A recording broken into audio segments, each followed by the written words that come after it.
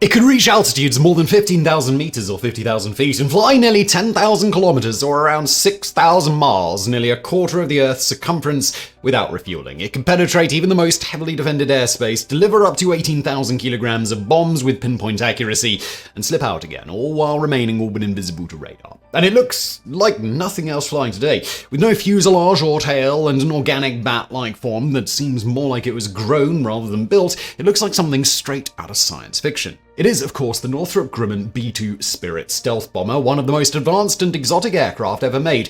It's also by far the most expensive, with each of these state-of-the-art aircraft commanding an eye-watering price tag of over $2 billion. But what makes the B-2 so special? How can such a large craft be effectively invisible to enemy air defenses? What was this technological wonder originally designed for, and what makes it so extraordinarily pricey? Let's find out as we dive into the fascinating history of one of aerospace engineering's greatest and most controversial achievements. By far, the B-2's most distinctive attribute is its lack of a distinct fuselage, tail, and other features we normally expect to see on an aircraft. Indeed, it is one of the most successful implementations of the flying wing concept, long considered the holy grail of aerospace engineering. The flying wing is the aircraft distilled to its purest form, offering the least drag, the greatest structural efficiency, and the greatest performance for a given size and weight. But while it is only relatively recently that engineers managed to make this exotic space-age design a practical reality, the basic concept of a flying wing is actually far older than you might think, dating back to the very dawn of aviation. Even in the earliest days of heavy-than-air flight, inventors realized that the conventional fuselage wings tailplane architecture that would eventually become standard for most aircraft was not necessarily the most efficient. As early as 1904, just 1 year after the Wright Brothers' historic flight, former British Army soldier Lieutenant John W. Dunn conceived of an innovative aircraft design that would be naturally stable in all three axes of control: roll, pitch, and yaw, making it much easier and safer for a pilot to fly. Dunn's design featured wings that were sharply swept rearward, much as they are on modern fighter jets, though in Dunn's case, this was done for stability reasons rather than to reduce drag at high speeds. Crucially, the wing's angle of incidence, that is, their angle relative to the aircraft's centerline, varied progressively along their length, starting out steeper at the roots and becoming progressively shallower out towards the wingtips. This arrangement, known today as a washout, along with the wing sweep placing the wingtips far behind the wing roots, made the aircraft inherently stable in pitch. For example, if the aircraft pitched upward, the wing roots, having a steeper angle of incidence than the wingtips, would stall or lose lift first. Meanwhile, the wingtips would still be producing lift, generating a torque that would pitch the aircraft back down to a level attitude. Conversely, if the aircraft pitched down, the wing roots would generate higher lift than the wingtips, creating a torque in the opposite direction that would pitch the aircraft back up. In addition, the wing wash ensured that airflow was preserved over the wingtips throughout a storm, maintaining the effectiveness of the ailerons, which control an aircraft in roll, and allowing the pilot to avoid a potentially lethal spin. In 1906, Dunn, who had developed heart disease during the Boer War and declared unfit for service, was assigned to the British Army's balloon factory at Farnborough, England, where he obtained official government funding to construct his radical new aircraft design. In 1907, he constructed a biplane glider dubbed the D-1, which, for reasons of secrecy, he flight tested at Blair Atoll, the estate of the Marquis of Tullibardine in the Scottish Highlands. Piloted by Colonel John E. Capper, commander of the balloon factory, D-1 made only a brief 8-second flight before crashing into a wall, damaging the aircraft and lightly injuring Capper. Nonetheless, the aircraft demonstrated the intended natural stability, and Dunn decided to immediately adapt it to powered flight. The rebuilt D-2 was fitted with propellers driven by a pair of 7.5 horsepower gasoline engines, but these proved underpowered and the aircraft failed to become airborne even when launched down an incline ramp. Several more versions followed, culminating in the D4, fitted with 25 horsepower engines and a 4-wheel fixed undercarriage. However, this aircraft also failed to make more than a few short hops, and in 1908, the Army pulled Dunn's funding. Undeterred, Dunn brought his design to aircraft manufacturer Wright Brothers. Funded by the Blair Athol Aeroplane Syndicate, a company founded by the Marquis of Tullibardine in 1910, Wright Brothers rolled out the Dunn D5. In addition to being swept and washed out, the D5's wings also featured a significant anhedral or downwards angle when viewed from the front. design meant to keep the aircraft stable in roll. In addition, the wingtips were capped with end panels, which not only increased stability in yaw, but also made the wings more efficient by reducing the formation of wingtip vortices. Having no conventional tail surfaces, the D5 was controlled using special movable wingtip surfaces called elevons, which, as the name implies, combined the functions of elevators and ailerons. There was no rudder, yaw was controlled via the differential drag created by the elevons. Powered by a 60-horsepower engine, the D5 made its maiden flight in the summer of 1910, witnessed by none other than Orville Wright. The flight was reported on in the June 18th issue of Flight magazine, with the editors noting, "One of the most important items recently chronicled in flight was that recording the achievement of Lieutenant J.W. Dunn, who at Eastchurch in the Isle of Sheppey flew a distance of 2¼ miles on a machine of his own design, which displayed so much natural stability as to render the use of the control levers totally unnecessary, except so far as they were required for the purpose of directing the course." Indeed, Dunn reported being able to remove his hands from the controls in order to jot down notes. This marked the first successful flight of an inherently stable aeroplane. Earlier designs, especially those of the Wright brothers, were extremely unstable, requiring constant and often frantic control inputs from the pilot to keep them flying straight and level. It was also arguably the first flight of a flying wing, though purists argued that the D5 was more of a tailless aircraft than a true flying wing, as it featured vertical stabilizer surfaces and the pilot's cabin was separate from and not integrated into the wing. Whatever the case, despite this historic achievement, the editors of Flight noted that, quote, "There is no doubt that this flight marks an important period in the development of the aeroplane, and although the outcome of it can only be vaguely surmised, this in no way detracts from its present importance and should increase rather than otherwise the amount of interest in the machine itself." Now, these words were to prove sadly prophetic. Dunn continued to develop ever more sophisticated versions of his design, culminating in the D8. In 1913, a French pilot dramatically demonstrated the D8's inherent stability by releasing the aircraft's controls and walking out onto the wing over a crowd of stunned onlookers. The design was soon licensed to French aircraft manufacturer Newport and American manufacturer Burgess, with small numbers of Burgess-Dunn biplanes being purchased by the US Army Signal Corps, the US Navy, and the Canadian Aviation Corps, the nation's first and short-lived air force. However, the outbreak of the First World War led to Dunn's research being abandoned in favor of more conventional aircraft designs. Meanwhile, military planners decided the Burgess-Dunn was ironically too stable, making it overly sluggish and unmaneuverable. As a result, none saw combat during the war. Meanwhile, aside from wing washout, few of Dunn's groundbreaking innovations were widely adopted. Had they been, the history of aircraft design might have been very different. But the quest for the flying wing, the platonic ideal of aircraft, persisted. The next major figure in the story of the flying wing was British test pilot and aeronautical engineer Geoffrey T.R. Hill. Like John Dunn, Hill was concerned about the inherent stability and safety of aircraft and sought to create a design that would be all but impossible to stall or spin. Using Dunn's designs as a starting point, in 1924, Hill, together with his wife, created a flying wing glider with a sharply swept, washed-out wing, which he dubbed the Pterodactyl. This prototype performed well, so Hill fitted it with a 35-horsepower engine and in 1925 demonstrated it before the British Secretary of State for Air, Sir Samuel Hoare. Impressed, Hoare directed the Air Ministry to fund a research program under the auspices of aircraft manufacturer Westland Aircraft, who took Hill on to direct the project. Over the next few years, Hill and Westland built and flew several increasingly sophisticated versions of the Pterodactyl, some of which were constructed to Air Ministry specifications and officially submitted for consideration as two-seater fighter aircraft for the Royal Air Force. However, as with the earlier Dunn designs, the Pterodactyls lost out to more conventional designs and the research project at Westland was finally abandoned in 1932.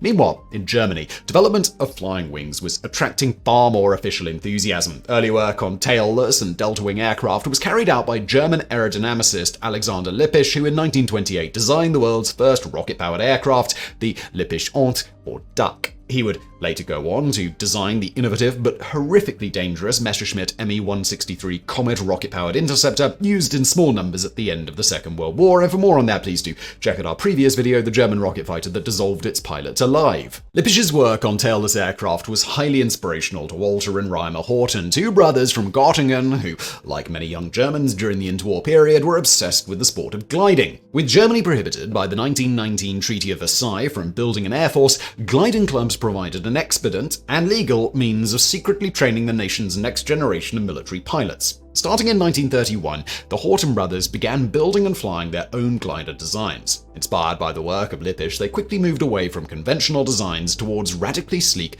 tailless flying wings. To further reduce frontal area and thus drag, the pilot lay prone under a streamlined, closely faired canopy. While the Horton's first few designs were unsuccessful, the Horton H4, introduced in 1941, demonstrated exceptional performance, achieving a maximum speed of 200 kilometers per hour. The timing of this development could not have been better, for in 1943, Hermann Göring, head of the Luftwaffe, put out a requirement for a so-called 3x1000 bomber, which could carry 1,000 kilograms of bombs over 1,000 kilometers while flying at 1,000 kilometers an hour. Only jet propulsion could achieve the speeds required, but at the time, these were extremely fuel-hungry, requiring an exceptionally efficient airframe to achieve the required range and bomb load. The Horton brothers believed that their flying wing design held the key and submitted an official proposal to the Reich Air Ministry, or RLM. Their proposal was the only one which came close to meeting the stated performance requirements, and with the enthusiastic support of Göring, the project was approved under the initial designation of H09. As the Horton brothers lacked their own large-scale manufacturing facilities, the project was assigned to aircraft manufacturer Gothiger Wagenfabrik, or simply Gotha. The RLM issued an order of 100 production aircraft under the designation GO-229, which were to be fitted with a pair of 30mm cannons in addition to bomb racks so that they could double as fighters. In addition to its radical tailless design, the GO-229 had a number of other advanced features, including a primitive ejection seat and a pressure suit to allow the pilot to fly at high altitudes. However, to conserve scarce strategic materials like aluminium, the aircraft was constructed largely out of wood, with only the central section being built of welded steel tubes. But while aerodynamically efficient, the aircraft suffered from significant stability problems, especially in yaw. Normally, the vertical tail on an aircraft provides passive lateral stability. Without one, the GO-229 was prone to entering uncontrolled side slips and even potentially fatal flat spins. The Hortons addressed this problem through the use of split ailerons, which opened both upwards and downwards, creating the differential drag that took the place of rudder action. Nonetheless, the GO-229 required considerably more active control input from the pilot and was restricted in the bank angles that it could achieve.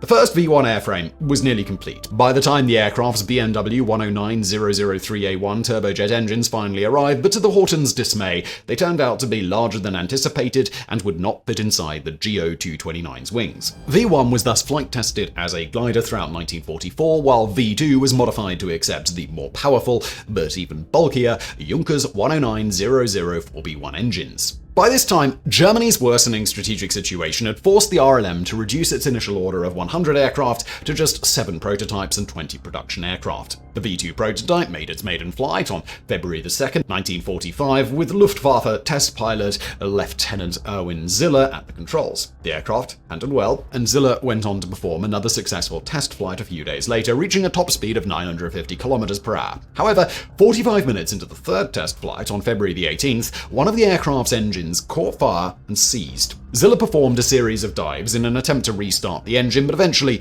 lost control and crashed just outside the airfield. He died of his injuries shortly thereafter. Work continued on the GO-229, but in April 1945, American troops overran the Gotha factory before the aircraft could see combat. The most complete prototype, V3, was shipped first to England and then to the United States for evaluation, though it never flew again. The exotic Nazi flying wing is currently on display at the Stephen F. Udzvar Hazy Center, the National Air and Space Museum's annex in Chantilly, Virginia. It is often claimed that the GO-229's unique shape, wooden construction, and special fireproof paint, which contained powdered charcoal, rendered the aircraft nearly invisible to radar, making it history's first stealth fighter. This, however, is not the case. In 2008, as part of a documentary produced by the National Geographic Channel, American aircraft manufacturer Northrop Grumman built a full-sized wooden mock-up of the GO-229 and mounted it on its radar cross-section range in Dayon, California. These tests revealed that the aircraft's radar cross-section was only around 90% of that of the Messerschmitt Bf-109, Germany's primary wartime fighter. Indeed, while the GO-229's wooden wing panels and clean shape, free of vertical stabilizers and other large flat surfaces, would theoretically have returned weaker radar echoes, this was almost completely offset by internal structures like the steel tubing cockpit frame and the engines, which were extremely reflective. And while the Hortons claimed to have used graphite in the GO229's paint, none was found in the surviving prototype, and in any case tests have revealed that on its own, graphite is a poor radar absorber. However, the basic idea of the flying wing shape being naturally stealthy was theoretically sound and would later be implemented in a far more effective manner in the B-2 Spirit. But while the GO229 was one of the most innovative designs of the Second World War, the Horton brothers had even grander plans, including the Horton 18, a gigantic jet-powered flying wing bomber with a 40-meter wingspan. Submitted as part of the Langstrecker Bomber or America Bomber project, the H-18 was designed to cross the Atlantic Ocean and attack targets in North America like New York City. The Hortons also envisioned a civilian airliner version capable of carrying 60 passengers across the Atlantic in unprecedented style and comfort. However, the war ended before either aircraft could leave the drawing board. Like many Germans, after the war, Reimar Horton moved to Argentina, where he joined the state aviation and transportation conglomerate DIN-FIA and began designing an unusual tailless transport aircraft called the FM-1 AE-38. Though based on his and his brother's earlier design, the 38 was not a true flying wing, featuring a large central fuselage section with clamshell doors for loading and unloading cargo. Development of the aircraft was slowed by political instability, and when it finally made its first test flights in 1960, it proved unstable, underpowered, and prone to engine overheating. The project was finally cancelled in 1962. While the Germans had taken the flying wing concept far, it would fall to an American, one Jack Knudsen Northrop, to carry it over the finish line. Incredibly, despite being regarded as one of history's great aircraft designers, Jack Northrop had little formal education, later stating that, quote, "My grammar school and high school education, outside of the school of hard knocks, was the only education I ever had. I didn't go to college, I didn't have any correspondence courses or anything of this sort." Born in New Jersey in 1895, but raised in Santa Barbara, California, Northrop began his aviation career in 1916 as a draftsman at the Lougheed Aircraft Manufacturing Company, which would later change the spelling of its name to the more familiar Lockheed. After briefly being drafted into the US Army during the First World War, he returned to civilian life and joined the Douglas Aircraft Company. There he participated in the design of the Douglas World Cruiser, 3 of which completed the first aerial circumnavigation of the globe between April the 6th and September the 28th, 1924. Returning to Lockheed in 1927, he was heavily involved in the design of the innovative Vega, a favorite of several pioneering aviators, including Amelia Earhart and Wiley Post. And to learn more about these towering aviation figures, please do check out our previous video, the one-eyed barnstormer who invented the spacesuit. In 1929, Northrop left Lockheed to found his own company, the Avion Corporation, where he began to pursue his ultimate aviation dream, realizing a practical flying wing. His first attempt, the X-21-6H, was an incremental step, featuring a large, thick wing, but retaining a traditional twin-boom tail for added stability. More significantly, the aircraft abandoned the traditional doped canvas or wood construction of most contemporary aircraft for an Alcat aluminium skin, a taste of what was to come. Powered by a 90-horsepower engine driving a pusher propeller, the X-21-6H made its first unofficial short hops at Mines Field, California on July 30th, 1929, with test pilot Eddie Belonde at the controls. It was then transported to Morrock Dry Lake Bed in the Mojave Desert, today Edwards Air Force Base, for official testing, making its first official flight on September 26th. Many more test flights followed, with Northrop and his team integrating various design modifications, including better landing gear and rudder extensions for added stability. Initial results were promising, with the X-21-6H exhibiting performance 25% greater than conventional aircraft of similar size, weight, and engine power. Unfortunately, the Great Depression soon caught up to Northrop, and in 1930 he was forced to sell the Avion Corporation to United Aircraft and Transport. Undeterred, in 1932 Northrop founded another company, Northrop Corporation, with the backing of Douglas Aircraft. This company produced a number of highly successful all-metal monoplanes, including the Gamma and Delta, the former of which completed the first aerial crossing of Antarctica in 1935. By 1939, the original Northrop Corporation had been wholly absorbed into Douglas Aircraft, so Northrop founded an identically named company based in Hawthorne, California, where after nearly a decade he finally resumed research on flying wings. While Northrop initially tried pitching a flying wing medium bomber to the US Army Air Corps, this failed to attract much interest, so he instead constructed a sub-scale proof-of-concept demonstrator to study the dynamics of flying wing designs. Known as the N1M, the aircraft had a wingspan of 25 meters and was powered by two 65-horsepower engines driving pusher propellers. To counter the lateral instability common to all flying wings, Northrop gave the N1M drooping wingtips, the angle of which could be adjusted on the ground to test different configurations. Similarly, the outer wing panels could be adjusted to create different angles of sweep. Flight testing began in July 1940 at Muroc, with the N1M making its first very brief test flight on the 3rd when test pilot Vance Breeze accidentally hit a bump during high-speed taxi tests, launching the craft into the air. During the short 30-meter flight, Breeze found the N1M to be easily controllable. However, the original engines proved greatly underpowered, and Breeze struggled to fly the aircraft more than 3 meters off the lake bed. Only when more powerful 117 horsepower engines were installed could the aircraft properly get airborne. The N1M made approximately 100 test flights before being retired, collecting a wealth of valuable data on flying wing design. Among other things, the test program revealed that the drooping wingtips were unnecessary, and the company's next flying wing, the N9, was built with straight wings. Though Northrop had previously failed to attract government interest in his research, things were about to change. In April 1941, the US Army Air Corps put out a request for a bomber that could carry 10,000 pounds of bombs over a range of 10,000 miles. Northrop submitted a version of the N1 design, which was officially approved in October as the XB-35. The Army Air Corps initially contracted Northrop to build one full-size mock-up and 2 flying prototypes, but in 1942 they cancelled a previous order for 402 Marin B-33 Super Marauder medium bombers and instead split the contract between Northrop's XB-35 and Consolidated Aircraft's XB-36 design. As Northrop's Hawthorne factory was relatively small, production of the XB-35 was assigned to the Glenn L. Martin Company of Santa Ana, California. News of this exotic addition to the American arsenal captured the American imagination, with the New York Times breathlessly reporting, "Perhaps the day is not far distant when flying wing types will dominate the entire field of military, commercial, and private flying." The XB-35 was to be absolutely enormous, with a wingspan of 52 meters, longer even than the Boeing B-29 Superfortress, which was then under development. Given the enormous challenge of building such a gargantuan aircraft, especially with a configuration as new and unproven as a flying wing, Northrop once again decided to build 4 subscale flying mock-ups, designated the N9M. With wingspans of 18 meters, the N9Ms were powered by a pair of 269 horsepower engines, giving them a top speed of 160 kilometers an hour and a service ceiling of 6,000 meters. Flight testing began in December 1942, though engine reliability issues cut many of the early flights short. Then, on May 19, 1943, the aircraft experienced sudden control reversal and spiraled to the ground. Test pilot Max Constant was pinned to his seat by the control column and was unable to bail out, dying instantly on impact. In response, Northrop added Horton-style split-drag ailerons to the remaining N9Ms to improve their lateral stability as well as more reliable engines. The test program resumed in 1945 and ended in late 1946, with the 3 remaining aircraft making a combined total of over 200 flights. During this period, several guest pilots were invited to take the controls, with Captain Glenn Edwards saying of the N9M, "The airplane flew surprisingly well, was more stable and handled far better than most would expect." As we shall soon see, he may have come to regret that statement.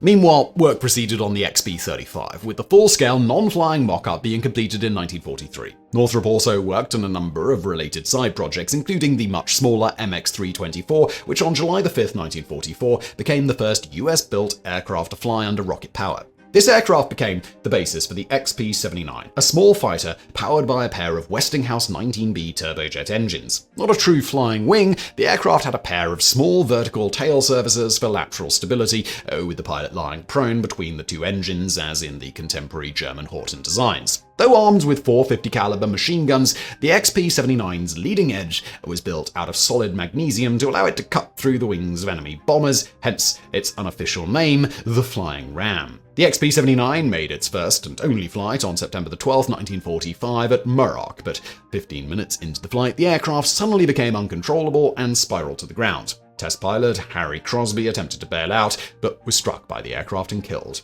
The project was cancelled shortly thereafter. Northrop had originally intended to deliver the XB-35 in 1943, but constant delays caused by production problems and technical issues meant the war had already ended by the time the first prototype was completed in 1946. Worse still, with the war winding down and the need for new bombers rapidly decreasing, in May 1944, the Air Corps decided to cancel the XB-35 production contract. However, they continued to fund the construction of the prototype for research purposes. The completed aircraft looked like something out of science fiction, with a gargantuan shimmering wing half the size of a football field. The beast was propelled by 4 3,000 horsepower Pratt & Whitney R4360 turbo-supercharged Wasp major engines, driving twin contra-rotating propellers mounted in pusher configuration, allowing it to carry a 33,000 kilogram bomb load. The pilot and co-pilot sat beneath a fighter star canopy offset to the left of the center line, while 7 other crew members occupied various stations inside the wing's cavernous center section. Among these was a central gunner seated in a transparent blister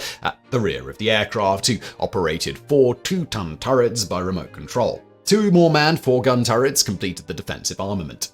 The alien-looking craft fired the imagination of an American public enthralled by post-war technology and was extensively profiled in aviation and technology magazines and other popular publications. The XB-35 made its maiden flight on June 25, 1946, a short and uneventful trip from the Northrop facility in Hawthorne to Muroc Dry Lakebed. Unfortunately, subsequent test flights revealed a host of technical issues, mainly with the complex contra-rotating propellers. Though highly efficient aerodynamically, they proved highly unreliable and prone to excessive vibration, forcing Jack Northrop to ground the aircraft after only 19 flights and install more conventional single propellers. However, this greatly increased the XB-35's takeoff roll and reduced its top speed and ceiling. The complex exhaust system for the engines also proved frustratingly temperamental. Yet, despite these problems, the aircraft showed great promise, with Air Force magazine claiming in July 1946 that, quote, compared to a conventional airplane of equal power, weight, and fuel load, the flying wing will 1. Carry 1/4 more useful load, 2. Travel 1/4 farther with an identical fuel load,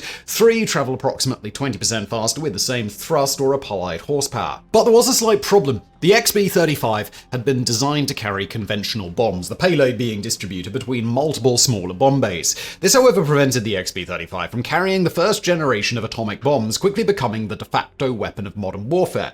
Bafflingly, the Air Force forbade Northrop from modifying the XB-35 to carry the standard Mark III Fat Man atomic bomb, while simultaneously refusing to accept the aircraft unless it could carry that very weapon. They also declared the aircraft's conventional piston propulsion scheme obsolete in the face of the rapidly accelerating jet age. Yet they continue to fund the project out of sheer necessity, with proponents arguing that the XB-35 and rival XB-36 were the only aircraft available with the necessary range to strike the Soviet Union, and would likely remain so for many years. In an attempt to modernize the XB-35 and make it more attractive to the Air Force, in 1947, Northrop converted 3 of the 14 pre-production prototypes to jet propulsion, installing no fewer than 8 Allison J-35 turbojet engines for a combined thrust of 144 kilonewtons. Small dorsal and ventral fins were also added for increased lateral stability, while the defensive gun turrets were deleted. The new aircraft, designated the YB-49, first flew on October 22, 1947, and immediately showed far more promise than its piston-powered predecessor, achieving a top speed of 837 kilometers per hour.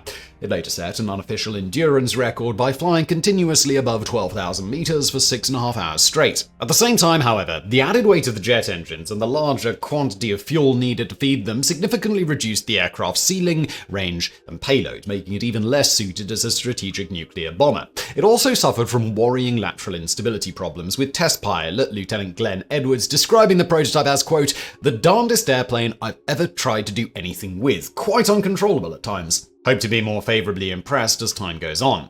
But that day would never come, for during a test flight on June 5, 1948, the YB-49 suddenly broke apart in midair, killing Edwards' co-pilot Major Daniel Forbes and 3 other crew members. The cause of the crash was never definitively determined. In commemoration of Edwards' dedication to the pursuit of experimental flight research, in December 1949, Muroc Air Force Base was renamed in his honor. In spite of this tragedy, flight testing pressed on, with the experimental reconnaissance version of the YB-49, the YRB-49A, first taking to the skies in May 1950. However, less than a year later, the entire project was abruptly cancelled in favor of the rival Convair B-36 Peacemaker. While the piston-powered B-36 was arguably even more obsolete than the XB-35 or YB-49, it had one decisive advantage. Its bomb bay was large enough to carry atomic bombs and the even larger first-generation thermonuclear weapons or hydrogen bombs. And for more on the development of this earth-shattering weapon, please do check out our previous video, Who Invented the Hydrogen Bomb. But even if the XB-35 or YB-49 had been successfully modified to carry nuclear weapons, the reality was that Northrop had pushed the flying wing design to the limit of available technology. While aerodynamically efficient,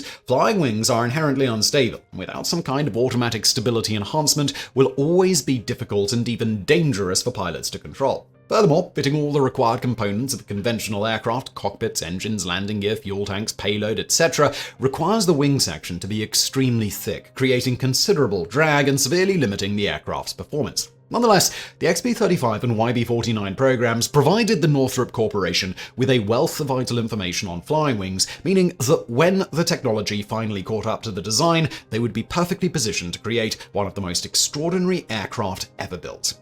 Now, at long last, we come to the actual subject of today's video, the B-2 Spirit. But to understand the unusual design of this aircraft, it is important to understand the persistent strategic problem which led to its creation: how to get an atomic bomb to the heart of the Soviet Union. The Convair B-36 Peacemaker, which beat out the XB-35 and the XB-49, became Strategic Air Command's, or SAC's, primary strategic bomber in 1948. But while the aircraft had an enormous 40,000 kilogram payload capacity and could fly over 6,000 kilometers without refueling, it flew at a relatively low speed and altitude and was highly vulnerable to Soviet interceptor aircraft. Had nuclear war ever been declared, the lumbering Peacemakers would likely have been shot out of the sky before they ever reached their targets. Several attempts were made to improve the performance and survivability of the aircraft, for example, by adding additional jet engines and even a deployable parasite fighter, the McDonnell XF-85 Goblin, to chase off enemy interceptors. But the inescapable truth was that the B-36 belonged to an earlier era of military aviation.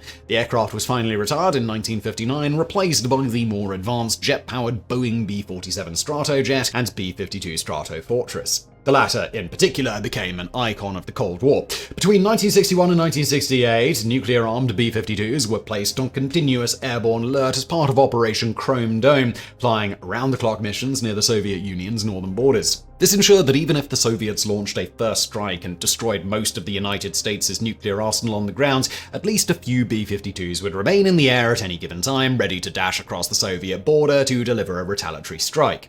But while much faster and higher flying than the B-36, the B-52 was far from invulnerable. Though the aircraft was originally designed to fly higher than existing interceptors, rapid advances in Soviet surface-to-air missile technology quickly closed the gap, as dramatically illustrated by the shooting down of a high-flying Lockheed U-2 spy plane flown by Francis Gary Powers on May 1, 1960. In response, the United States developed a number of air-launched standoff missiles like the Douglas GAM-87 Skybolt, North American AGM-28 Hound Dog, and Boeing AGM-69 SRAM to allow B-52s to attack targets within the Soviet Union while remaining safely out of range of the Soviet air defenses. However, these were only a stopgap solution. To accurately strike targets deep within Soviet territory, a more radical type of bomber aircraft was needed, one that could fly far higher and faster than any interceptor or missile. This requirement led to the development of two highly advanced aircraft, the Convair B-58 Hustler, introduced in 1960, and the North American XB-70 Valkyrie, which was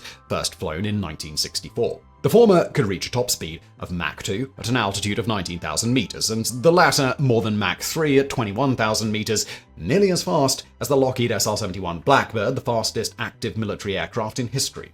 Yet despite this blistering performance, even the B-58 and XB-70 soon became vulnerable to the new generation of Soviet surface-to-air missiles, and the US Air Force was forced to switch tactics. Instead of flying high and fast, bombers would now be extremely low, hugging the ground and using the terrain to confuse enemy radar. Unfortunately, neither the B-58 nor the XB-70, which had been specifically designed for high-altitude flight, performed particularly well at low altitudes, leading to the former being retired in 1970 and the latter being cancelled in 1961 without ever entering service. The XB-70 continued to fly as a high-speed test platform until finally being retired in 1970.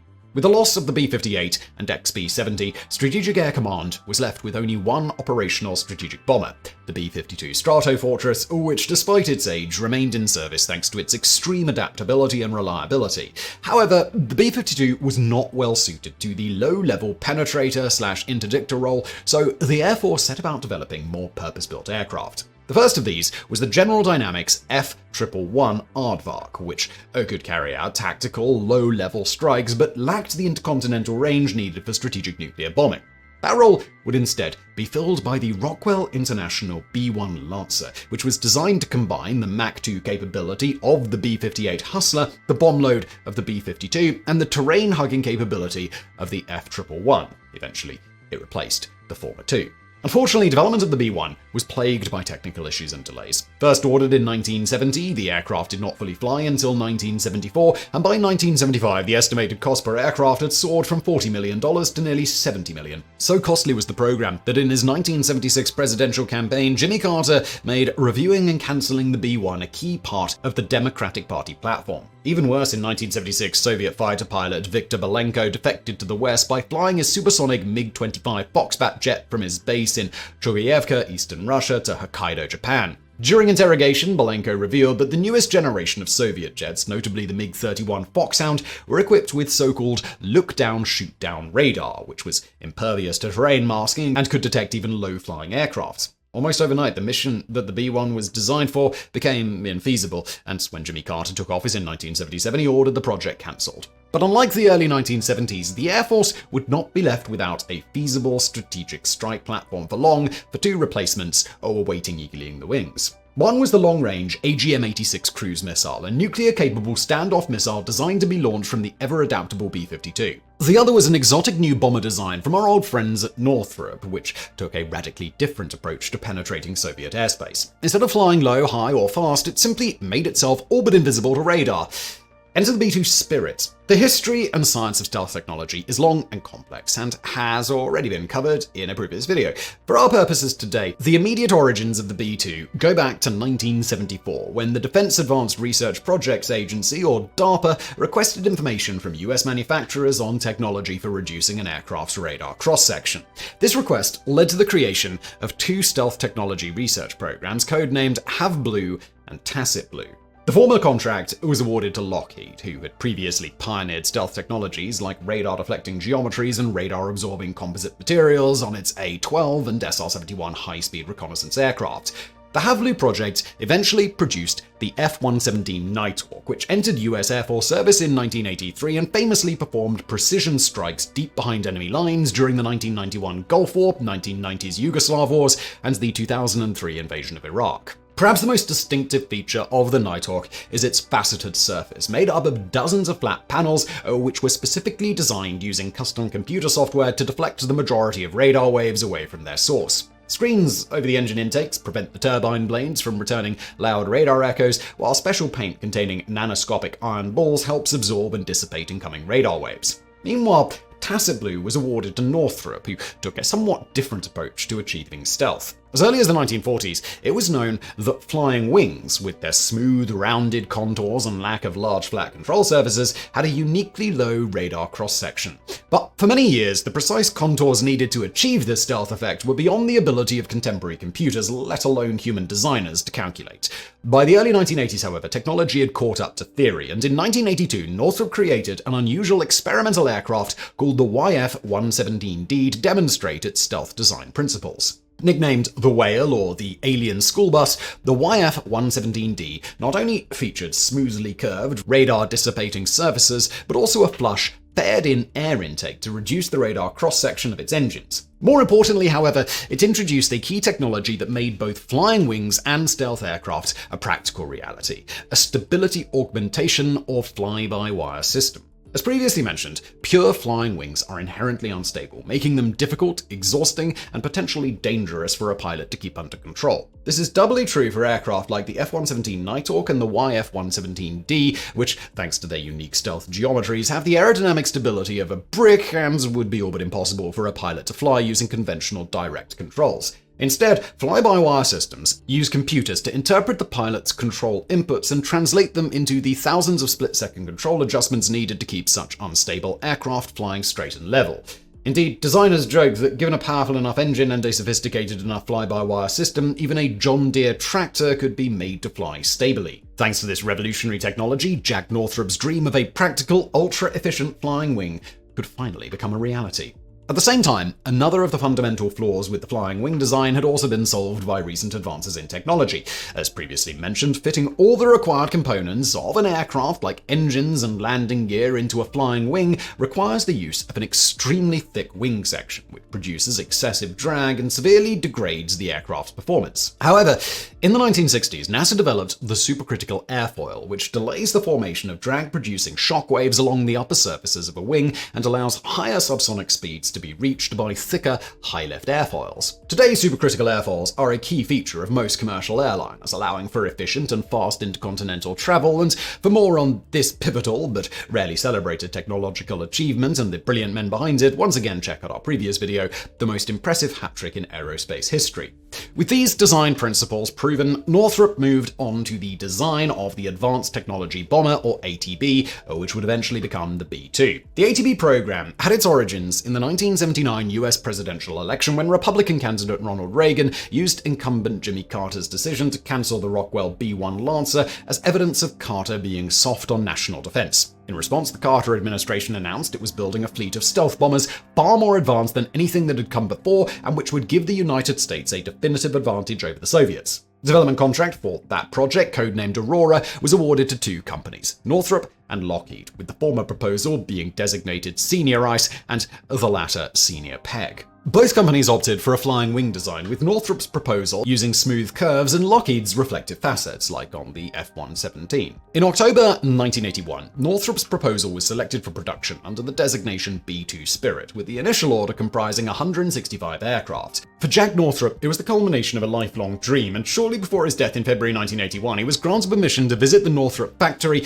and see the cutting-edge flying wing taking shape. Officially designated a black project, development of the B-2 was shrouded in secrecy.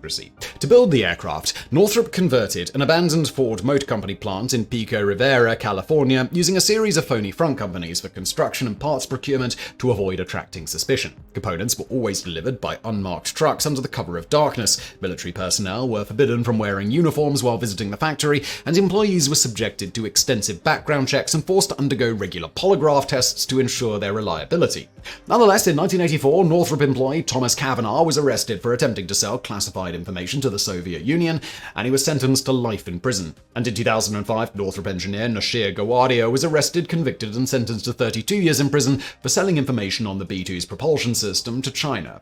Already highly expensive due to its cutting-edge nature, in the mid-1980s, the B-2 project suffered a further price hike when the Air Force decided to change the aircraft's mission from high-level strategic bomber to low-level interdictor. This change added $1 billion to the program's cost and delayed the B-2's completion by a full 2 years. To help fill the gap, in October 1981, the administration of newly elected President Ronald Reagan decided to resurrect the Rockwell B-1 program. The aircraft was modified to suit the new low-level interdictor role by reducing its top speed from Mach 2 to Mach 1.25 and significantly improving its low-altitude performance and navigation systems. The new B-1B first entered service in 1986, with the last of 100 airframes being delivered in 1988. That same year, on November the 22nd, the first Northrop B-2 stealth bomber was finally unveiled to the public for the first time, being rolled out of its hangar at Air Force Plant 42 in Palmdale, California. Access to the aircraft was highly restricted, with visitors being forbidden from viewing the rear of the aircraft. However, editors of Aviation Week magazine discovered that the Air Force had not enforced a no-fly zone over the Palmdale hangar and hired an aircraft to take aerial photos of the entire aircraft.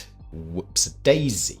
Though directly descended from the earlier XB-35 and YB-49 flying wings, the B-2 is unlike any military aircraft that came before, combining dozens of cutting-edge technologies into one elegant package. With a wingspan of 52 meters, the B-2 is a true flying wing, lacking any separate stabilizers and featuring a cockpit section and engine pods smoothly fed into the wing structure. Unlike previous strategic bombers, the B-2 has a crew of only two, a commander and a pilot, though a third can be carried as backup for particularly long missions. This is made possible by the high degree of automation present in the aircraft's control systems, which feature sophisticated fly-by-wire capability to compensate for the airframe's inherent instability. Indeed, it is possible for a single crew member to operate the entire aircraft for hours on end while the other sleeps, uses the washroom, or prepares a hot meal in the onboard galley. Powered by four General Electric F-118 GE100 turbofan engines, generating a total of 308 kilonewtons of thrust, the aircraft has a top speed of 1,010 km per hour, or Mach 0.95, a ceiling of 15,000 meters, and a maximum unrefueled range of 11,000 kilometers, though this can be extended almost indefinitely through in-flight refueling. Sophisticated terrain-following radar, GPS, and astro-inertial navigation systems allow the aircraft to fly at extremely low altitudes, hugging the ground in order to avoid enemy air defenses. Upon reaching its target, the B-2 can deliver 18,000 kilograms of conventional or nuclear ordnance, including Mark 82 and Mark 84 dumb or iron bombs, the GPS-guided Joint Direct Attack Munition or JDAM, B-61 and B-83 thermonuclear gravity bombs, and the AGM-129 ACM air-launched standoff cruise missile. These weapons are delivered with pinpoint accuracy with the help of a sophisticated APQ-181 synthetic aperture radar that scans the terrain below and designates the target. However, the B-2's most impressive and unusual design features are geared towards a single purpose: achieving near invisibility to enemy radar. The The aircraft's main stealth feature is its unique shape, which was specially designed via pioneering computational fluid dynamics, or CFD modeling, to deflect as much incoming radar radiation away from the airframe as possible. This was a far more remarkable task than it might appear, for the requirements of stealth and aerodynamics are often at odds with one another. For example, stealth dictates an infinitely sharp leading wing edge, while aerodynamics demand something a bit thicker and more curved. Northrop thus compromised by designing a leading edge whose radius continuously changes, eliminating large constant radius sections that can concentrate radar reflections. This edge is curved downwards to better meet the incoming airstream, giving the B-2 a distinctive hawk-nose profile. The B-2 also lacks any vertical stabilizers or other large flat surfaces that could easily reflect radar, with directional control being achieved via a combination of split-brake rudders, elevons, and differential engine thrust. The engines are buried in the wing structure, while the S-shaped intakes are fed into the upper wing surface and lined with radar-absorbing material to prevent radar waves from bouncing off the spinning turbine blades. Aside from a few key components made of titanium, much of the aircraft structure is built of carbon graphic composite material that is not only light and strong, but absorbs and dissipates a large proportion of incoming radar energy. This material presented an enormous challenge for Northrop's designers. Composite materials are typically laid up from dozens of smaller layers, meaning that small errors in shape quickly compound into larger ones. As the B-2's very specific shape was instrumental to its stealth capability, this was unacceptable. Furthermore, even small gaps between the body panels could produce large radar echoes, especially at shallow reflection angles, meaning every panel had to fit perfectly.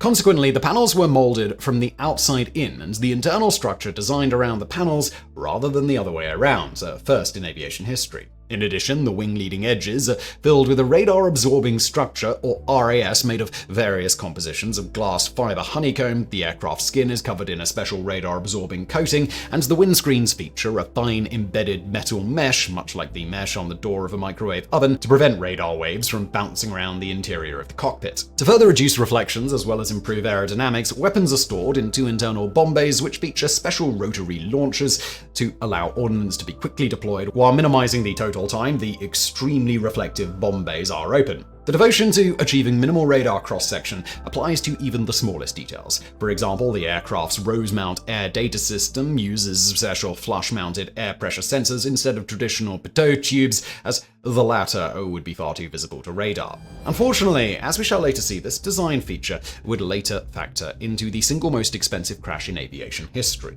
Although these features reduce the radar cross-section of the 478 square meter B-2 to barely 0.1 square meters, around 1 square foot, indeed, as of this recording, there is not a single recorded instance of a B-2 being targeted or fired upon by enemy air defenses. However, radar is not the only means of detecting an aircraft, and the B-2 sports a variety of features to reduce its visual and thermal signature. For example, the aircraft is coated in non-reflective paint, dark grey below and lighter grey above, to reduce its visibility in daylight or twilight conditions. Early versions injected a special chemical into the engine exhaust to reduce the formation of visible contrails, but later this was changed to a sensor that alerts the crew to the presence of contrails and a need to change their altitude. This system also automatically adjusts the exhaust temperature to directly reduce contrail formation. In addition to minimizing their radar cross-section, burying the engines in the wing also serves to reduce their thermal signature, making the aircraft less visible to infrared detectors. In addition, a special system mixes the engine's exhaust with cooler air collected just ahead of the intakes and deflects it across a large titanium alloy heatsink, cooling it and making the exhaust plume less visible. Indeed, this is the reason the B-2's engines are not fitted with afterburners and why the aircraft does not fly supersonically. Not only would afterburners greatly increase its thermal signature, but supersonic flight would generate a continuous and very loud sonic boom, as well as friction skin heating, further increasing the aircraft's thermal signature. Unfortunately, all of this cutting-edge technology and performance comes with a steep price tag. When it first entered service in 1997, the B-2's unit construction cost was estimated at $737 million. That's nearly $1.4 billion in today's money. Add to this development costs, and that figure rises to an eye-watering $2.3 billion per aircraft, making the B-2 the most expensive military aircraft ever built. And that's just the cost of building the aircraft. The B-2 is also obscenely expensive to maintain and fly. The aircraft's advanced radar-absorbing coating is very easily damaged and must be continuously maintained to preserve the B-2's stealth capability. Consequently, the aircraft must be stored in special portable climate-controlled hangars that cost $5 billion each. Furthermore, every 7 years, the B-2 receives a $60 million overhaul in which the radar-absorbing coating is blasted off using crystallized wheat starch so the composite skin underneath can be inspected for even the smallest dents and scratches. This translates to every hour of active flight time requiring 119 hours of maintenance and costing nearly $135,000, nearly double that of the B-52 and B-1, and equivalent to $3.4 million per month per aircraft. As you can imagine, US Congress was less than impressed by these staggering numbers, and the initial procurement order of 132 aircraft was soon reduced to 75. Then, in 1991, the Soviet Union collapsed, suddenly calling into question the very need for such an advanced and expensive strategic bomber. The US military was split on the merits of the aircraft, with proponents arguing for its strategic utility as a conventional bomber and critics painting it as an expensive and marginally useful waste of limited defense funds. In 1992, the administration of President George H.W. Bush approved the continuation of the program, but limited total procurement to just 20 aircraft. Then in 1996, President Bill Clinton approved the conversion of the prototype aircraft to fully operational status, increasing the total fleet to 21. The B-2 made its first public flight on July 17, 1989, flying from the Palmdale factory to Edwards Air Force Base for flight testing. The first operational aircraft started being delivered in December 1993, with the type officially entering service with the US Air Force in January 1997. With the exception of Spirit of America and Spirit of Kitty Hawk, a reference to Orville and Wilbur Wright's historic first heavy-than-air flight on December 17, 1903, all 21 B-2s were named after US states. All B-2s are currently operated by the US Air Force's 509th Bomb Wing stationed at Whiteman Air Force Base in Missouri. Appropriately, this unit is directly descended from the 509th Composite Group formed in 1944 to drop the first atomic bombs on Japan. The 21 operational aircraft are flown by an elite corps of only 80 pilots, specially trained to handle the sophisticated stealth flying wing. While most B-2 missions are flown directly from Whiteman, the aircraft have also been deployed from various overseas bases, including Anderson Air Force Base in Guam, Naval Support Facility Diego Garcia in the Indian Ocean, and RAF Fairford in England. The aircraft made its combat debut in 1999 as part of Operation Allied Force during the 1999 Kosovo War, where it was credited with dropping 11% of all NATO bombs and destroying 1/3 of all Serbian targets. B-2s deployed during this conflict flew directly from Whiteman Air Force Base to the Balkans and back, with mission durations averaging 30 hours. But while the precision strike capabilities of the B-2 and the Lockheed F-117 Nighthawk greatly reduced the collateral damage associated with earlier air bombing tactics, they also demonstrated that such strikes are only as good as the intelligence which informs them. On May 7, 1999, JADMs dropped from a B-2 struck the Chinese embassy in Belgrade, Serbia, wrongly identified as a weapons depot by the CIA, killing 3 journalists and sparking a major diplomatic incident.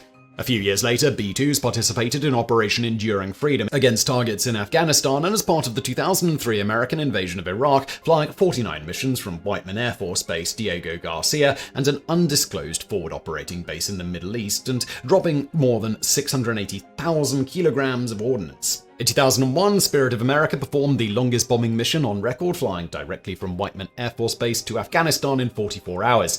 Even more impressively, it then landed at a nearby airbase for a quick 45-minute servicing and crew change with its engines still running, before taking off again and making the 30-hour flight back to Missouri. In March 2011, B-2s dropped 40 bombs on Gardabia airfield in Libya as part of Operation Odyssey Dawn, the NATO enforcement of the Libyan no-fly zone, while in January 2017 the aircraft dropped precision-guided munitions on an ISIS training camp near Sirte, Libya, killing 85 militants. The latter operation led to widespread criticism in the media of the waste of using a $2 billion aircraft to kill poorly armed insurgents without anti-aircraft weapons. Despite this exceptional service record, the B-2 has not been without its problems. During early flight testing, the aircraft's sophisticated radar-absorbing coating was found to be easily damaged by rain, while the terrain following radar had difficulty distinguishing rain from ground obstacles. This effectively precluded the B-2 from operating in inclement weather, which for an aircraft that's supposed to be able to deploy anywhere on Earth within 24 hours is a little bit of a problem.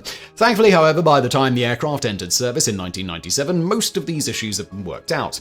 Throughout its nearly 30-year service life, the B-2 has been continuously upgraded with all manner of sophisticated technology, including GPS navigation, satellite communications, and radar-aided targeting systems, or RATS, as well as new weapons like the Joint Air-to-Surface Standoff Missile, or JASSM-ER, and Long-Range Standoff Weapon, or LRSW, the latter of which will finally give the B-2 long-range nuclear standoff capability. Yet in spite of these upgrades, the B-2's greatest flaw remains its small numbers and exorbitant costs, which make the loss of even a single aircraft a huge financial blow. The first, and thus far only loss of a B-2, occurred on February 23, 2008, when Spirit of Kansas stalled and crashed during takeoff from Anderson Air Force Base in Guam.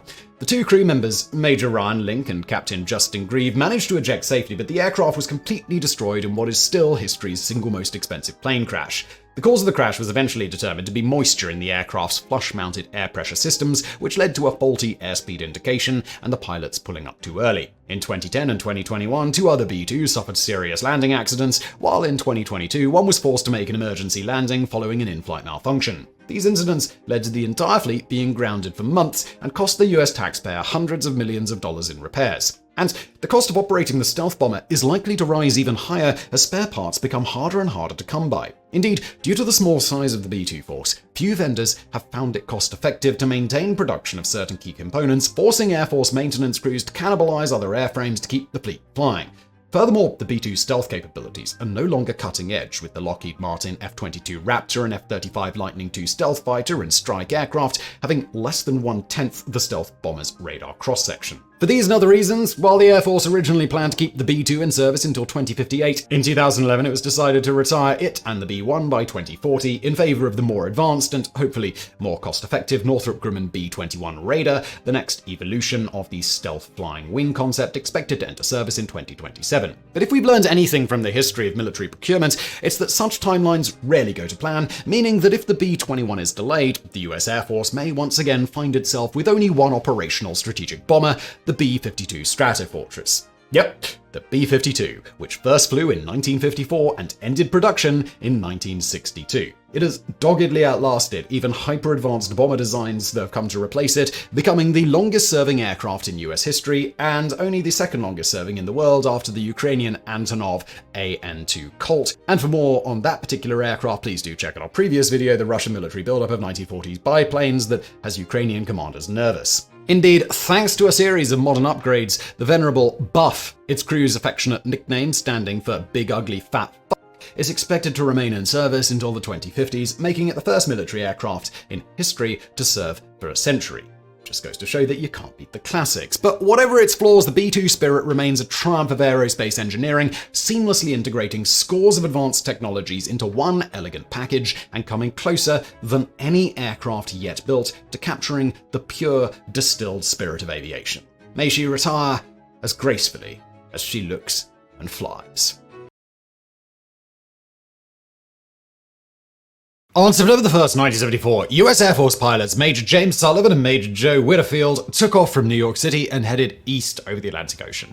By the time they reached London, only 1 hour, 54 minutes and 56 seconds had elapsed, less than 1/17th the time it had taken for Charles Lindbergh to make the same flight only 47 years before. This impressive feat, a world record which stands to this day, was made possible by the groundbreaking aircraft Sullivan and Whitterfield were flying, the legendary Lockheed SR-71 Blackbird. In almost every sense, the sleek, alien-looking Blackbird was a flying superlative, capable of traveling at more than 3 times the speed of sound at altitudes exceeding 27 kilometers, so fast it could even outrun air-to-air missiles. It remains the fastest military aircraft to see service and the fastest air-breathing aircraft ever built. But what mission was this space-age marvel designed for, and what allowed it to fly so blisteringly fast? Well, let's find out as we dive into the incredible history and engineering of one of history's most technologically advanced aircraft. The story of the Blackbird begins in 1958 with engineer Clarence Kelly Johnson, director of Lockheed Aircraft's Advanced Design Projects Office, better known as Skunk Works. Formed in 1939 and named after the fictional Skunk Works moonshine distillery in Al Cap's popular Lil Abner comic strip, Skunk Works quickly became known for its innovative and groundbreaking aircraft designs, including the P-38 Lightning long-range fighter and the P-80 Shooting Star, the United States' first production military jet. In 1954, Skunk Works introduced 2 of its most iconic designs, which could not have been more different in concept: the F-104 Starfighter and the U-2 Dragon Lady. Nicknamed the missile with a man in it, the Starfighter had a narrow, needle-like fuselage stubby, razor-sharp wings, and a powerful General Electric J79 turbojet engine which allowed it to reach twice the speed of sound and climb to an altitude of 25,000 meters in only 4.5 minutes. The U-2, by contrast, was a spy plane, not designed for speed, but altitude. Essentially a jet-powered glider, U-2 had slender 24-meter-long wings that allowed it to cruise at altitudes in excess of 20,000 meters, well out of the reach of Soviet air defenses. However, this impressive performance comes at a cost. At these altitudes, the difference between stall speed, the speed at which insufficient air flows over the wings, and critical Mach number, the speed at which shockwaves begin to form on the wings, is measured in only a handful of knots, meaning any sudden change in speed while climbing or descending can send the aircraft tumbling out of the sky. This precarious flight regime, known to pilots as the coffin corner, makes the U-2 one of the most difficult aircraft in the world to fly, and its pilots are generally considered among the best in the world. Operated by the CIA from bases in West Germany, Alaska, Japan, and Pakistan, U-2s began making regular overflights of Soviet territory in 1956, using powerful cameras to photograph air and naval bases, missile launching sites, weapons factories, and other strategic targets. U-2s revealed the Soviet supposed superiority in strategic weapons. The so-called bomber gap and missile gap was in fact a myth, and later uncovered evidence that would kick off the 1962 Cuban Missile Crisis. Initially, it was believed that Soviet radar was unable to track the U-2, but this assumption was soon proven false, and time again, manned interceptors and guided missiles were dispatched unsuccessfully to shoot down the high-flying intruders. Various attempts were made to reduce the U-2's radar cross-section, but these proved largely ineffective and greatly reduced the aircraft's operating altitude, making it more vulnerable. With Soviet air defenses steadily improving, it was only a matter of time before the U-2 overflights became untenable. In response, in 1958, CIA officer Richard Bissell launched Project Gusto, a committee chaired by Polaroid chairman Edwin Land and tasked with discussing possible high-performance successors to the U-2. Between November 1957 and August 1959, the committee met 7 times, with several meetings being attended by representatives of major aircraft manufacturers, including Lockheed's Kelly Johnson. Of the next generation of strategic reconnaissance aircraft, Johnson declared, "It makes no sense to just take this 1 or 2 steps ahead, because, we'd be buying only a couple of years before the Russians would be able to nail us again. I want us to come up with an airplane that can rule the skies for a decade or more." According to Johnson, the new aircraft should be capable of cruising at speeds of 3 to 4 times the speed of sound and altitudes in excess of 30,000 meters. This would not only allow it to outrun and outclimb any manned interceptor or surface-to-air missile, but also avoid detection by exploiting a weakness of early radar systems known as the blip-to-scan ratio. In simple terms, if the aircraft could fly faster than the radar's refresh rate, then it would register as background noise and be filtered out, rendering it all but invisible. Starting in 1958, several manufacturers began submitting proposals for such an aircraft, which ran the gamut from merely ambitious to the truly exotic. For example, the US Navy proposed a Mach 4 capable aircraft powered by ramjets and launched from a nuclear submarine. Ramjets, which have no moving parts, are efficient at high speeds but depend on forward motion to function and cannot accelerate from a standstill. The Navy's design was thus lifted into the air by a giant helium balloon and accelerated to cruising speed by rocket boosters. However, when Lockheed's Kelly Johnson analyzed the design and discovered that the balloon would have to be nearly 2 kilometers in diameter, the Navy withdrew its proposal. Convair's proposal, known as the first Invisible Super Hustler, or FISH, was only slightly less ambitious. Powered by 2 ramjets and capable of cruising at Mach 4, FISH was a parasite aircraft designed to be launched from an enlarged version of Convair's supersonic B-58 Hustler bomber.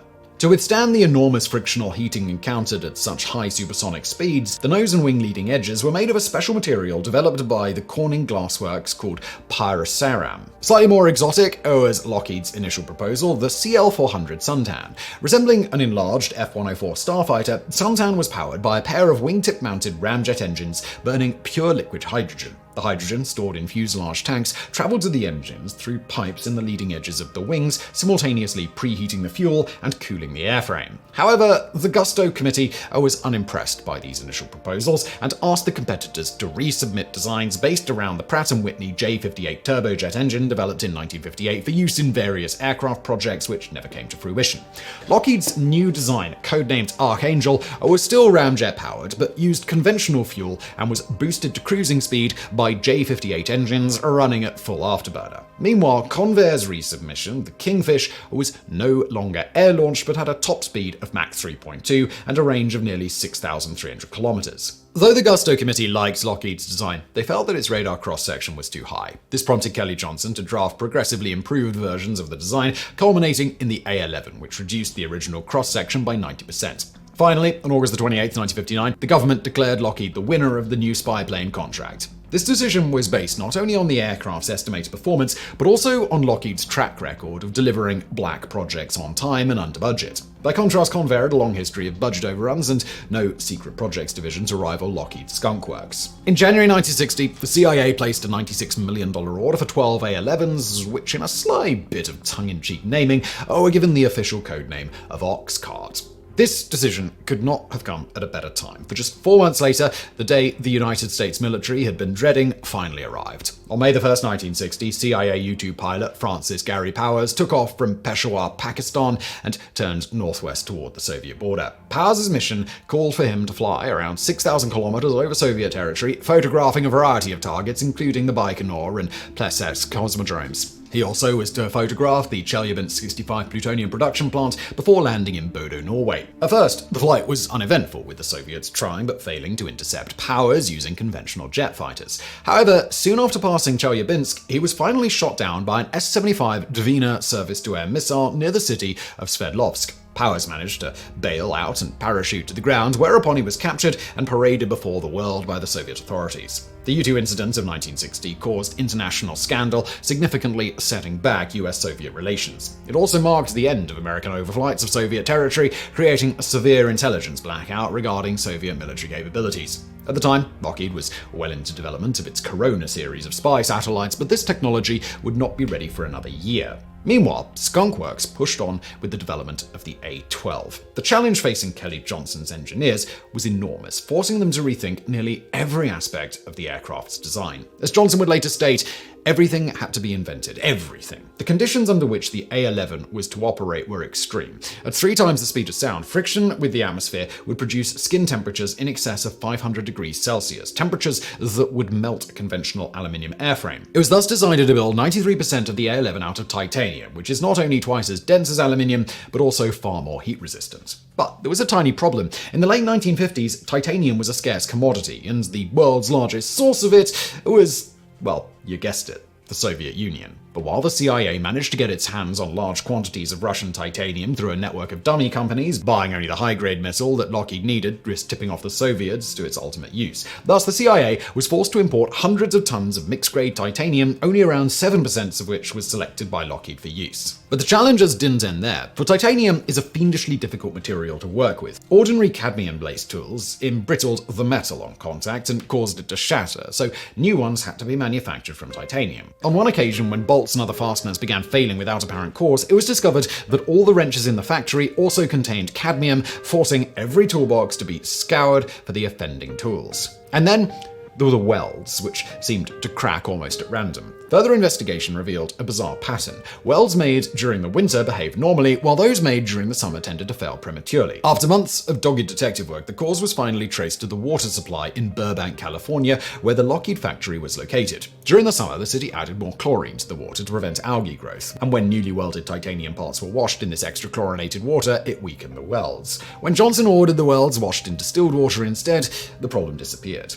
But no sooner had Lockheed mastered the art of manufacturing titanium than did another equally vexing problem appear. Frictional heating at high speeds caused the aircraft's skin panels to expand and buckle, destroying the airframe. To counter this, Lockheed engineers replaced the flat panels with finely corrugated ones, allowing them to expand without buckling. Some engineers likened this technique to trying to get a 1930s-era Ford Trimotor or Junkers 52, famous for their corrugated skin panels, to fly supersonically. In addition, the panels were also made undersized so that their edges would only fit flush against each other once they had heated up. For weight-saving reasons, the outer skin also served as the walls of the fuel tank, resulting in an alarming design quirk. Sitting on the tarmac, the aircraft leaked fuel like a sieve. In operational use, standard procedure was to fill the tanks with just enough fuel to take off, whereupon the aircraft would rendezvous with an aerial refueling tanker and top off its tanks. On reaching operational speed and altitude, thermal expansion caused the skin panels to expand and seal themselves, preventing further leaks. As can be imagined, leaking fuel all over the tarmac posed a bit of a fire hazard, so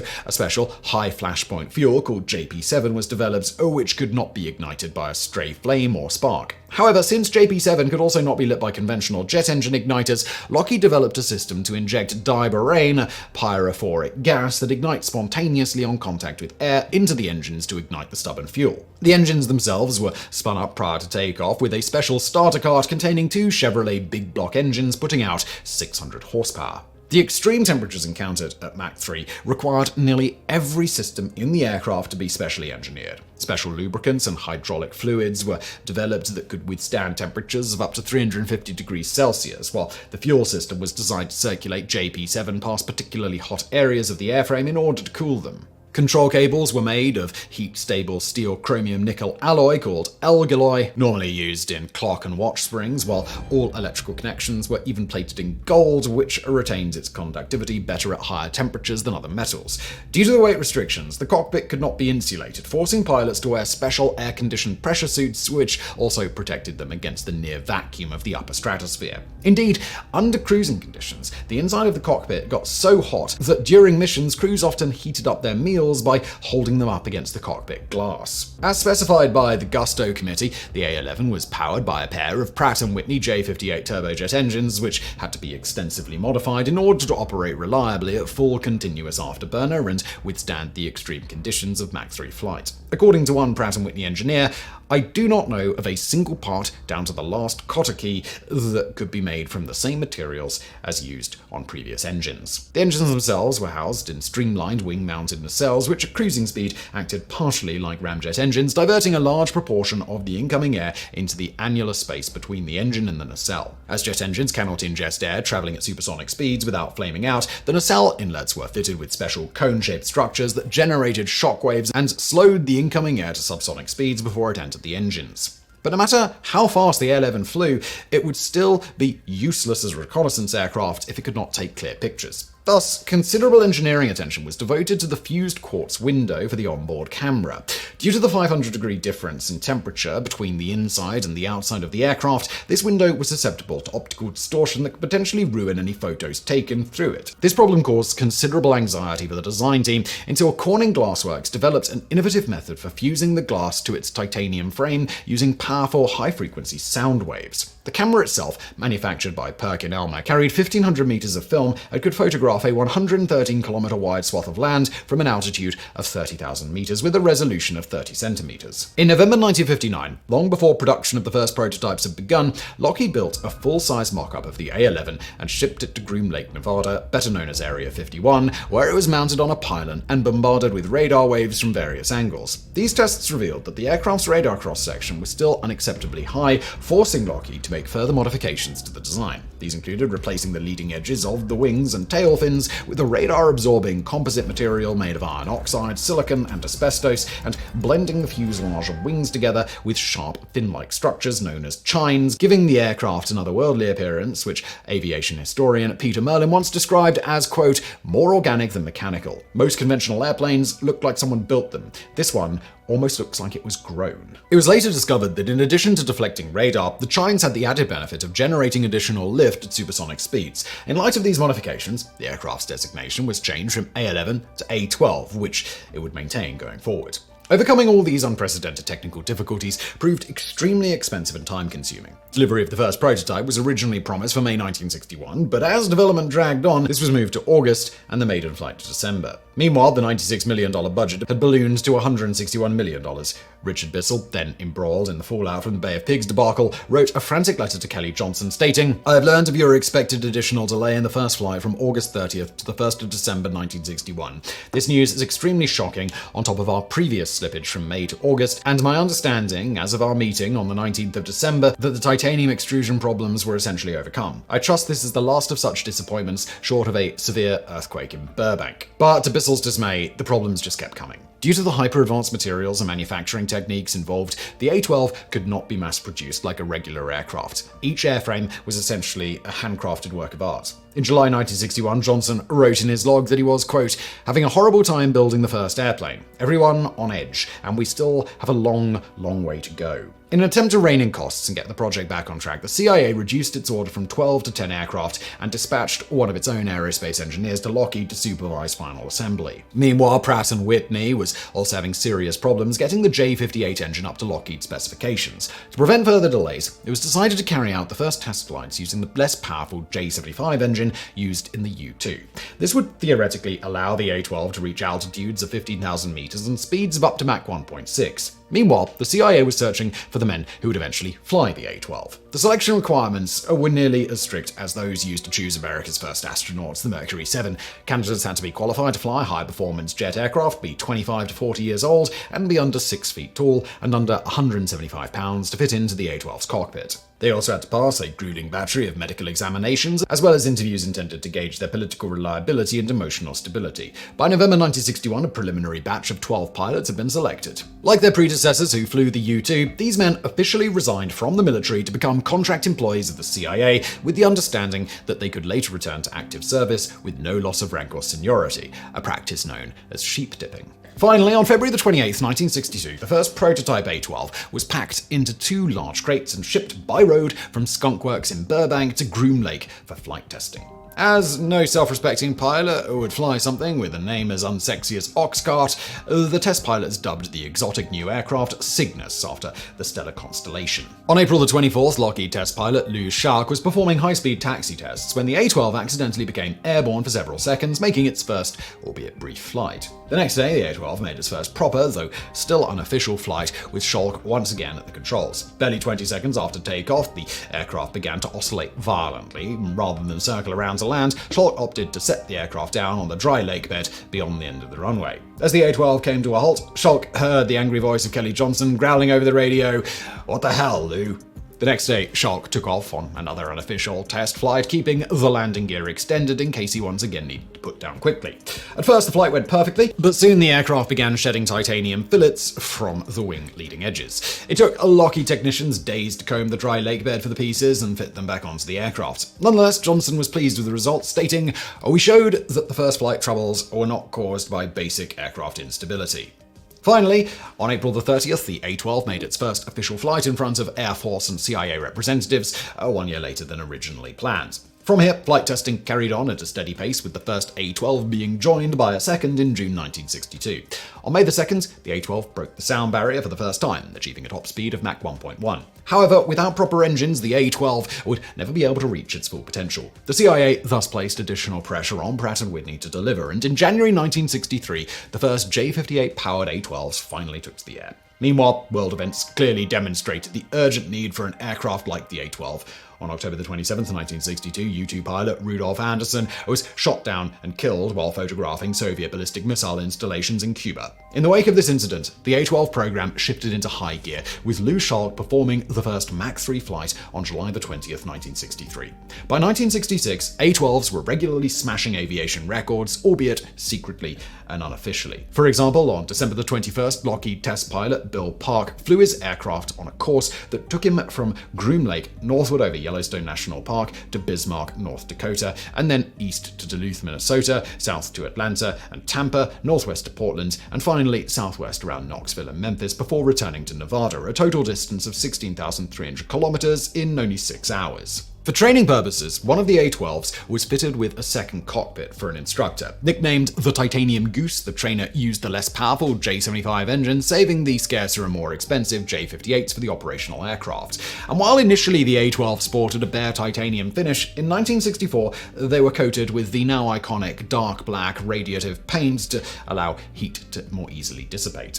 While flight tests revealed Kelly Johnson's titanium wonder to be a basically sound design, it was still a tricky and sometimes dangerous aircraft to fly. The first loss of an A-12 occurred on May 24, 1963, when pilot Ken Collins lost the use of his instruments and was forced to eject near Wendover, Utah. Collins was unhurt, and the wreckage was quickly gathered up and spirited away, with locals who witnessed the crash being made to sign non-disclosure agreements. The cause of the crash was soon traced to icing in the pitot tube, and for more on the absolutely insane number of crashes caused by this very same problem, please do check out our previous video, How a Tiny Hole Caused Dozens of Air Disasters. One persistent problem encountered during flight testing was the tendency for the shockwaves formed by the engine intake cones to become detached, starving the engines of fuel and causing a violent deceleration that pilots likened to being caught in a train crash. This problem threatened to derail the entire project, and it was months before engineers perfected a system that could automatically move the intake cones and recapture the shockwaves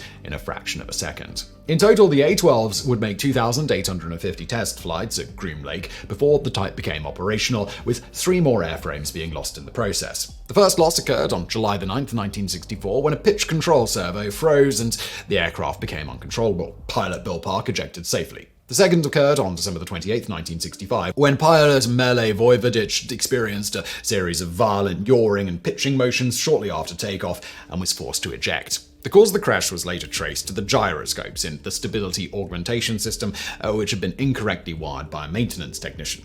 Finally, on January 5, 1967, an A-12 ran out of fuel and crashed on approach to the Groom Lake runway. Pilot Walter Ray ejected successfully, but the seat failed to separate and he was killed on impact with the ground, the first fatality of the A-12 program. No definite cause for the crash was ever determined, but investigators suspected a fault in the fuel quality indication system. While designed from the get-go as an unarmed reconnaissance platform, the A-12's blistering performance prompted many to imagine alternative roles for the aircraft. For example, General Curtis LeMay, head of Strategic Air Command, considered using the A-12 as a high-speed nuclear bomber for striking targets deep behind enemy lines, while the regular Air Force brass envisioned both a high-speed, high-altitude interceptor for shooting down Russian strategic bombers and a larger, longer-range reconnaissance aircraft for evaluating target damage following a nuclear strike. But while LeMay's bomber was never built, the 2 Air Force variants were. The Interceptor, designated the YF-12, was fitted with a second cockpit for a weapon system officer, an AN/ASG-18 fire control system, and an armament of AIM-47A Falcon air-to-air missiles,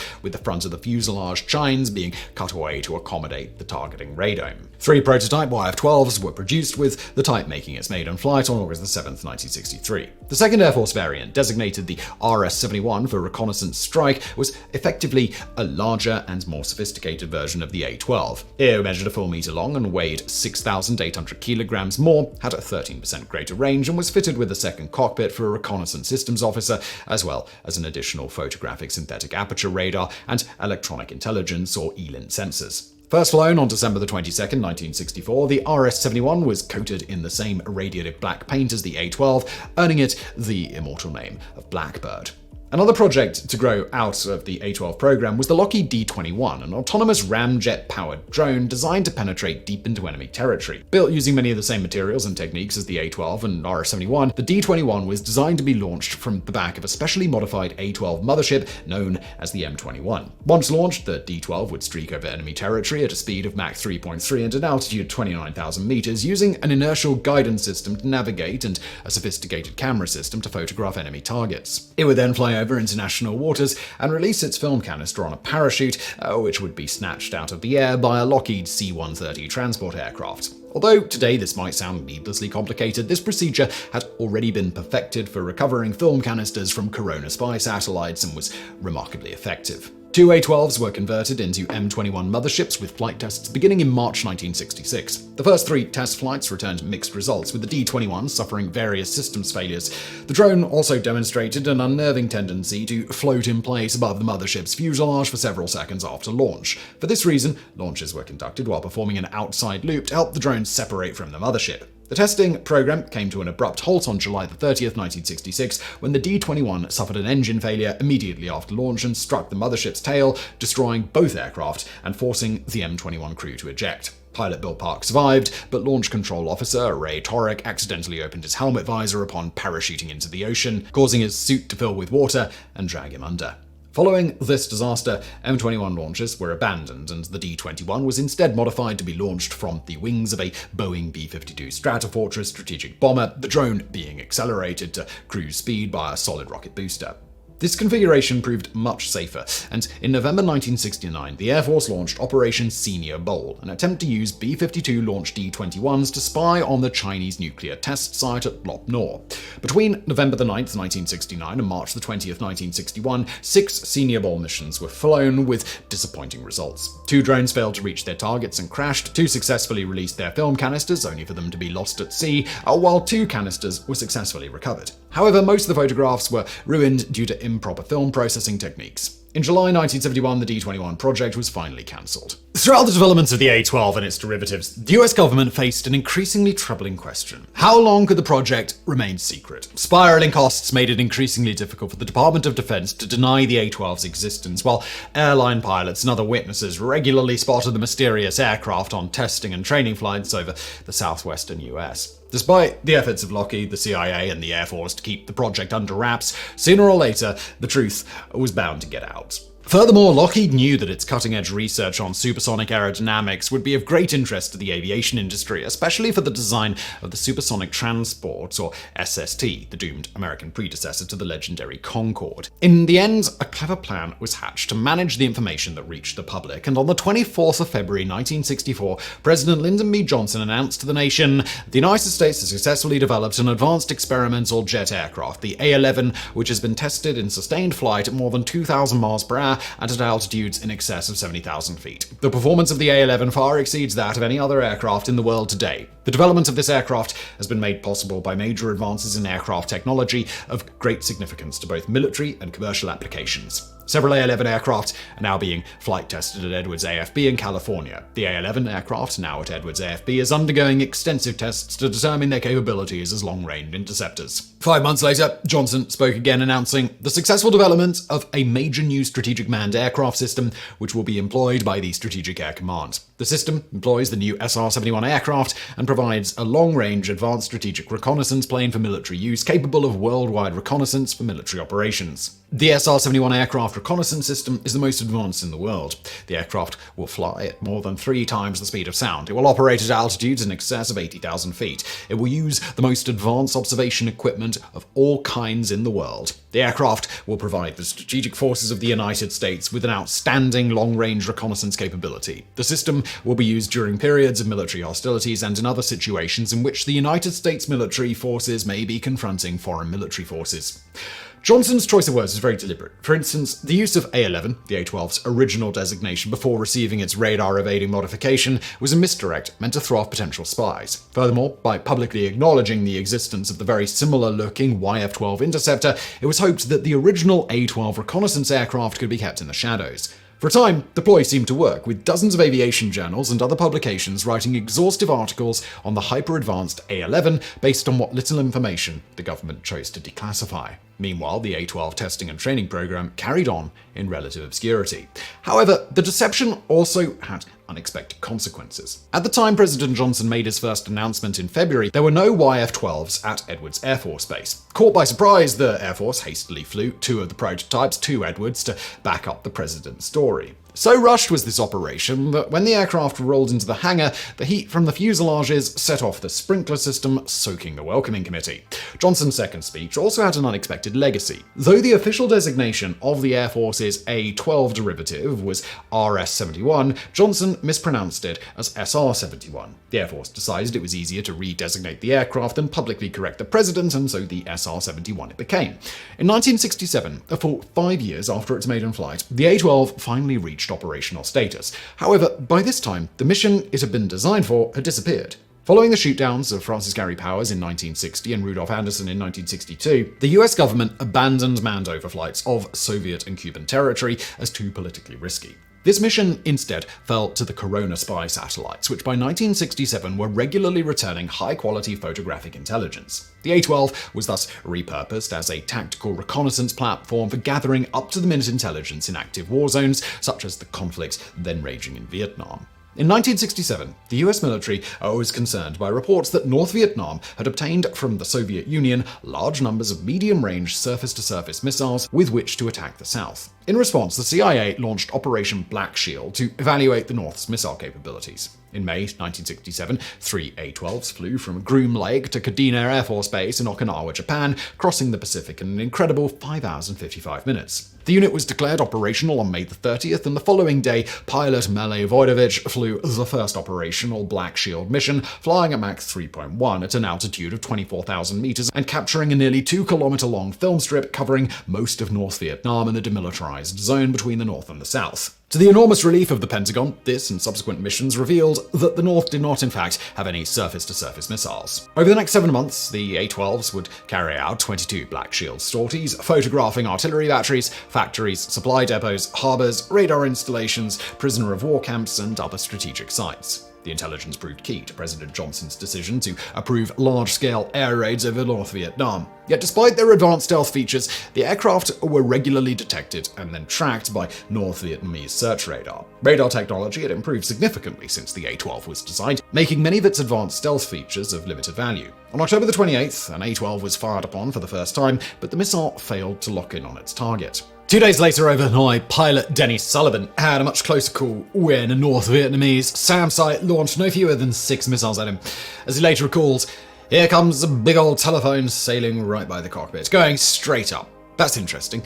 So I continued down the route and didn't see anything until I got down the road, and then I could see behind me in the rearview periscope at least 4 missile contrails all spread out. Those 4 contrails went up about 90 to 95,000 feet and all turned over, bunched up in a line, headed for my tail end. I said, "Holy smokes, those things fly pretty good up there for something, which doesn't have much in the way of wings." So I watched them come. They'd get right up behind me, very close, and all of a sudden, there'd be a big red fireball, a big white cloud of smoke, and you'd immediately pull away from it. You were going 41 miles a minute. Every one of those SAMs guided absolutely perfectly and did the same darn thing. While the A-12 had a maximum speed of Mach 3.2, the Soviet-built S-75 Daven surface-to-air missile could reach Mach 3.5. Nonetheless, Sullivan successfully evaded the barrage and made it safely back to Kadena. Back at base, maintenance crews discovered a fragment of one of the missiles lodged in the wing near one of the fuel tanks. It was the first and only time an A-12 would suffer weapons damage in combat. On January the 23rd, 1968, a North Korean torpedo boat attacked and captured the USS Pueblo, a US Navy spy ship operating in international waters. Fearing that this incident was a prelude to a much larger attack, 3 days later the CIA dispatched an A-12 flown by Jack Weeks on a reconnaissance mission over North Korea. This and a subsequent flight revealed that Pyongyang had not in fact mobilized its forces for war. As a result, President Johnson scrapped plans for a punitive counterstrike against North Korea and took a more diplomatic approach to the crisis, one which saw the crew of the Pueblo released less than a year later. Meanwhile, 5 more Black Shield missions were flown over North Vietnam and Cambodia. But just as it was beginning to prove its usefulness, the A-12's operational career came to an abrupt halt. With its defense budget stretched to breaking point by the ongoing Vietnam War, the US government could no longer afford to fund 3 very similar aircraft programs: the A-12, the YF-12, and the SR-71. As improving relations with the Soviet Union made North American aerospace defense less of a priority, the YF-12 program was cancelled. While in November 1967, the Air Force staged Operation Nice Girl, an official fly-off between the A-12 and the SR-71 to determine which was the superior reconnaissance aircraft. Over the course of 3 days, the 2 competing aircraft were made to fly identical routes stretching from California to Louisiana and back, taking off 1 hour apart and performing various tasks, including photographing designated targets and performing aerial refueling. The results were inconclusive, but due to its more sophisticated sensor suite and longer range, the SR-71 was ultimately declared the winner.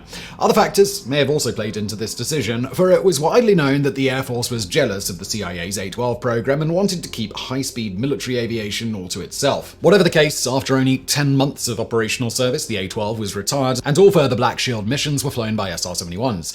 Of the 15 A-12s produced, 3 flew a total of 29 Black Shield missions over Southeast Asia, while 6 were lost to accidents, with 3 pilot fatalities. The remaining 9 aircraft were placed in storage in Palmdale, California, where they remained top secret for nearly 20 years. After the A-12 project was finally declassified in 1981, the aircraft were taken out of storage and dispersed to various museums across the US, where they remain to this day.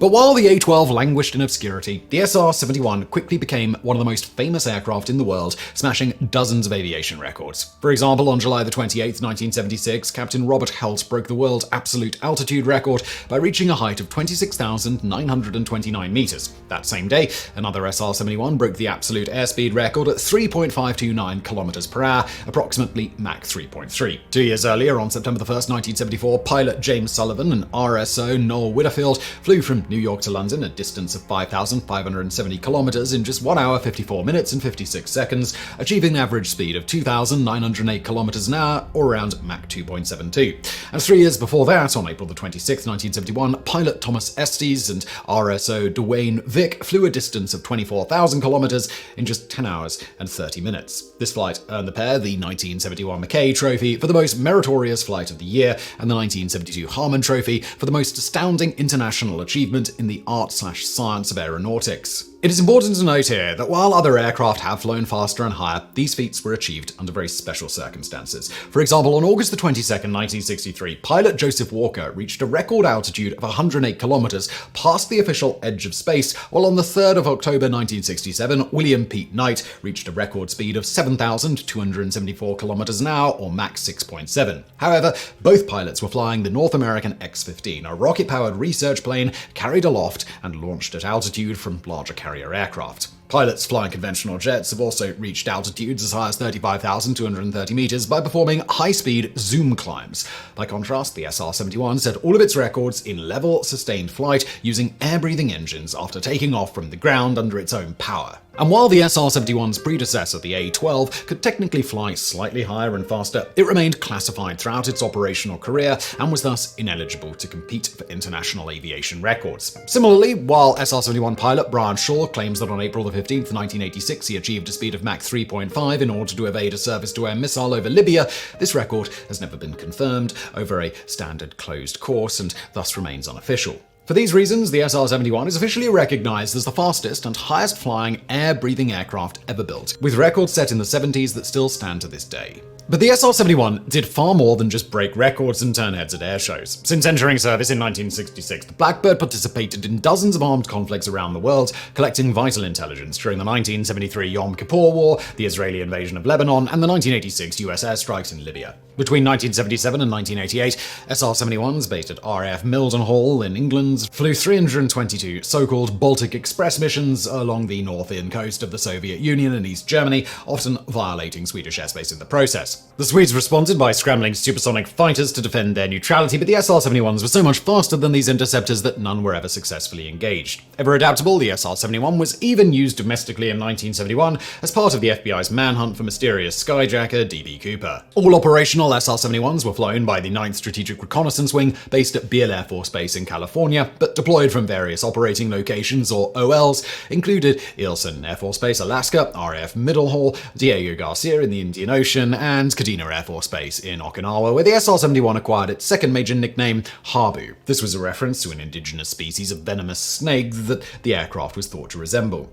Piloting the SR-71 was a very exclusive club, with only 93 Air Force pilots total qualifying as sled drivers. This exclusivity was very much warranted, for, like its predecessors, the SR-71 was a very difficult and often dangerous aircraft to fly. Of the 32 airframes built, none were ever lost to enemy action, but 12 were destroyed in various accidents. However, only one crewman ever lost his life while flying the Blackbird, Lockheed Test Navigation and Systems Specialist Jim Zweyer, whose aircraft broke up in mid-air during a test flight on January 25, 1966, while pilot Bill Weaver miraculously survived the breakup and safely parachuted to Earth. Zweyer's neck was broken, which killed him instantly. By the end of the 1980s, the SR-71 had flown more than 3,000 sorties and accumulated more than 11,000 operational flight hours, more than a quarter of these spent at Mach 3. Yet, just like with the A-12 before it, just as the SR-71 was beginning to hit its stride, the decision was made to retire it. The official reason was largely budgetary. The SR-71 was an extremely complex and expensive aircraft to operate, requiring a large army of support staff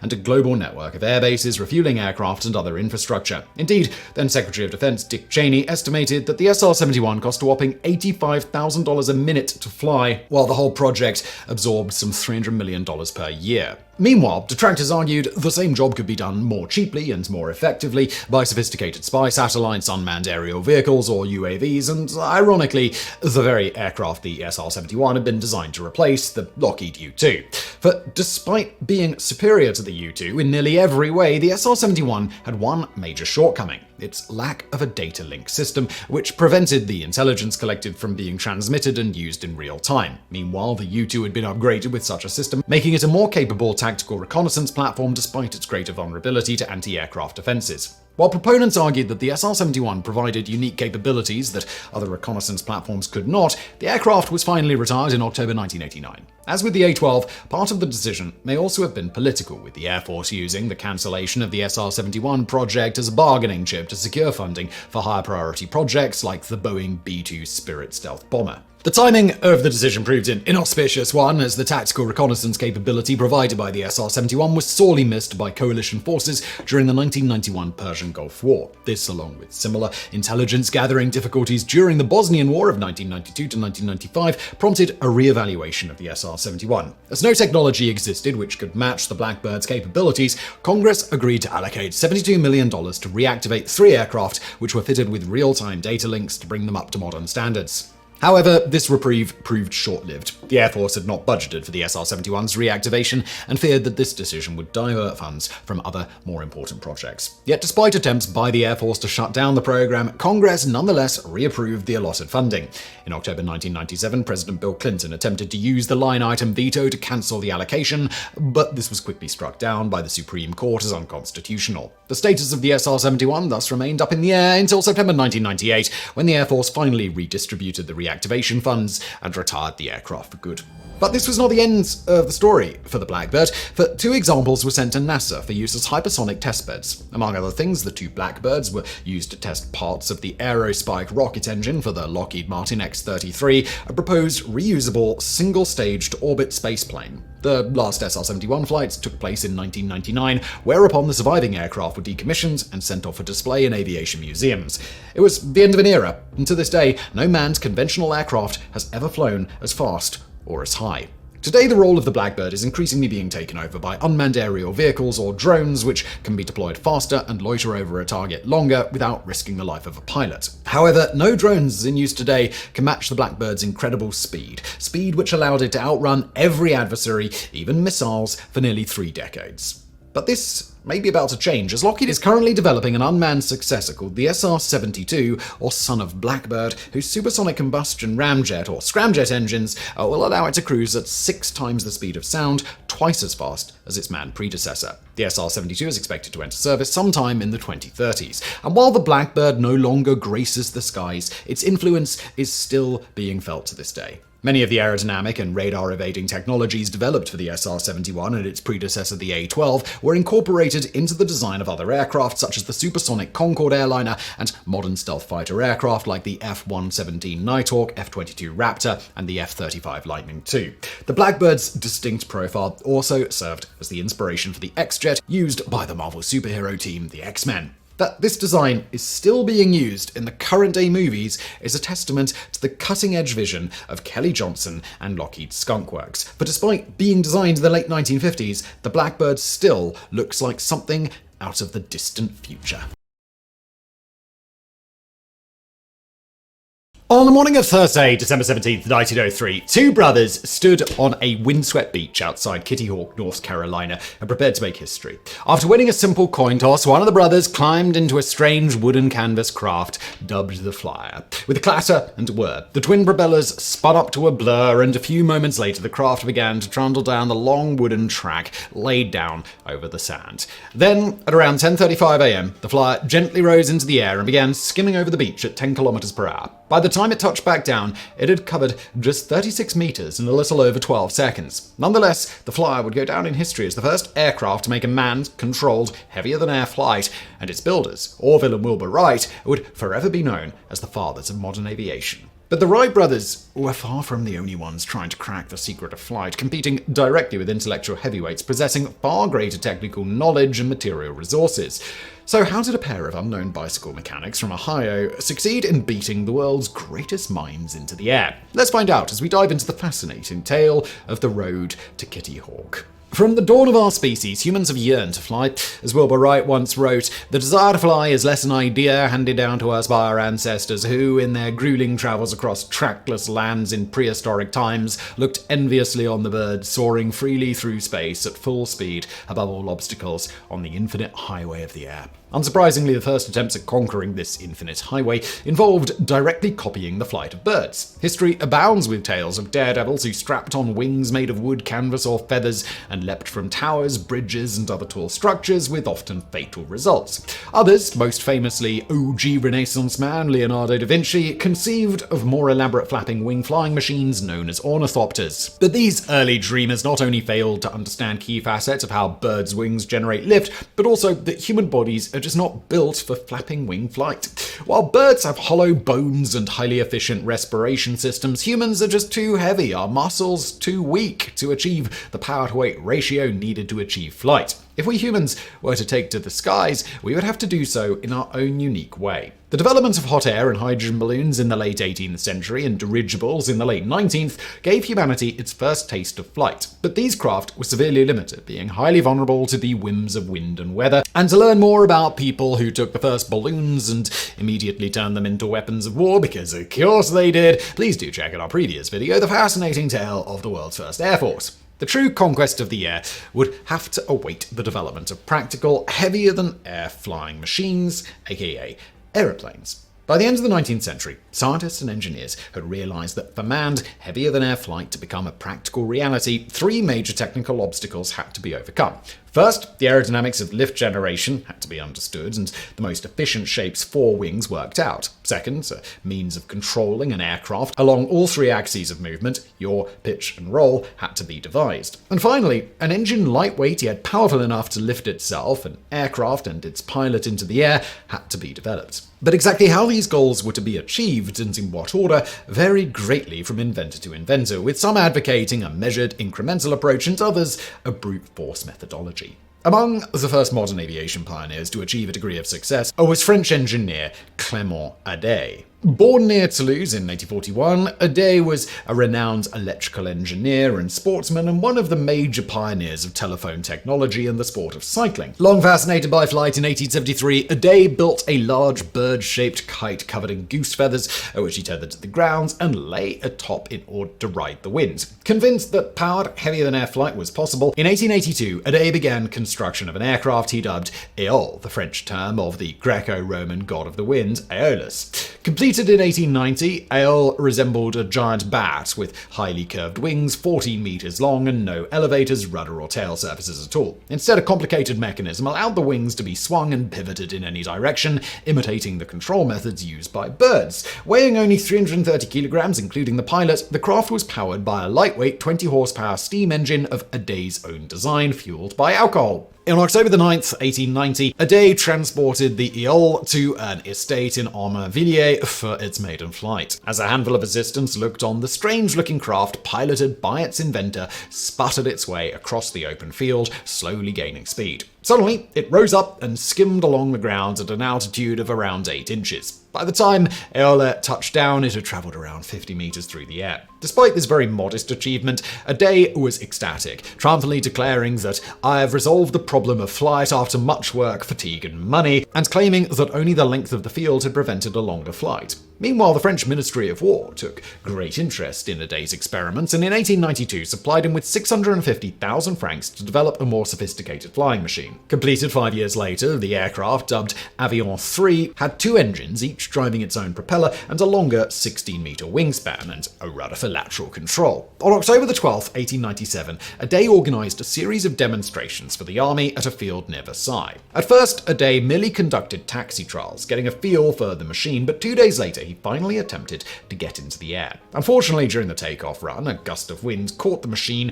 and blew it sharply sideways, nearly causing it to tip over. The army was unimpressed and immediately cut off Adet's funding. Though he would remain a passionate advocate for aviation, writing a book on the subject and even predicting the development of the aircraft carrier, Ade never built another aircraft. However, after Brazilian-born aviation pioneer Alberto Santos-Dumont made what is considered Europe's first powered heavier-than-air flight on October 23, 1906, Ade began to inflate his accomplishments, claiming that Gilles had flown twice as far as is officially recorded and that Avion 3 had flown for nearly 1,000 feet. As the Army's official report on Avion 3 had never been published, Ade was able to track down the surviving witnesses and convince them to keep quiet about what they'd seen. As a result, Ade is today considered one of France's great aviation pioneers alongside Santos-Dumont, Louis Breguet, and others. Aircraft manufacturer Airbus even named one of its factories in Toulouse after him. And if you think that's pretty dishonest and petty, there is a lot more of that to come today.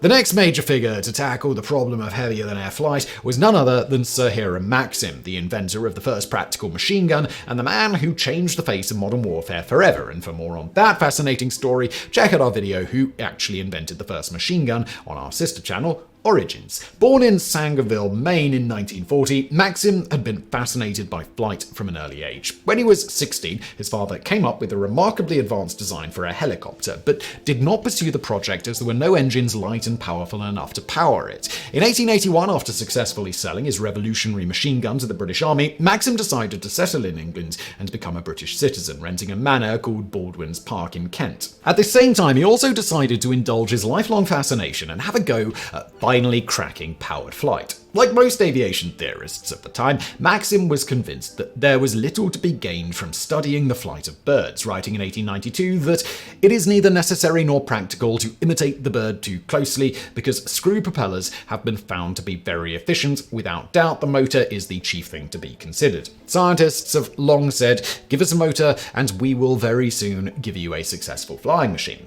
Now first, Maxim pursued an incremental, laboratory-based research program, testing various airfoil sections to determine their lift-to-drag ratio and find the most efficient shape. To move these sections through the air, Maxim constructed a machine called a whirling arm, first developed in the early 18th century by British mathematician Benjamin Robbins. Befitting his nature as a go big or go home type inventor, Maxim's whirling arm was a massive construction measuring 20 meters in diameter. Interestingly, Maxim would later develop this contraption into a popular carnival ride called the Captive Flying Machine, one of which still operates to this day at Blackpool Pleasure Beach. Maxim's whirling arm would also form the basis for later human centrifuges used to test the reaction of bodies to high accelerations.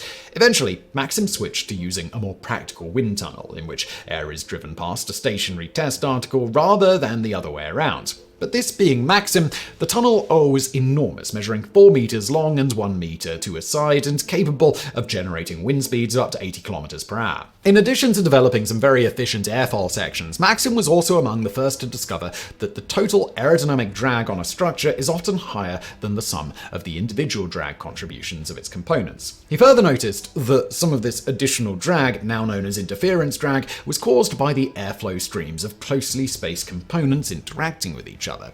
But Maxim's patience could not stand this kind of slow, methodical research, and in 1893 he threw his enormous resources into building an absolute monster of a flying machine. Weighing 4 tons and measuring 60 meters long with a wingspan of 32 meters, the aircraft was powered by 2 180 horsepower steam engines driving 5-meter diameter propellers. Though the machine was fitted with large elevators fore and aft and upward tilted or dihedral wingtips for roll stability, it had no rudder, for it was never intended to fly freely. Instead, the craft was designed to roll along a 550-meter long metal test track, which featured another set of wooden guardrails along either side. If the craft succeeded in becoming airborne, outriggers on the fuselage would contact these rails and stop the vehicle from rising any higher. At this point in his research, Maxim was only interested in developing engines powerful enough and wings efficient enough to lift his craft into the air. Achieving directional control, that was a problem for another time.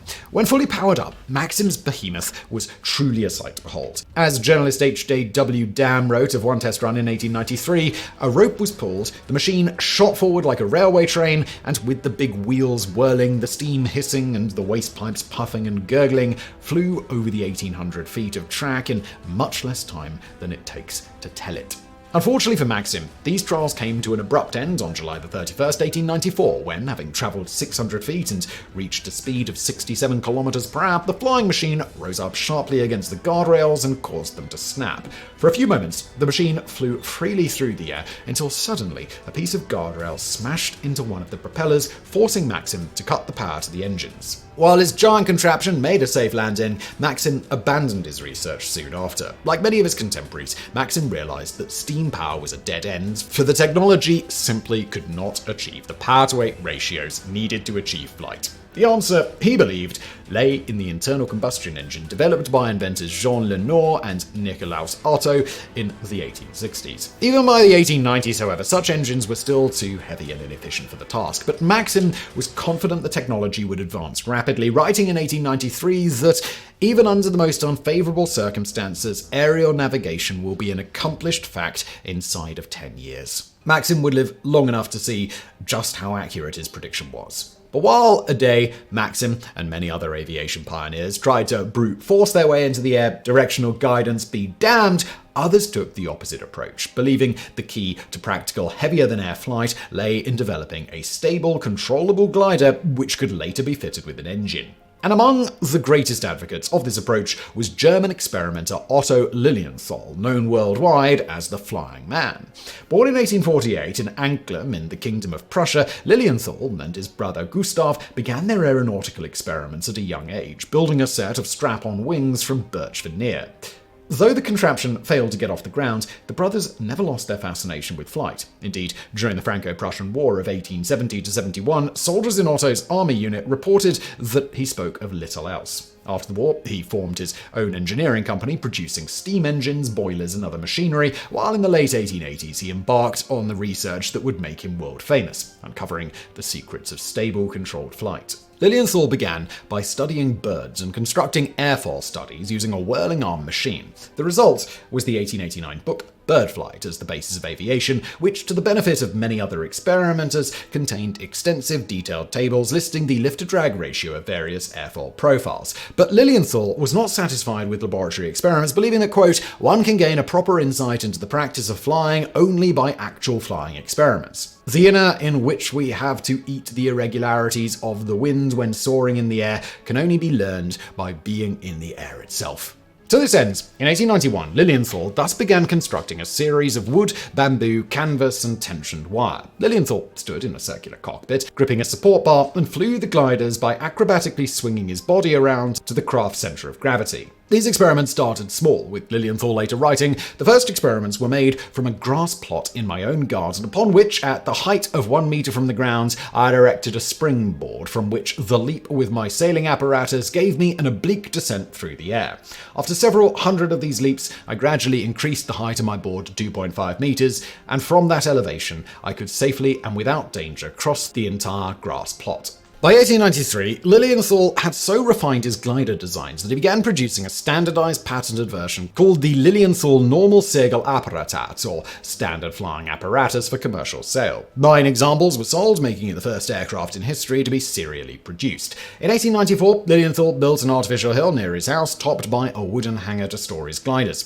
Jumping from this hill, which provided its own updraft, he was able to achieve flights of up to 45 meters. Later that year, he moved his experiments to the Rheinau Hills northwest of Berlin, where his flights increased to an unheard of 250 meters. As his flying prowess increased, Lilienthal became convinced that his hands-on approach held the key to developing practical heavier-than-air flight, writing, "No one can realize how substantial the air is until he feels its supporting power beneath him. It inspires confidence at once." Lilienthal's flights, always performed on Sundays, became known around the world, with scientists, politicians, and luminaries of all kinds traveling to the Rheinau Hills to witness them.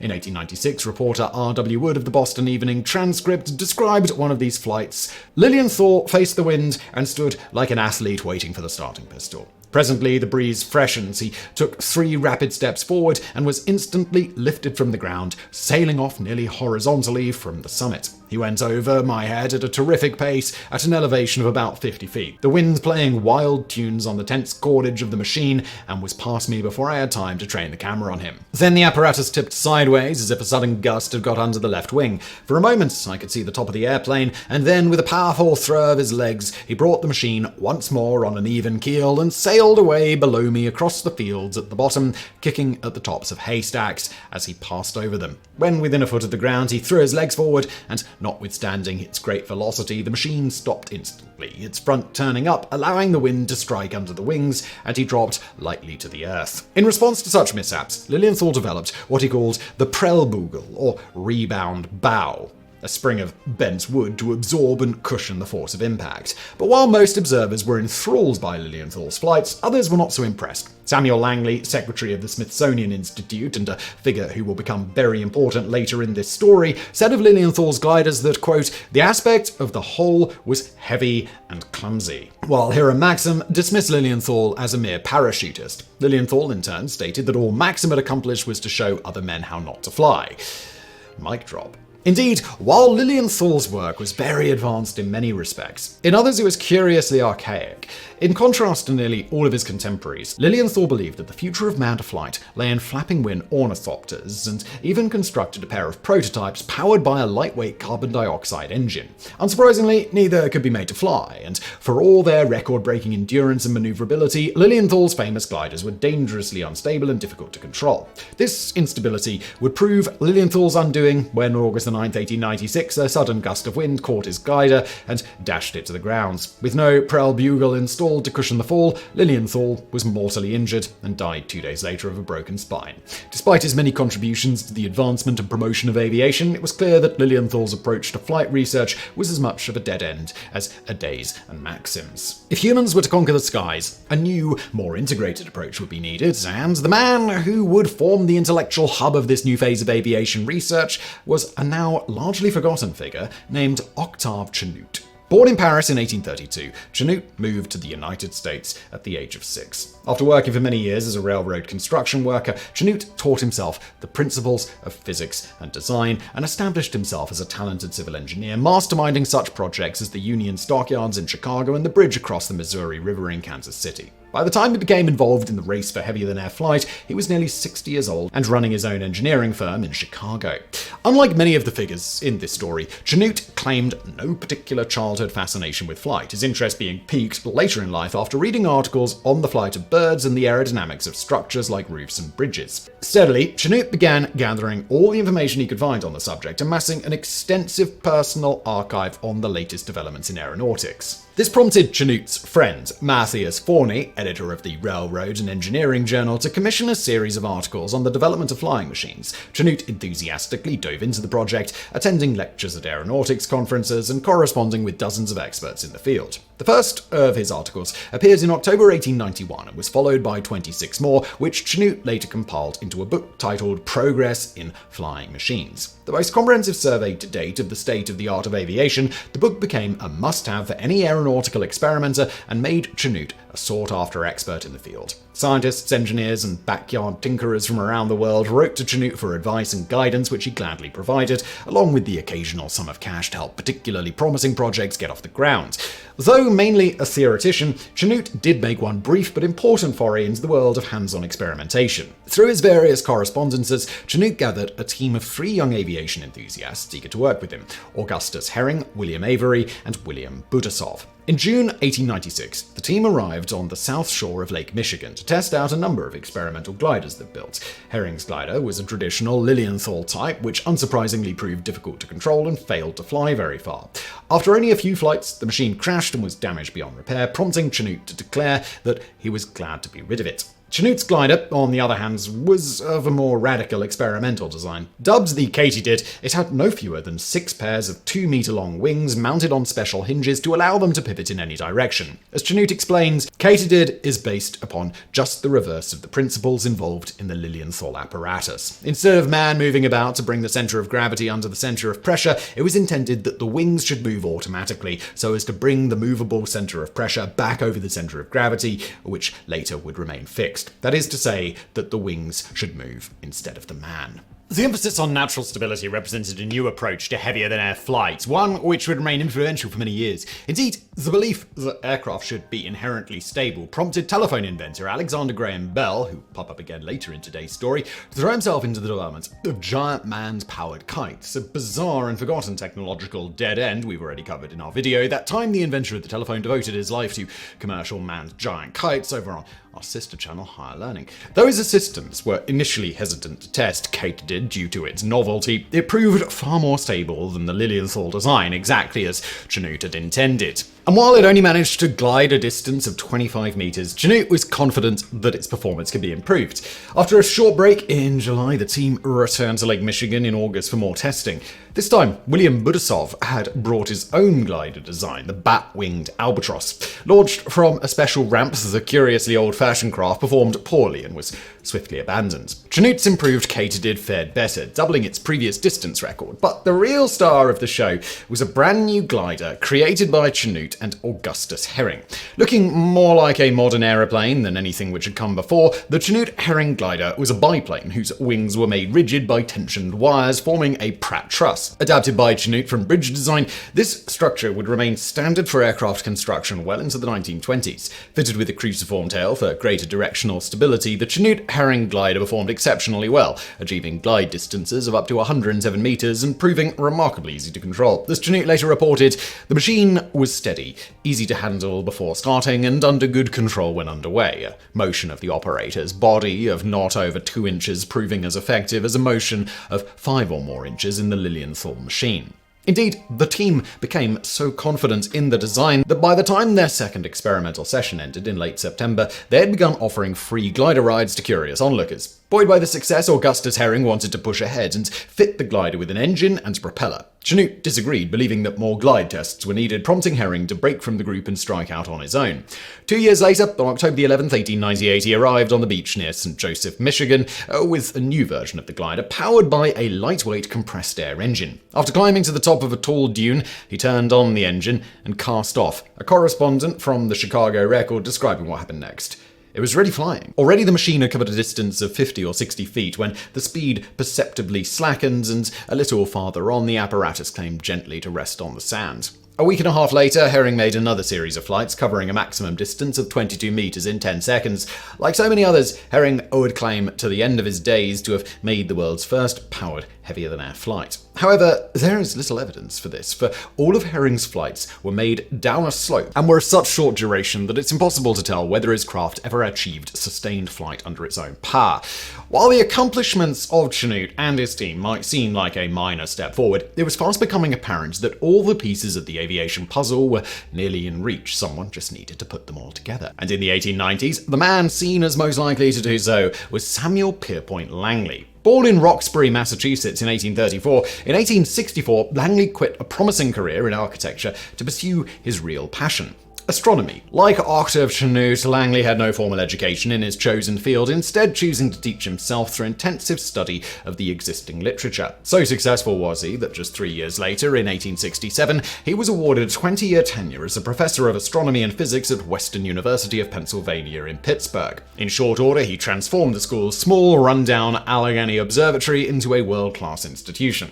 Among Langley's many accomplishments were the development of the Allegheny system of standard time, the first such system to be adopted by the United States, and the invention of the bolometer, a highly sensitive infrared detector that launched the field of infrared astronomy. In 1887, Langley was asked to serve part-time as Assistant Secretary of the Smithsonian Institution. 4 years later, he was promoted to the prestigious position of Secretary and moved to Washington, D.C. to take up his post. This position gave Langley access to vast resources with which to pursue his scientific interests, including the physics of heavier-than-air flight.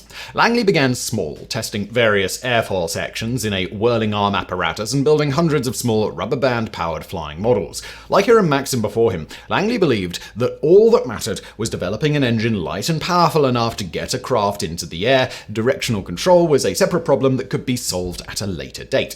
The thought of testing aircraft designs in glider form apparently never even occurred to him. In 1891, Langley and a team of machinists began building a large unmanned free-flight model he dubbed the Aerodrome, after the Greek aerodromoi, or air runner. This term would later be applied to the fields used by aircraft to take off and land. Built on a long wooden truss frame, the 8-kilogram craft sported 2 pairs of 4-meter-long wings set at an upward dihedral for roll stability, a small cruciform tail, and was powered by a miniature 1-horsepower steam engine driving twin propellers. The vehicle was launched from a special steam-powered catapult mounted atop a houseboat, which Langley anchored in a secluded bend in the Potomac River near Quantico, Virginia. By 1894, the first model, Aerodrome Zero, was ready for flight testing. Unfortunately for Langley, early results were not promising. Again and again, the models plunged into the Potomac, the structure having failed or the engine randomly cut out. Undaunted, Langley kept trying, building progressively more sophisticated models with strengthened frames and improved engines. Finally, after his first 5 models had failed dismally, Langley finally made a breakthrough when at 3:05 p.m. on May 6, 1896, Aerodrome No. 5 rocketed off the catapult. In attendance that day was Alexander Graham Bell, inventor of the telephone and later an aviation pioneer in his own right, who described what happened next, quoting here, "The model rose at first directly into the face of the wind, moving at all times with remarkable steadiness and subsequently swinging around in large curves of perhaps 100 yards in diameter and continually ascending until its steam was exhausted. At a lapse of about a minute and a half, and at a height which I judged to be between 80 and 100 feet in the air, the wheels ceased turning. By the time Aerodrome No. 5 touched down gently in the water, it had travelled a little more than a kilometre in a minute and 15 seconds. Later that afternoon, after the waterlogged craft had been fished from the river and dried out, Langley repeated the experiment and achieved similar results. 6 months later, a further improved version, the Aerodrome, flew 1.2 kilometres in 1.5 minutes. Bell, awestruck by what he had witnessed, later wrote, "It seems to me that no one who was present on this interesting occasion could have failed to recognize that the practicability of mechanical flight had been demonstrated."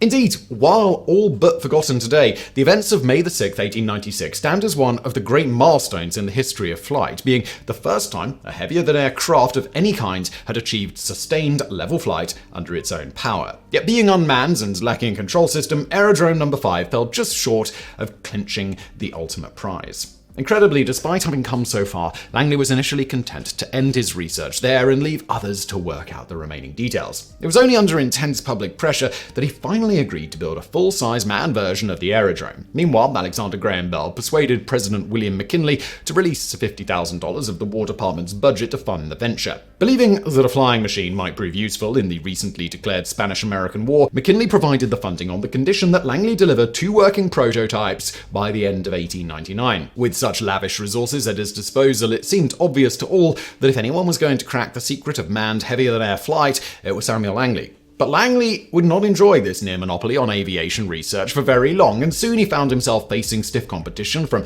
an ingenious pair of bicycle mechanics from Dayton, Ohio. Enter the Wright Brothers. Born on April 16, 1867 and August 19, 1871 respectively, Wilbur and Orville Wright were the third and fourth of 5 children born to Milton and Susan Wright, preceded by brothers Reichlin and Lauren and followed by sister Catherine.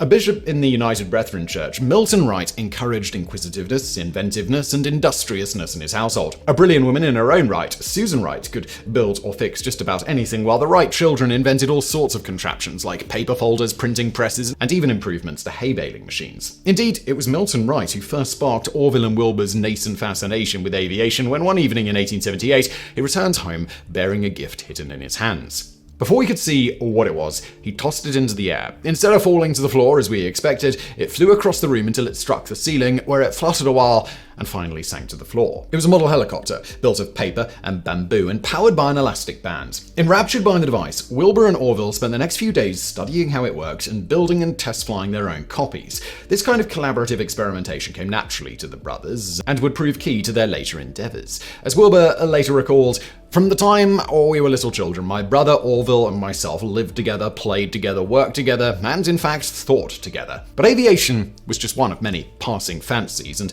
the brothers soon moved on to other things. Having little use for formal education, neither brother attended college, with Orville not even bothering to finish high school. Instead, he started his own print shop, doing job printing for local businesses and later apprenticing at a Dayton print shop. Wilbur, on the other hand, took courses in various subjects, including Greek and trigonometry, until a freak accident set him on a different path. A promising athlete, at age 18, Wilbur was struck across the face with a hockey stick, smashing several teeth and requiring him to undergo numerous reconstructive surgeries. In the wake of this incident, Wilbur's health seriously declined, causing him to withdraw from society and spend most of his time in his study reading up on every subject imaginable. Meanwhile, in 1889, Orville expanded his print shop and launched the weekly newspaper called West Side News.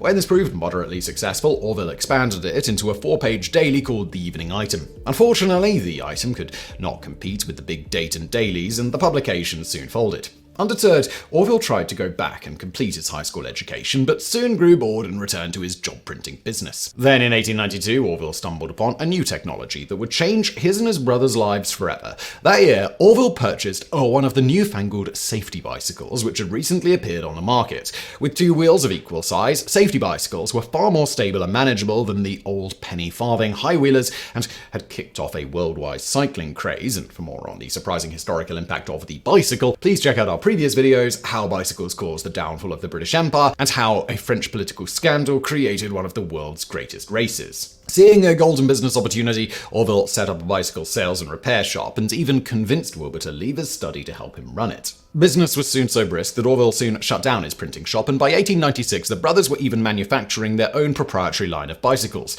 It was also in that year that the Wright brothers learned of the death of Otto Lilienthal, the famous German flying man. More than any other event, it was this news which sparked the Wrights' obsession with aviation. In typical fashion, they read every book and paper on aviation that they could get their hands on, soon coming to a stunning conclusion.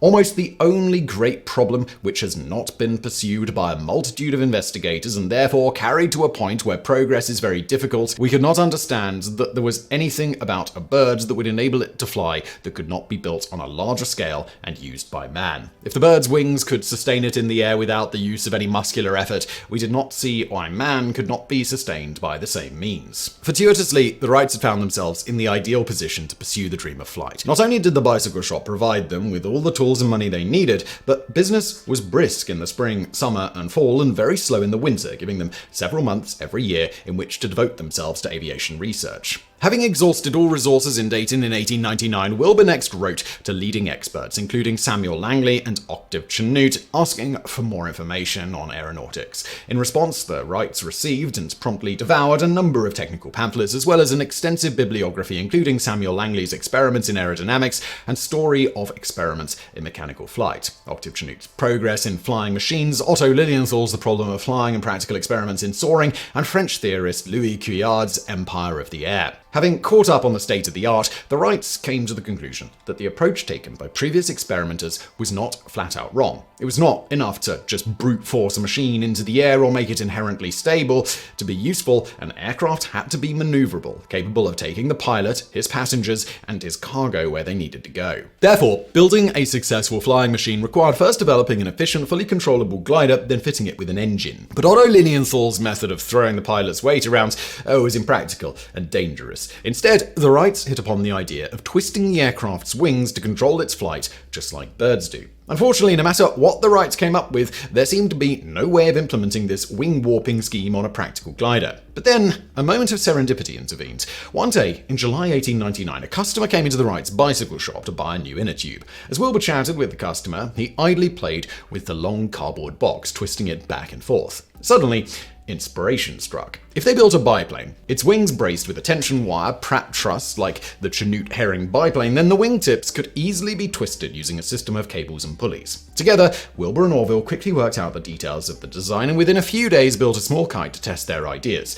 Built of wood and canvas, the kite had twin wings 1.5 meters, a horizontal tail for longitudinal stability, and a pair of cables connected to the wing warping mechanism for lateral control. Orville was on a camping trip when Wilbur tested the kite in a field just outside of Dayton. It proved so maneuverable that he excitedly ran to the campsite to tell his brother the good news. Buoyed by this success, the brothers turned their sights to building a full-size man-carrying glider. But first, they needed a place to fly it. Some months before, Wilbur had written to the United States Weather Bureau asking for locations easily accessible from Dayton where the wind was strong and consistent enough for scientific kite flying. He soon received a response from the weather station manager, Joseph J. Josher, who recommended a desolate stretch of beach near Kitty Hawk, North Carolina. Quoting him, "The beach here is about 1 mile wide, clear of trees or high hills, and extends for nearly 60 miles in the same condition. The wind blows mostly from the north and the northeast in September and October.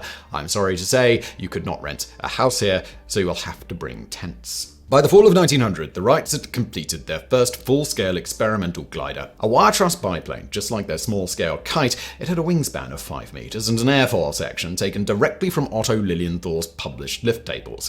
The pilot lay prone in the center of the lower ring, operating a front-mounted horizontal stabilizer with a hand lever in the wing warping mechanism with a pivoting foot bar. While Orville tended the bicycle shop and put the finishing touches on the glider, Wilbur set out for North Carolina to set up their base camp, arriving on September 13th, 1900.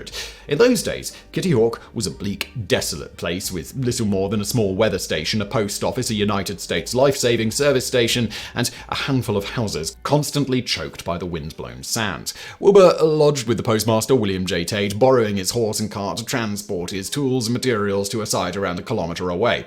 There he erected a large canvas lean-to in which he assembled the glider. Orville arrived on September the 28th with provisions and the canvas tent in which the brothers would spend the rest of the season. At first, the winds were so strong that the Wrights chose to test their glider as a moored kite. They performed all manner of experiments, flying the glider both unloaded and ballasted with 34 kilograms of chains and moving the horizontal tail from the front to the back just to see how these changes affected the craft's performance. Overall, the glider proved just as maneuverable as the earlier kite, though on October the 10th, a stray gust of wind slammed the craft into the stand, smashing it to pieces. At first, the Wrights considered packing up and returning to Dayton, but the following day, they doggedly began piecing the glider back together. After 3 days, the work was done, and along with the postmaster, Bill Tate, and his brother Dan, the Wrights carried the glider 2.5 kilometers away to a stretch of tall sand dunes known as Kill Devil Hills. Once the pilot had crawled into position, the Tates lifted the glider by its wingtips and launched it off the edge of the dune. The brothers found the craft remarkably responsive, the sensitive controls allowing them to follow every dip and rise in the landscape with ease.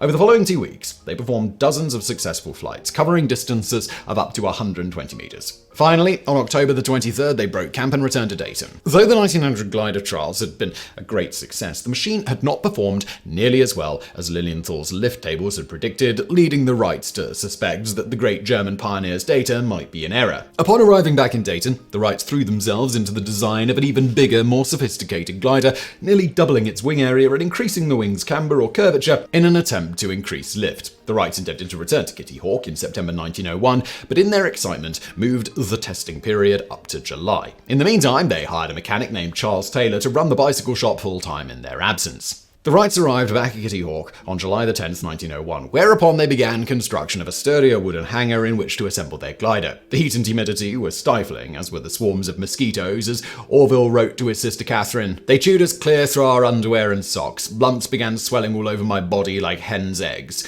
Misery, misery."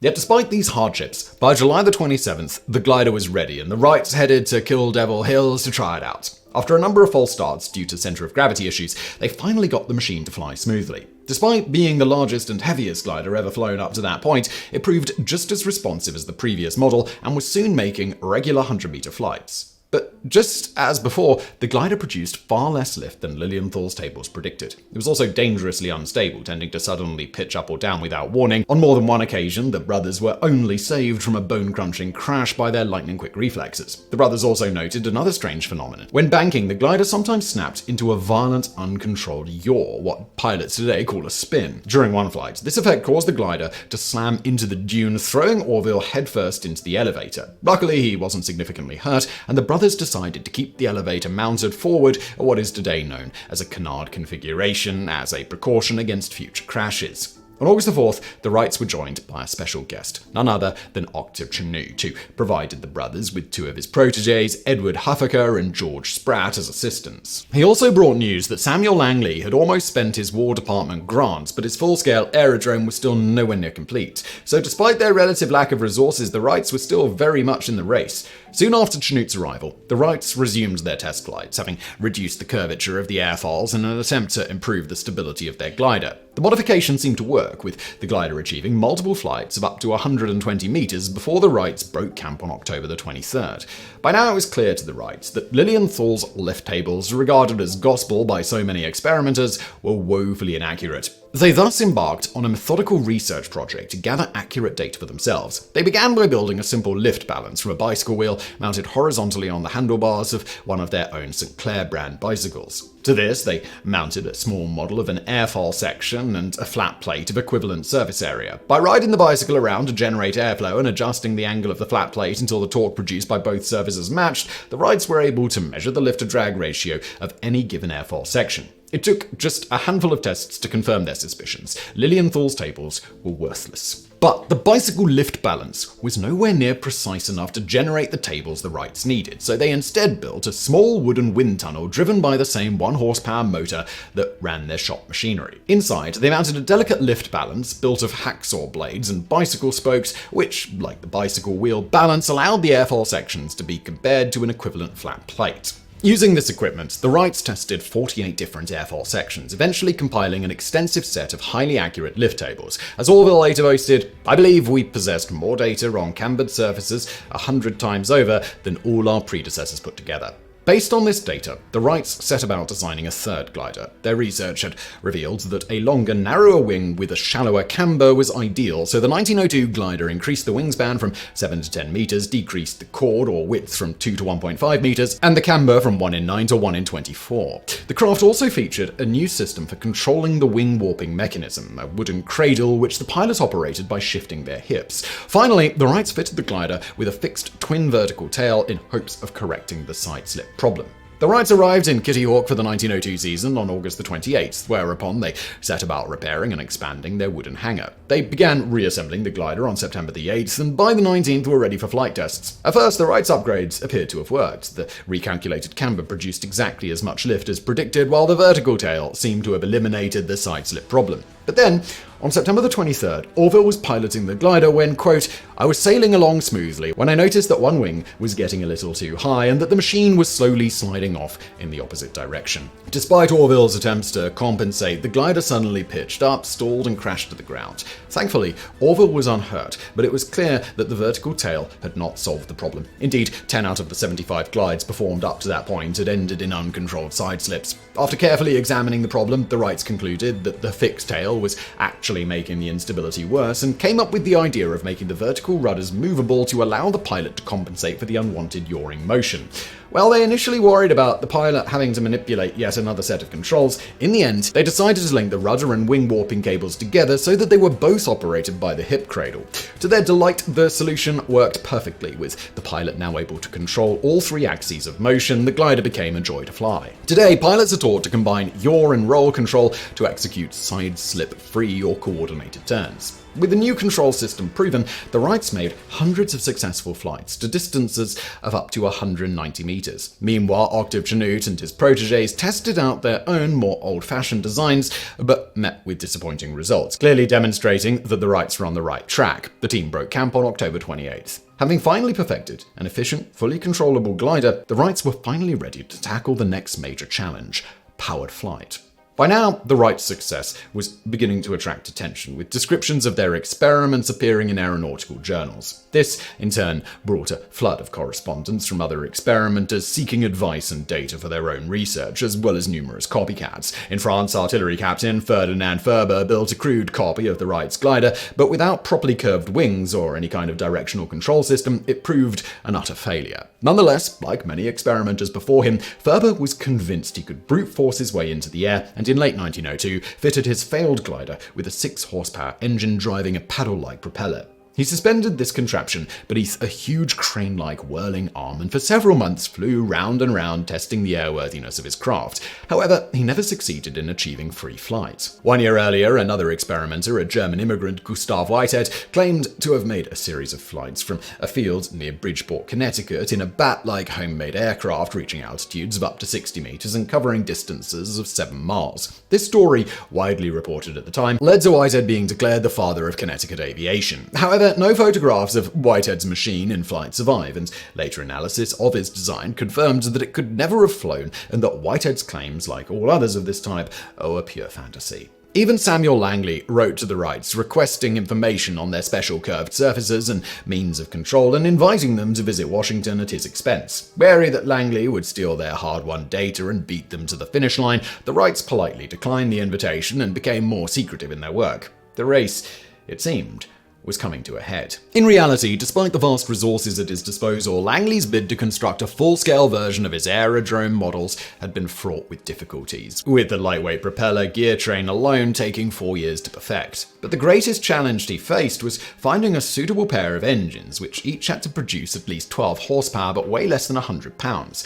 At first, Langley turned to Stephen M. Balzer, an engineer who in 1894 had built the first automobile to drive in New York City. Balzer worked obsessively for 2 years, blowing his allotted budget and bankrupting himself only to produce a 5-cylinder rotary engine that did not meet Langley's specifications. Langley thus turned to one of his own machinists, Charles M. Manley, who after a further 2 years succeeded in producing a single water-cooled 5-cylinder radial engine that weighed 200 pounds and developed 52.4 horsepower, a marvel of engineering for its time. President McKinley's original agreement specified the delivery of 2 working prototypes by the end of 1899, but Langley managed to use his extensive connections to have the contract and his funding extended several more years. Finally, in the fall of 1903, the aerodrome was complete and Langley was ready for his first test flight. Charles Manley, creator of the aerodrome's engine, was chosen as the test pilot, and the houseboat-mounted catapult was moved to its regular anchorage near Quantico. The first test was scheduled for September 3rd, 1903, but Langley discovered that the humid climate had ruined the aircraft's starting batteries and was forced to send out for new ones. Finally, on October 7th, all was ready, and Manley climbed into the aerodrome's fuselage and started the engines. Somewhat optimistically,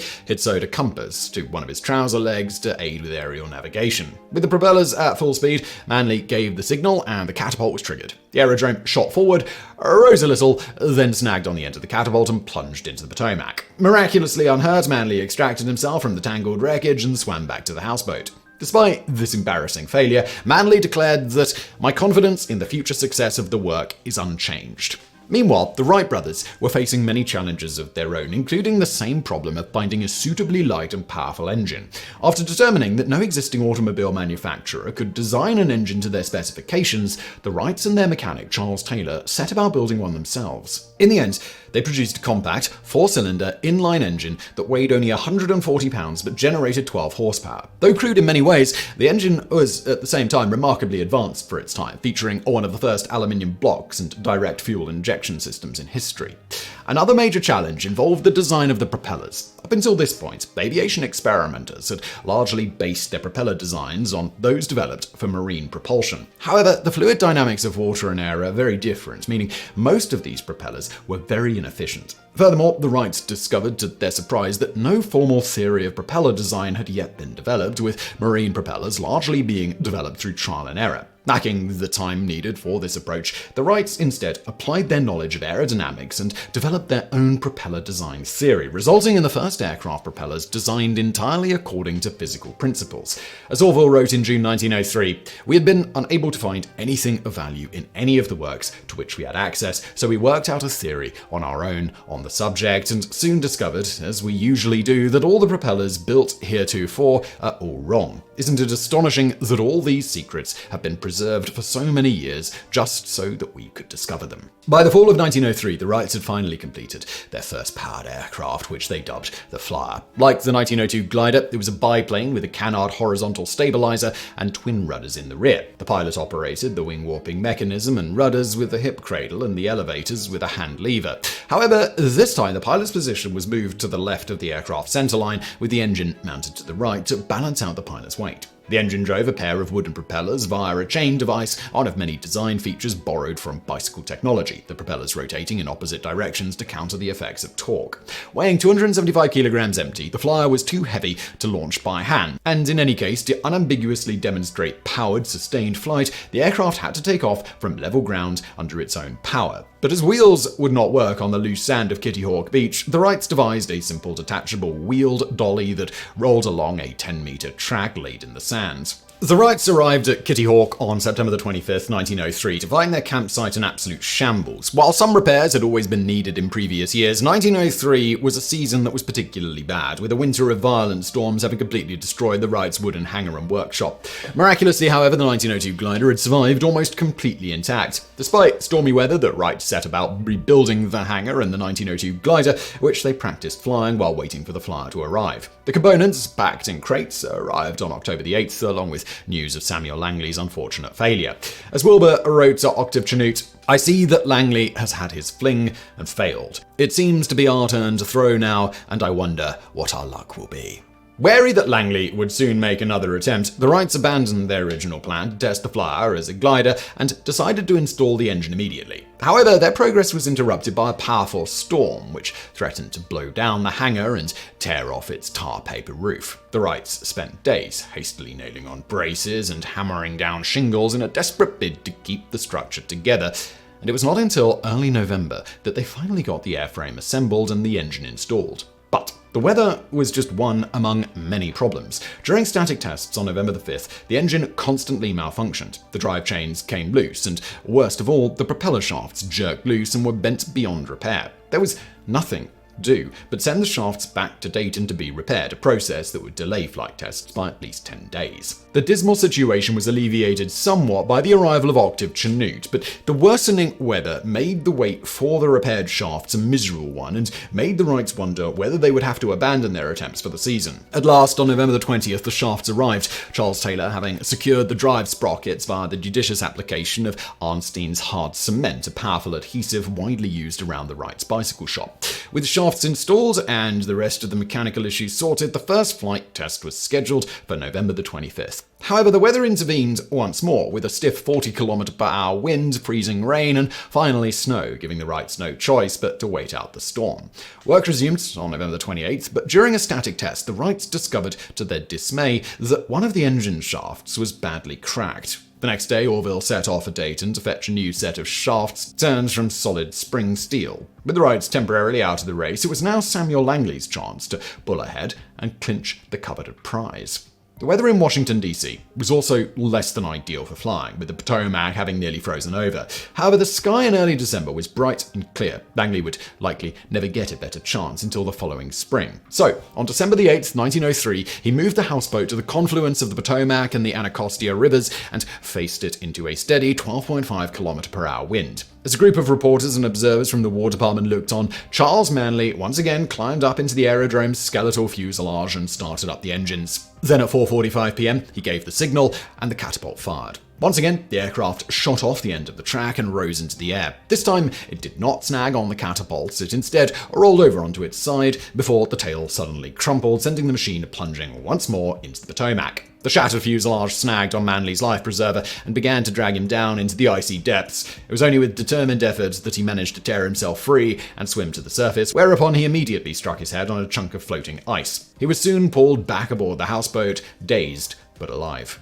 The second failure of the aerodrome was a major embarrassment for the Smithsonian Institution and put an end to Langley's aerial experiments. Of the pathetic spectacle, the New York Times wrote, "The ridiculous fiasco White attended the attempt at aerial navigation was not unexpected. The flying machine, which will really fly, might be evolved by the combined and continuous efforts of mathematicians and mechanicians in from 1 to 10 million years." This would turn out to be one of the most infamously short-sighted statements in the history of technological development. Back at Kitty Hawk, the Wrights had installed their new spring steel propeller shafts and were finally ready to make a powered test flight. Interestingly, the world's first manned-powered heavier-than-air flight could have taken place 5 days early on Sunday, December the 13th. However, being the pious sons of a bishop, the Wrights had promised to keep the Sabbath holy and chose not to fly despite ideal weather. The weather the following day remained clear, but as the wind was not strong enough to attempt to take off, off from level ground, the Wrights decided to launch from the Kill Devil Hills as they had done with their earlier gliders. They moved the flyer to the base of the dunes by rolling it along the launch rail, then relaying the track, whereupon they were joined by 5 men from the nearby life-saving station who helped them haul the machine to the summit and lay the launching rail down the slope. As both brothers were equally skilled pilots, they tossed a coin to decide who would make their first flight. Wilbur won, and as his brother held onto a retaining cable, he climbed aboard, settled into the hip cradle, and started up the engines. Once the propellers were whirling at full speed, Orville released the cable and the flyer went trundling down the track. The machine immediately shot up to an altitude of around 5 meters, but despite Wilbur's attempts to bring the nose down, the wings stalled and the machine slammed into the ground 30 meters from the end of the track, lightly damaging the left wingtip, rudder, and skid. Undaunted, the Wrights took the flyer back to the hangar, repairs being completed on the following morning. On the morning of Thursday, December the 17th, 1903, they were ready to try again. The weather that morning was brisk, with a cold 13-kilometer-per-hour winds blowing from the north and pools of ice-capped water covering the beach. Slowly and methodically, the Wrights laid the launching rail and checked and rechecked every component aboard the flyer. They then performed another coin toss, which Orville won. The 2 brothers shook hands, and Orville climbed aboard, started the engines, and waited for the propellers to spin up. Then, at 10:35, Wilbur released the retaining cable and began to run alongside as the flyer steadily gained speed and barreled toward the end of the track. Suddenly, the craft lifted off and rose to an altitude of 3 meters, the moment of takeoff captured in an iconic photograph taken by lifeguard John Daniels Jr.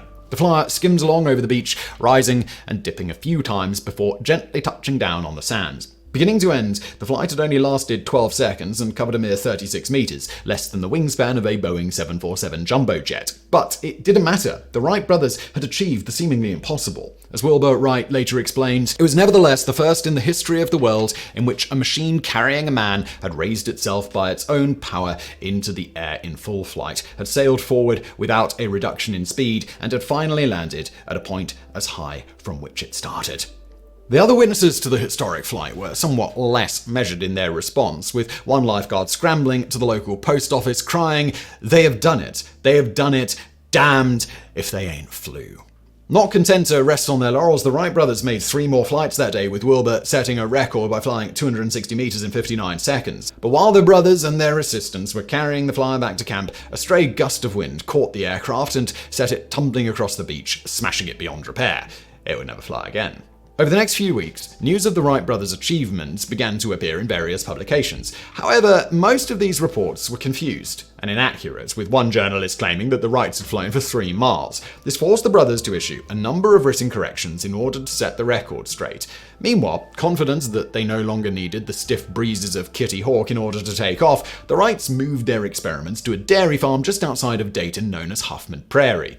Here, in mid-1904, they began testing an improved design they dubbed the Flyer 2. The aircraft featured a more powerful 15-horsepower engine and wings with a shallower camber, which the Wrights hoped would reduce drag. Large crowds of reporters and other witnesses gather for the first flight tests, but due to a lack of headwind and the reduced wing camber, which reduced overall lift, Flyer 2 failed to get off the ground and the disappointed onlookers returned home. As Wilbur later wrote, knowing that longer flights had been made with airships and not knowing any essential difference between airships and flying machines, they were but little interested. This suited the Wrights just fine, as they were now free to pursue their experiments in private. To get around the headwind problem, Charles Taylor developed a special catapult powered by falling weights. Using this device, the Wrights finally coaxed Flyer 2 into the air and began achieving flights of ever greater duration. On September the 20th, 1904, Flyer 2 remained airborne for 1 minute and 35 seconds, traveling 1.2 kilometers and becoming the first heavier-than-air craft to complete a full circle. This feat was witnessed by local beekeeper Amos Root, who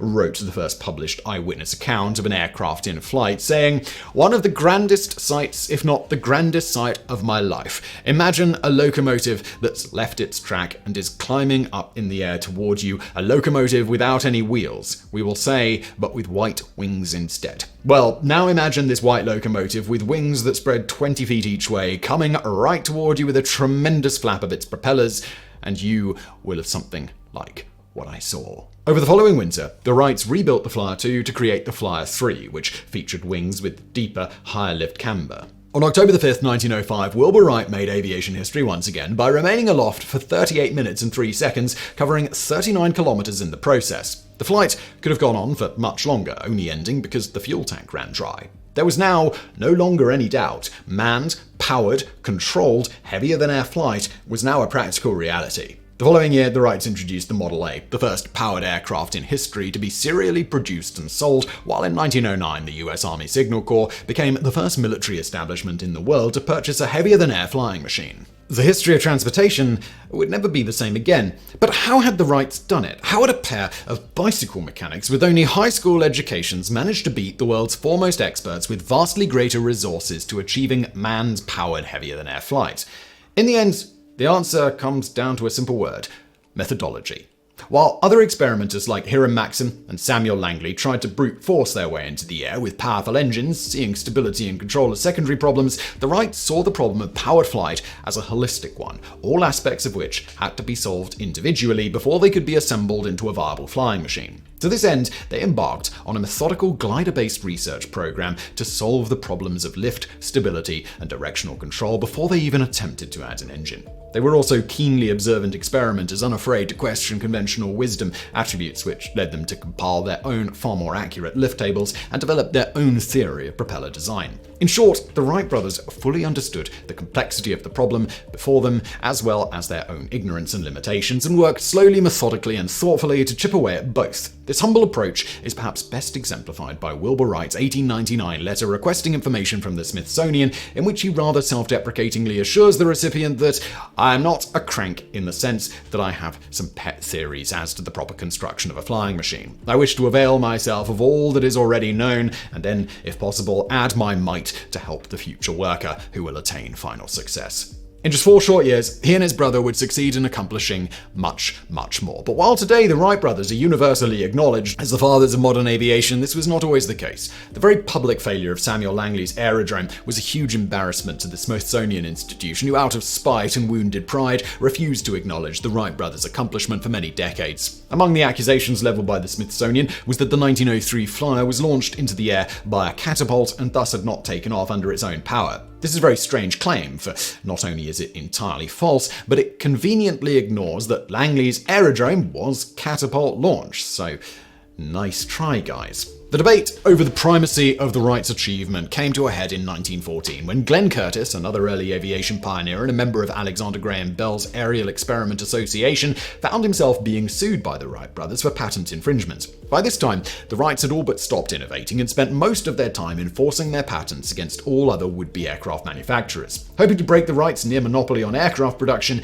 Curtiss decided to challenge the primacy of their patents by proving that Langley's aerodrome could actually have flown. To this end, he contacted Dr. Charles Walcott, who had succeeded Langley as Secretary of the Smithsonian following the latter's death in 1906. Walcott enthusiastically supported Curtiss's project and had all Langley's blueprints and the surviving remains of the 1903 aerodrome sent to his factory in Hammondsport, New York. Upon receiving these materials, Curtiss came to a shocking realization. The aerodrome was fundamentally flawed and could have never flown. But Curtiss was determined to defeat the Wrights and set about improving the design, strengthening the wings, and installing a more powerful engine.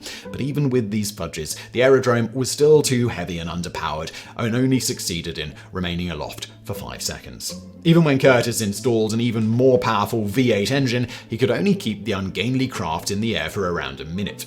Yet, despite the fact that the rebuilt machine barely resembled Langley's original design, the Smithsonian seized upon Curtiss's experiments and proudly displayed the aerodrome in the Arts and Industries building with the label, "The first man-carrying aeroplane in the history of the world capable of sustained free flight." In response, in 1925, Orville Wright threatened to send the 1903 Flyer to Kensington Science Museum in England unless the Smithsonian recanted, stating, "I believe my course in sending our Kitty Hawk machine to a foreign museum is the only way of correcting the history of the flying machine, which by false and misleading statements has been perverted by the Smithsonian Institution." The Smithsonian refused, and in 1928 Orville made good on his threat. This feud raged on for another 2 decades, and it was not until 1948, 45 years after the Wrights' historic flight, that the Smithsonian finally recognized the primacy of their achievement and placed the 1903 Flyer on permanent display at the newly created National Air and Space Museum, where it remains to this day. Helicopters don't fly, they just beat the air into submission. And helicopters aren't aircraft, they're just 10,000 parts flying in close formation. These are just two of the many tongue-in-cheek sayings which have been levelled at rotorcraft. Yet, despite their often ungainly and precarious appearance, it cannot be denied that helicopters are remarkable pieces of engineering, capable of taking off and landing almost anywhere, hovering perfectly still in midair, and manoeuvring in any direction with incredible precision. These unique abilities have made helicopters indispensable in dozens of fields, from search and rescue to construction, tourism, policing, journalism, and warfare. Unsurprisingly, this degree of sophistication and adaptability took considerable time and effort to achieve, with nearly 4 decades separating the first aeroplane flight and the first practical helicopter. But who was responsible for this technological breakthrough? Who were the Wright brothers of the helicopter? Well, one man is usually credited with making the helicopter a practical vehicle. Like most important technologies, rotorcraft are the product of dozens of different inventors making incremental developments over many decades. This is the story of how mankind achieved the dream of vertical flight. The fantasy of flying like an insect, hovering and moving freely in any direction, has long captured the human imagination. Possibly inspired by the twirling seeds of the maple tree, the ancient Chinese created helicopter-like toys called bamboo dragonflies, composed of 2 silk rotor blades fixed to a vertical bamboo shaft. A string was wrapped around the shaft and pulled sharply, sending the tiny craft sailing upwards. From China, these toys spread across the Eurasian continent, becoming very popular throughout Europe by the early 14th century. The first practical advancements in helicopter technology, however, would not be made until nearly 200 years later by none other than the quintessential Renaissance man himself, Leonardo da Vinci. In a notebook dating from the 1480s, Leonardo sketched a helicopter design which used an Archimedean screw made of stretched canvas to drive itself vertically into the air. According to Leonardo's notes, a scale model of the vehicle powered by clock springs successfully flew in his workshop, making it the first recorded helicopter to lift off using its own self-contained power source. After Leonardo, however, helicopter development stalled for another 300 years. Then in 1784, French naturalist Christian de Lannoy created a version of the classic bamboo dragonfly toy powered by a self-contained bowstring mechanism, which he demonstrated before the French Academy of Sciences in April of that year. Excited by his invention, Lannoy set out to build a full-scale version, only to realize he lacked an adequate power source. Indeed, this problem would continue to plague would-be helicopter designers for another 100 years. Steam engines, with their heavy fireboxes, boilers, and fuel, simply did not have a sufficient power-to-weight ratio to lift themselves off the ground. It would not be until the invention of the internal combustion engine that practical manned, powered flight, both horizontal and vertical, would at last become possible. But this did not stop a few enterprising inventors from trying to crack the problem anyway. In 1847, for example, English inventor W.H. Phillips constructed a model helicopter powered by steam vented out of nozzles at the tips of its twin contra-rotating aluminium rotor blades. This steam was supplied through a flexible pipe from a ground-based boiler fired by a mixture of charcoal, gypsum, and potassium nitrate or saltpeter. Author Michael Harrison describes what happened when the device was tested. Quote, "On the Salisbury Plain, when the inventor fed steam to the aerofoils, the helicopter rose so rapidly and with such velocity that it broke connection with the flexible pipe and took off in unassisted flight. It was never seen again." End quote. Though incapable of lifting both itself and its steam source off the ground, Phillips's helicopter was a remarkably prescient design, especially in its use of lightweight aluminium, at the time a very rare and expensive metal. It also addressed one of the key design problems inherent to helicopters, countering rotor torque. Thanks to Newton's third law, the torque of the rotors spinning in one direction causes the helicopter fuselage to spin in the opposite direction. Most modern helicopters counter this effect by using a small tail rotor, but some, like Phillips's design, use contra-rotating rotors which cancel each other's torque out. Rotor torque can also be eliminated by powering the rotors with tip jets rather than a central engine, a method that would be resurrected a century later in experimental helicopter designs like the Hiller Hornet and Fairey Rotodyne. Less than a decade later, in 1863, French inventor Viscount Gustave de Ponton de Amercourt built his own steam-powered vertical flying machine featuring a lightweight aluminium boiler and bronze pistons. But while de Amercourt's device, like all such designs, failed to lift itself off the ground, the inventor did make one long-lasting contribution. Combining the Greek words helikos or spiral and pteron or wing, he coined the word helicopter.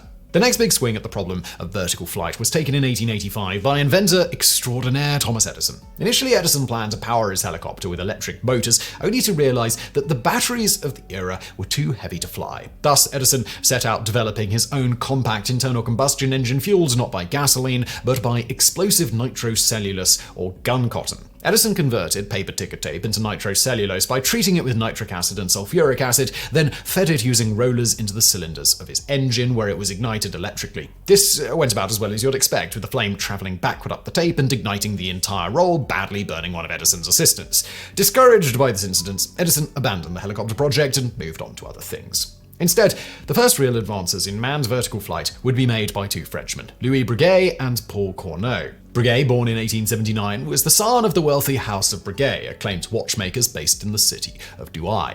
In 1903, Breguet graduated from the École Supérieure de l'Électricité, France's top engineering school, and 2 years later became chief engineer in charge of motor services at Maison Breguet, in charge of manufacturing electric motors.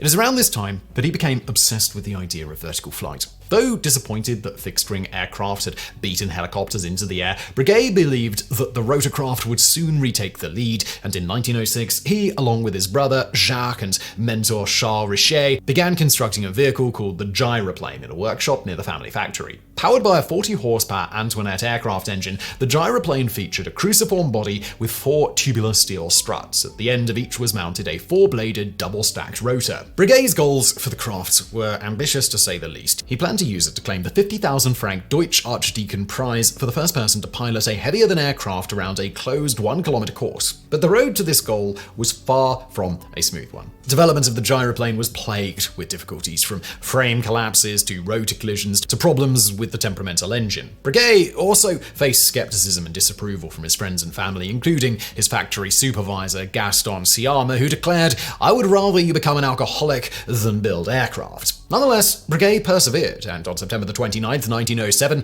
the gyroplane was wheeled out of the workshop for its first flight test. A young engineer named M. Vollemard was selected to pilot the craft, largely because he weighed only 68 kilograms. As 4 men held tethers connected to each of the 4 booms, Vollemard climbed into the center of the craft and throttled up the engines, the 32 rotors spinning up into a whirling, roaring blur. Gently, the aircraft rose a meter into the air, hovering there for a minute before settling back to the ground. It was the first time in history that a self-powered rotorcraft flew with a person on board. Elated, Breguet continued his experiments with later models of the gyroplane reaching altitudes of up to 10 meters. However, by this time, the Deutsch Archdeacon Prize had already been won by pilot Henri Farman, flying a fixed-wing biplane. Furthermore, while Breguet's helicopter could rise into the air, it could do little else. It lacked any sort of control system, allowing the pilot to direct its flight. This was a major engineering challenge that would plague helicopter designers for decades to come.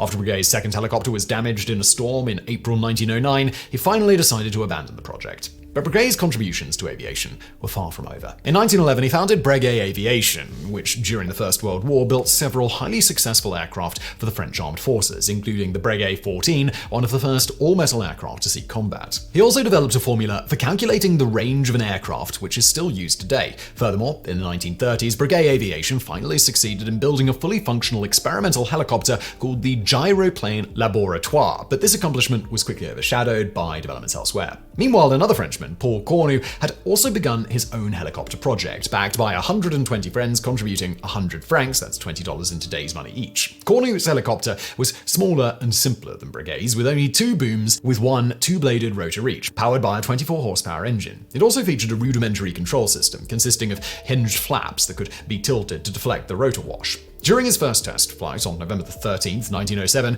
Cournot rose to a height of 1.5 meters. Trying to steady the craft, Cournot's brother grabbed the metal frame, only to be lifted into the air itself. The test thus marked not only the first untethered helicopter flight, but also the first 2-man helicopter flight. Over the next few years, Cournot made over 300 more flight attempts, all of them tethered, but unfortunately his crude control system proved totally inadequate and his research advanced no further. He eventually ran out of money and was forced to return to his regular occupation, manufacturing bicycles. Throughout the 1920s and 30s, a great many inventors experimented with vertical flight, including Etienne Omichen and Paul Paratus Pescara in France, Jacob Elhammer in Denmark, Emil Berliner, A.E. Hunt and George de Balzat in the United States, and brothers Nicholas Doug and Theodore Frobe in Canada. However, most of these craft were underpowered or lacked an effective directional control system, making them impractical as flying machines. Perhaps the most promising of these early designs was the Petrosky-Kármán-Zúrovec PKZ-2, designed in 1918 by Austro-Hungarian inventors Wilhelm Zúrovec, Theodor von Kármán, and Stefan Petrosky. Unlike other contemporary helicopters, the PKZ-1 was designed to be flown tethered, being intended as a safer replacement for increasingly vulnerable hydrogen-filled observational balloons. Built around a light tubular metal tripod frame, the craft was powered by three 100-horsepower Gnome rotary engines, which drove a pair of contra-rotating rotors mounted above the frame. The pilot/observer, meanwhile, flew in a basket-like cockpit mounted atop the rotors. On the ground, the craft was supported by four inflatable air cushions, supplied with air via a pump mounted to the engines, while in flight it was steadied by cables attached to each tripod arm and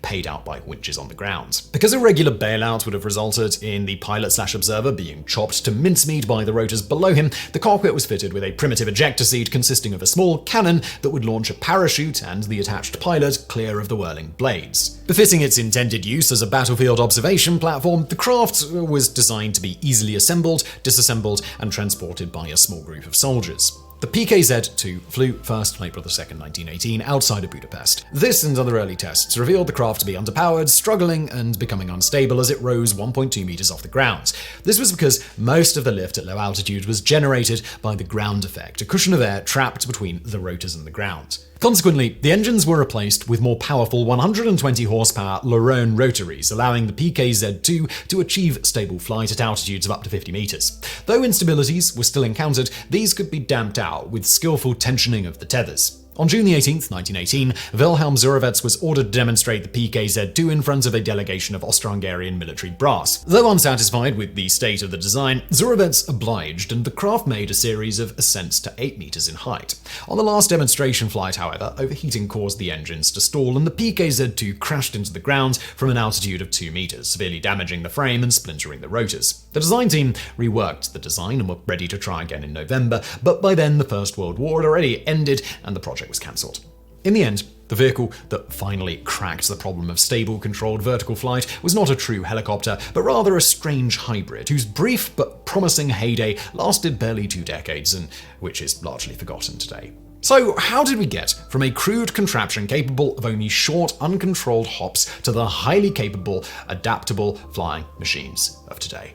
As described, before a truly modern helicopter could be built, a number of basic technical problems had first to be overcome. And the man who would finally solve these problems and unlock the secrets of vertical flight was a brilliant and determined Spaniard named Juan de la Cierva. Born on September 21st, 1895, to a wealthy aristocratic family, Cierva became obsessed with aviation at the age of 8 when he first heard the news of the Wright Brothers pioneering flight. In 1910, at the age of 15, he built his own man-carrying glider, which he and his friends piloted on short flights down the side of a hill.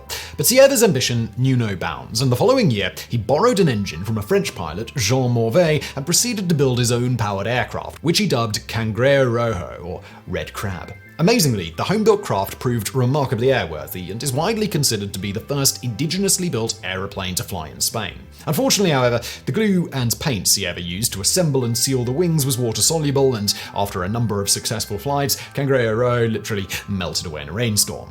After completing a 6-year course in civil engineering, in 1919, Cierva returned to the world of aviation. Using 150,000 pesetas collected from various investors, he built a prototype tri-motor military bomber in the hopes of winning a 30,000 peseta prize and production contracts from the Spanish government. While the prototype performed well, on its second flight, the Air Force test pilot, Julio Rios Arguesa, accidentally stalled and crashed the aircraft. Following this failed venture, Cierva briefly abandoned aviation, marrying and following his father into the civil service. But the crash of his prototype bomber was never far from his mind. Convinced that the aircraft was sound and that the crash was due to pilot error, he began to wonder whether a safer aircraft could be built, one that could safely descend and land from any altitude. After experimenting with a number of toy helicopters, Cierva had a brainwave. If he replaced the wings on a regular aircraft with a rotor, the air moving over the rotor would cause the rotor to spin and generate lift, a phenomenon known as autogyration. If such an aircraft suddenly lost engine power, the lift from the autogyrating rotor would allow it to safely descend and land regardless of altitude. In 1920, Cierva filed a patent for this strange hybrid craft, which he dubbed the autogyro. Cierva's first prototype, the C-1, was ready for flight trials by October 1920. During the design process, Sierra realized that due to the airflow over the aircraft, the forward-moving rotor would generate more lift than the rearward-moving one, creating a sideways rolling force. To compensate for this, he fitted C1 with 2 rotors spinning in opposite directions, balancing out the lift. The first test flight took place just outside of Madrid, with Lieutenant Gomez Acebo, Sierra's brother-in-law, at the controls.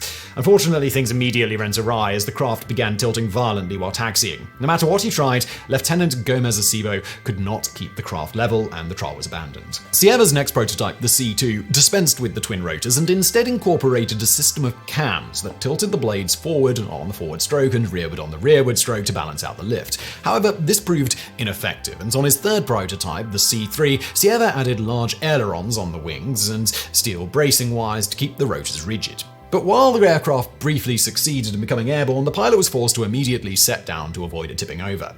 These results puzzled and frustrated Sierra, for while scale models of the autogyro flew perfectly well, the design somehow stopped working when scaled up. But why? It was reportedly while watching a performance of the opera Ada that Sierra suddenly realized the rotors on the models made of thin wood or rattan were flexible, allowing them to flap and automatically adjust their lift as they spun around. Armed with this insight, Sierra fitted the rotors of his next prototype, the C4, with hinges. This simple fix immediately solved the problem, and on January 17, 1923, C4 lifted into the air with Army Lieutenant Alejandro Gomez Spencer at the controls and made a short but successful flight, the first for a fully controllable rotorcraft around Getafe Air Base. Encouraged by the success, Sierra continued to refine the design, and in 1924 produced the C6 based on the airframe of an Avro 504 biplane. Unlike in a modern helicopter, the rotor was not controllable and only provided lift, with directional control being achieved with a conventional tailplane and ailerons mounted on stubby wings. On December 12, 1924, the C6 achieved another milestone for autogyros when it flew between Cuatro Vientos airfield outside of Madrid and the town of Getafe, a distance of 10.5 kilometers. This flight attracted the attention of the British Air Ministry, who in the summer of 1925 offered to buy 2 examples. However, they first had to be convinced that the autogyro was truly more versatile than conventional aircraft types. Up until this point, Sierra's test pilots had been relatively conservative in their handling of this newfangled aircraft. In order to push the autogyro to its limits and show the British what it could do, Sierra needed a truly exceptional pilot. And he found one in Frank Courtney of the British de Havilland Company, whose skills were so legendary that he was nicknamed the man with the magic hands. Initially, Courtney was skeptical of the strange new craft whose rotor had to be started before takeoff via the crude experience of winding a rope around the blade tips. But after a bit of practice, he soon came to appreciate the unique capabilities of the autogyro, including the ability to land near vertically on a designated spot with almost no roll forward. In October 1925, Courtney put Sierra's creation through its paces before a panel of Air Ministry delegates. But while the autogyro breezed through all the ministry's requirements with ease, during the final unpowered auto-gyrating descent from 1,000 feet, Courtney realized he was falling too fast and struck the ground with such a force that it left him to, quote, "as though the world's biggest elephant had given me a swift kick in the behind." Thankfully, much of the impact was absorbed by the collapsing landing gear, leaving Courtney with only minor bruises. Even better, the Air Ministry considered the test a success and purchased 2 autogyros. Soon after, Sierra moved his operations to England, where he built a factory that produced around 90 of them. Far more were built under license abroad, including in Germany, Russia, France, and the United States. 240 were built in Japan alone, the most of any country.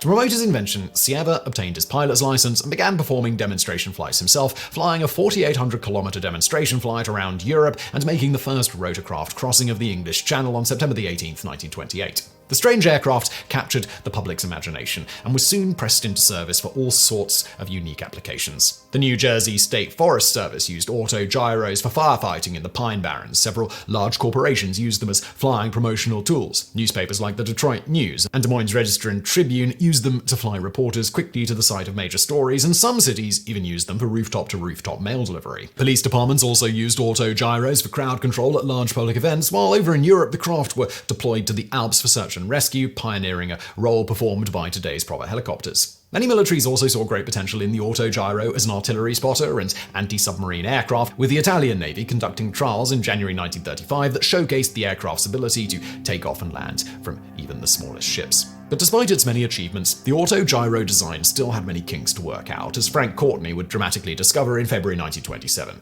4 months earlier, in Berlin, Courtney had landed after a demonstration flight, only to find his autogyro's rotor blades dangerously twisted. He suggested that the blades be fitted with vertical hinges to allow them to pivot forward and backwards, but Sierra wouldn't hear of it. Insisting that the blades had been damaged in shipping, he ordered them replaced and the test flights to carry on as planned. 4 months later, however, while flying over Hamble, England, Courtney suddenly heard a disconnecting groan and crack as 2 of his aircraft's rotors suddenly snapped off, sending him plummeting to the ground. The impact left him with a concussion and broken ribs, but miraculously he survived. However, he refused to work for Sierra ever again. In the wake of this incident, Sierra took Courtney's advice and fitted subsequent autogyros with vertical hinges. Other innovations soon followed. Realizing that the rope-based rotor startup system was inefficient and cumbersome, Sierra first tried fitting his autogyros with angled tail fins to deflect the propeller's airflow into the rotor. When this failed, he then tried connecting the engine to the rotor using a clutch, allowing the pilot to spin up the rotor directly just before takeoff. This was much more successful and became the standard startup system on all subsequent autogyros. However, the most important development in autogyro technology was not made by Sierra, but by a pair of German inventors, Walter Riesler and Walter Kreisler.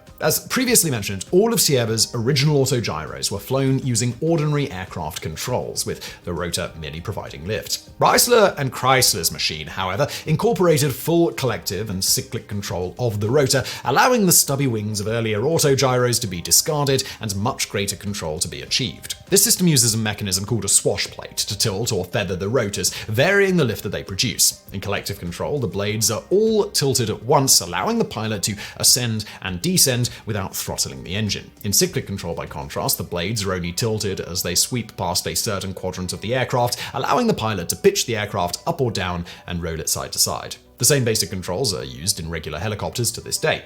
In 1931, E. Burke Wilford purchased Riesler and Kreisler's patent and brought it to the United States, where it was built by the Pennsylvania Aircraft Company as the Wilford WRK, the first commercial autogyro with fully controllable rotors. This system was later incorporated into Sierra autogyros, allowing them to make near-vertical jump takeoffs like a real helicopter.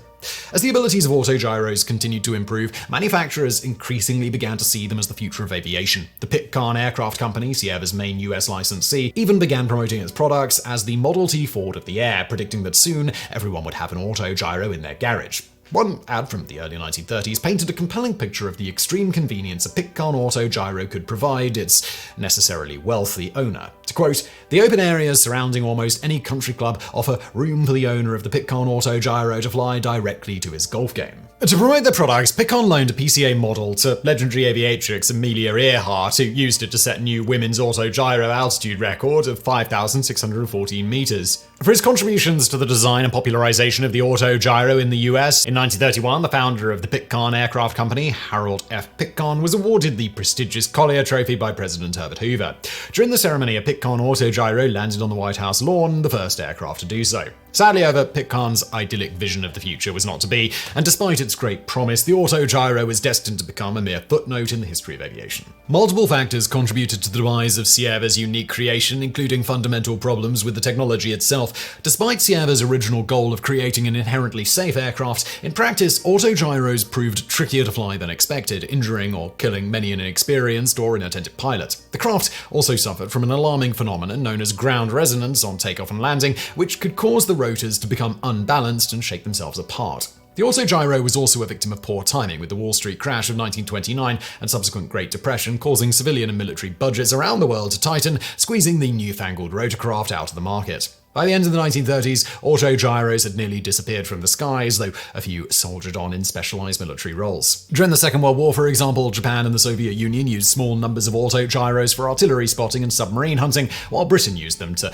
calibrate the chain home radar system that helped save the nation during the 1940 Battle of Britain. An unpowered gyro glider or rotorkite called the Foch Achilles FA-330 was also developed by the Germans for towing behind a surfaced U-boat, allowing the crew to more easily spot approaching enemy ships. Today, autogyros are used almost exclusively as recreational aircraft, with most being modeled on the 1950s designs of Dr. Igor Benson, with light tubular frames, open cockpits, and rear-mounted pusher propellers. Indeed, in the post-war era, these craft were considered exotic enough that a heavily armed version, dubbed Little Nelly, was prominently featured in the 1967 James Bond film You Only Live Twice. As for the visionary creator of the autogyro, Juan de la Cierva, he tragically died on December 9, 1936, when his KLM flight crashed on takeoff from Croydon Airport outside of London. Yet while the autogyro did not revolutionize aviation, as he had hoped, the many technical problems overcome during its creation certainly did. As we shall shortly see, when less than a year before Cierva's death, one of the earliest pioneers of helicopter research returned to tackle the challenge anew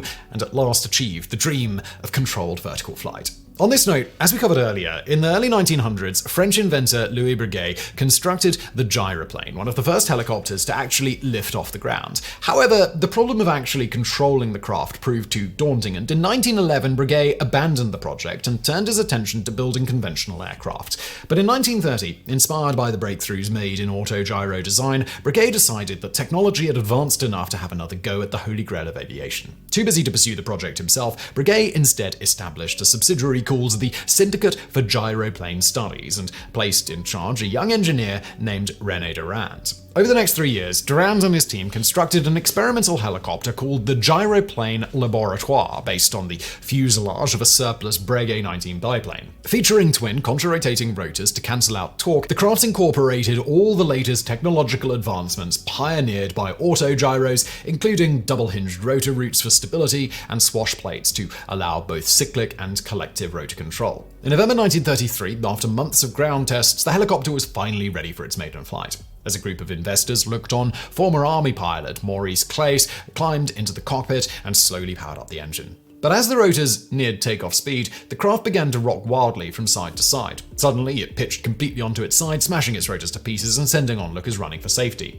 While Claes managed to escape without injury, the helicopter was badly damaged. Undeterred, Durand repaired the craft, and on June 26, 1935, the Gyroplane Laboratoire made its first successful flight, flying at speeds of 50 km per hour under nearly complete control. It was the first untethered, fully controlled helicopter flight in history. The pioneering flight attracted the attention of the French Air Ministry, who agreed to underwrite further flight trials and award Breguet a $1 million bonus if the helicopter could meet a set of stringent performance requirements, such as flying around a set course, banking within a 100-meter wide corridor, flying non-stop for over an hour, and achieving a speed of 100 km per hour.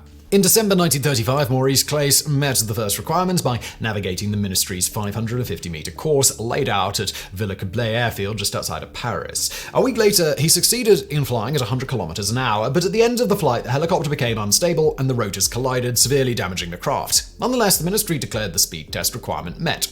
Over the following year, Claes would smash a number of helicopter records, reaching an altitude of 158 meters, staying aloft for 1 hour and 2 minutes, and hovering in place for 10 minutes straight. But while these feats satisfied all the Air Ministry's performance requirements and earned Breguet his $1 million bonus, his helicopter was far from production ready. On his record-breaking endurance flight, Claes reported that the craft shook me like a bag of walnuts. Sadly, Breguet would never get to refine the design, for the looming World War forced him to focus his efforts on producing bombers for the French Air Force. The honor of producing the world's first practical production helicopters would instead pass on to France's mortal enemy, Germany.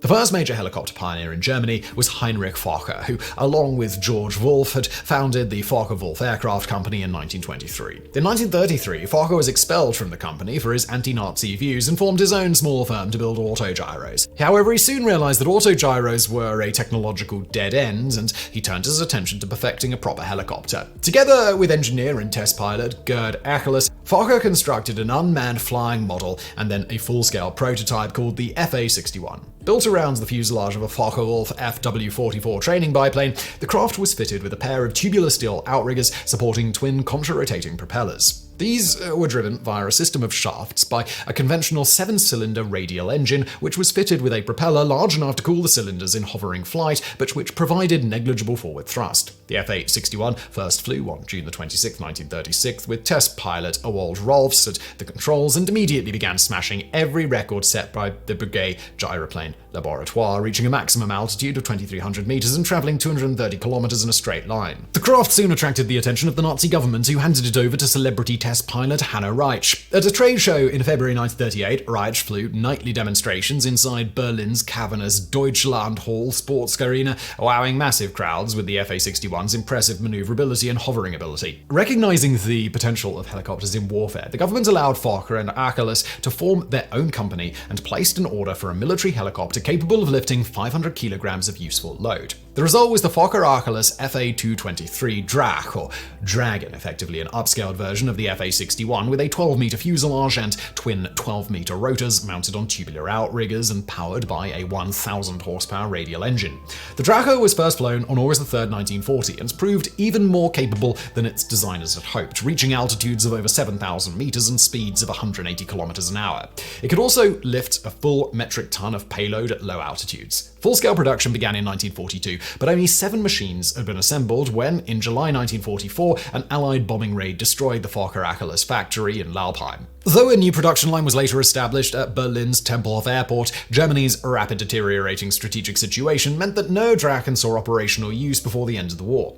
However, on September 6, 1945, former Luftwaffe pilot Helmut Gerstenhauer flew a British-captured example from Cherbourg, France to RAF Bülow in England, making the world's first helicopter flight across the English Channel. At around the same time, Fokker and Arculus were awarded the contract for the Drache, another German engineer, Anton Flettner, was developing another, even more advanced helicopter. Like the Drache, Flettner's helicopter used twin rotors to cancel out torque. However, to save space and weight, he placed their shafts close together on the fuselage and designed a complex gearbox to allow the rotors to intermesh without colliding. In 1937, Flettner was awarded a contract by the Kriegsmarine to produce 30 examples for use as fleet reconnaissance and light transport craft. The helicopter, known as the Fi-282 Colibri or Hummingbird, first flew in 1941 and proved to be an extremely capable aircraft, capable of reaching speeds of 144 kilometers an hour and altitudes of 4,000 meters and carrying 400 kilograms of useful load. It was also extremely agile, both in hover and level flight. In one trial, Luftwaffe fighter aircraft attempted to intercept the Colibri, but the nimble helicopter proved nearly impossible to catch. In another, it successfully took off and landed from the gun turret of a Kriegsmarine cruiser in heavy seas,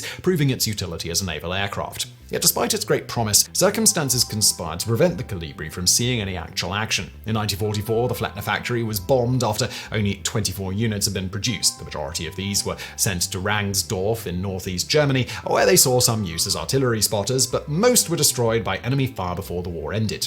And so, the honor of being the first nation to deploy a helicopter in combat would go not to the French or the Germans, but rather to the Americans, thanks to an eccentric and tenacious Russian immigrant whose name has become synonymous with rotary wing flight. Igor Ivanovich Sikorsky was born into a wealthy family in Kiev, Ukraine, in what was then the Russian Empire. From an early age, Sikorsky was fascinated by mechanical devices and flight, and by his teenage years had constructed numerous rubber band-powered flying model aircraft, a propeller-powered sled, and a prototype helicopter. While the helicopter was plagued by vibration and too underpowered to lift itself off the ground, Sikorsky would remain obsessed with cracking the secrets of vertical flight for the rest of his life. By the time the First World War broke out in 1914, Sikorsky was Russia's premier aircraft designer and manufacturer, producing some of the largest and most advanced designs in the world, including the massive Ruski Vityaz airliner, the world's first successful 4-engined craft, and its military variant, the Ilya Muromets heavy bomber. But after the 1917 revolution, Sikorsky, whose family had close ties to the deposed royal family, was forced to flee Russia to avoid Bolshevik persecution. He moved first to France and then to the United States, arriving in New York City on March 30th, 1919. A strong believer in free enterprise, he said of his adopted nation, "I found what I had hoped for, a dynamic, forceful, progressive country."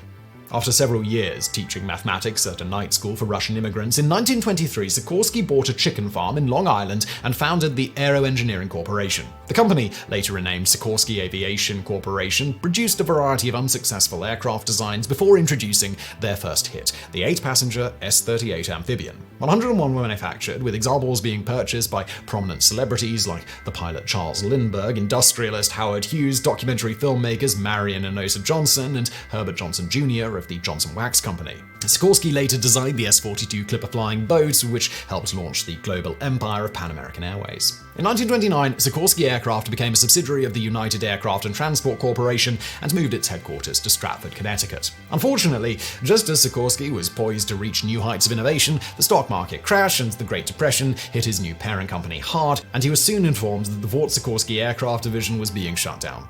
But there was still a ray of hope, for the company told Sikorsky that they would fund any personal research project that he wanted to undertake, provided it was not too expensive. Sikorsky immediately decided to work on helicopters and asked to be allowed to retain his engineering team. In 1931, Sikorsky filed a patent for the simplest possible design for a helicopter, one with only a single rotor mounted to the fuselage. To counter rotor torque, the craft was fitted with a small, vertically mounted rotor on the end of its tail. Shortly thereafter, Sikorsky built a test stand powered by a motorcycle engine to test different rotor designs, and soon began constructing a full-scale flying prototype, which he dubbed the VS-300. 8 meters long and powered by a 75 horsepower engine, it was built on an open tubular frame so that repairs and modifications could be easily performed. While Sikorsky initially planned to achieve full directional control by varying the angle of the rotors, that is, via cyclic control, this proved difficult to perfect, so instead he mounted a pair of smaller horizontal rotors to short outriggers. By powering these up separately or together, he could make the helicopter fly forwards,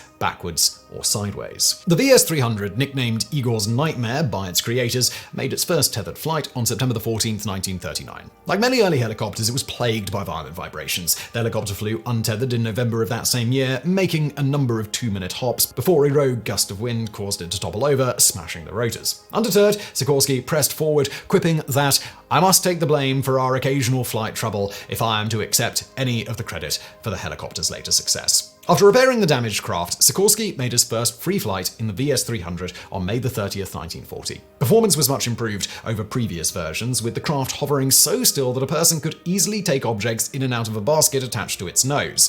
But there was one tiny problem. While the VS-300 could easily fly backwards, sideways, up and down, the one direction that it couldn't fly was straight forward. This was because the downdraft from the main rotors would deflect off the ground and interact with the outrigger rotors, causing severe vibrations. It was a major shortcoming, but one Sikorsky was certain he would eventually overcome.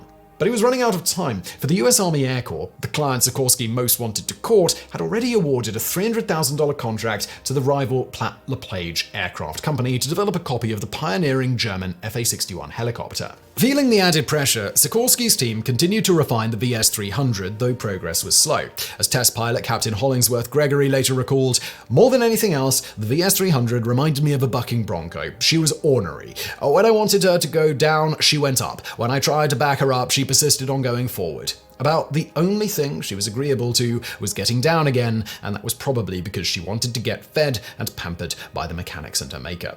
But the ungainly craft's performance was steadily improving. On May 6, 1941, the VS-300 set a new hover endurance record, beating the FA-61's 1937 record by a full 12 minutes. And in June of that year, Sikorsky finally decided to ditch the inefficient and troublesome outrigger rotors and mount the anti-forged tail rotor on a short pylon, returning the VS-300 to the simple, elegant configuration he had detailed in his original patent. The results were extraordinary. Suddenly, the VS-300 became the machine Sikorsky had always dreamed about, able to hover smoothly and fly nimbly in any direction, even forward. To quote, "I had never been in a machine that was as pleasant to flight as this light helicopter was, with a completely open cockpit. It was like a dream to feel the machine lift you up gently in the air, float smoothly over one spot, move up or down, and move not only forward or backward, but in any direction." Such was the improvement in performance that the Army Air Corps, despite having invested heavily in the Platt-LePage design, switched its support to Sikorsky and awarded him a contract to produce helicopters for military use.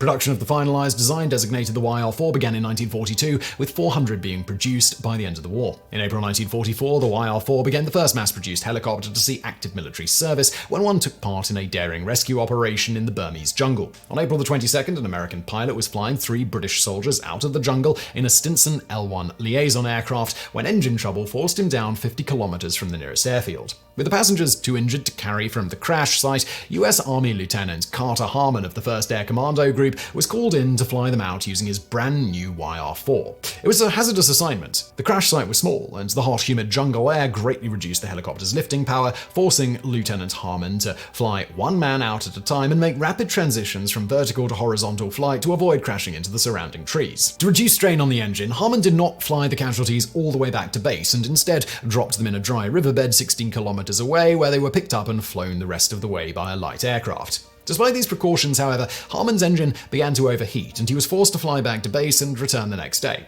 Nonetheless, all 4 men were successfully recovered, bringing a close to history's first helicopter combat rescue. Of the helicopter's combat debut, Colonel Philip G. Cochran, commanding officer of the 1st Air Commando Group, would note, "Today, the egg beater went into action, and the damn thing acted like it had good sense."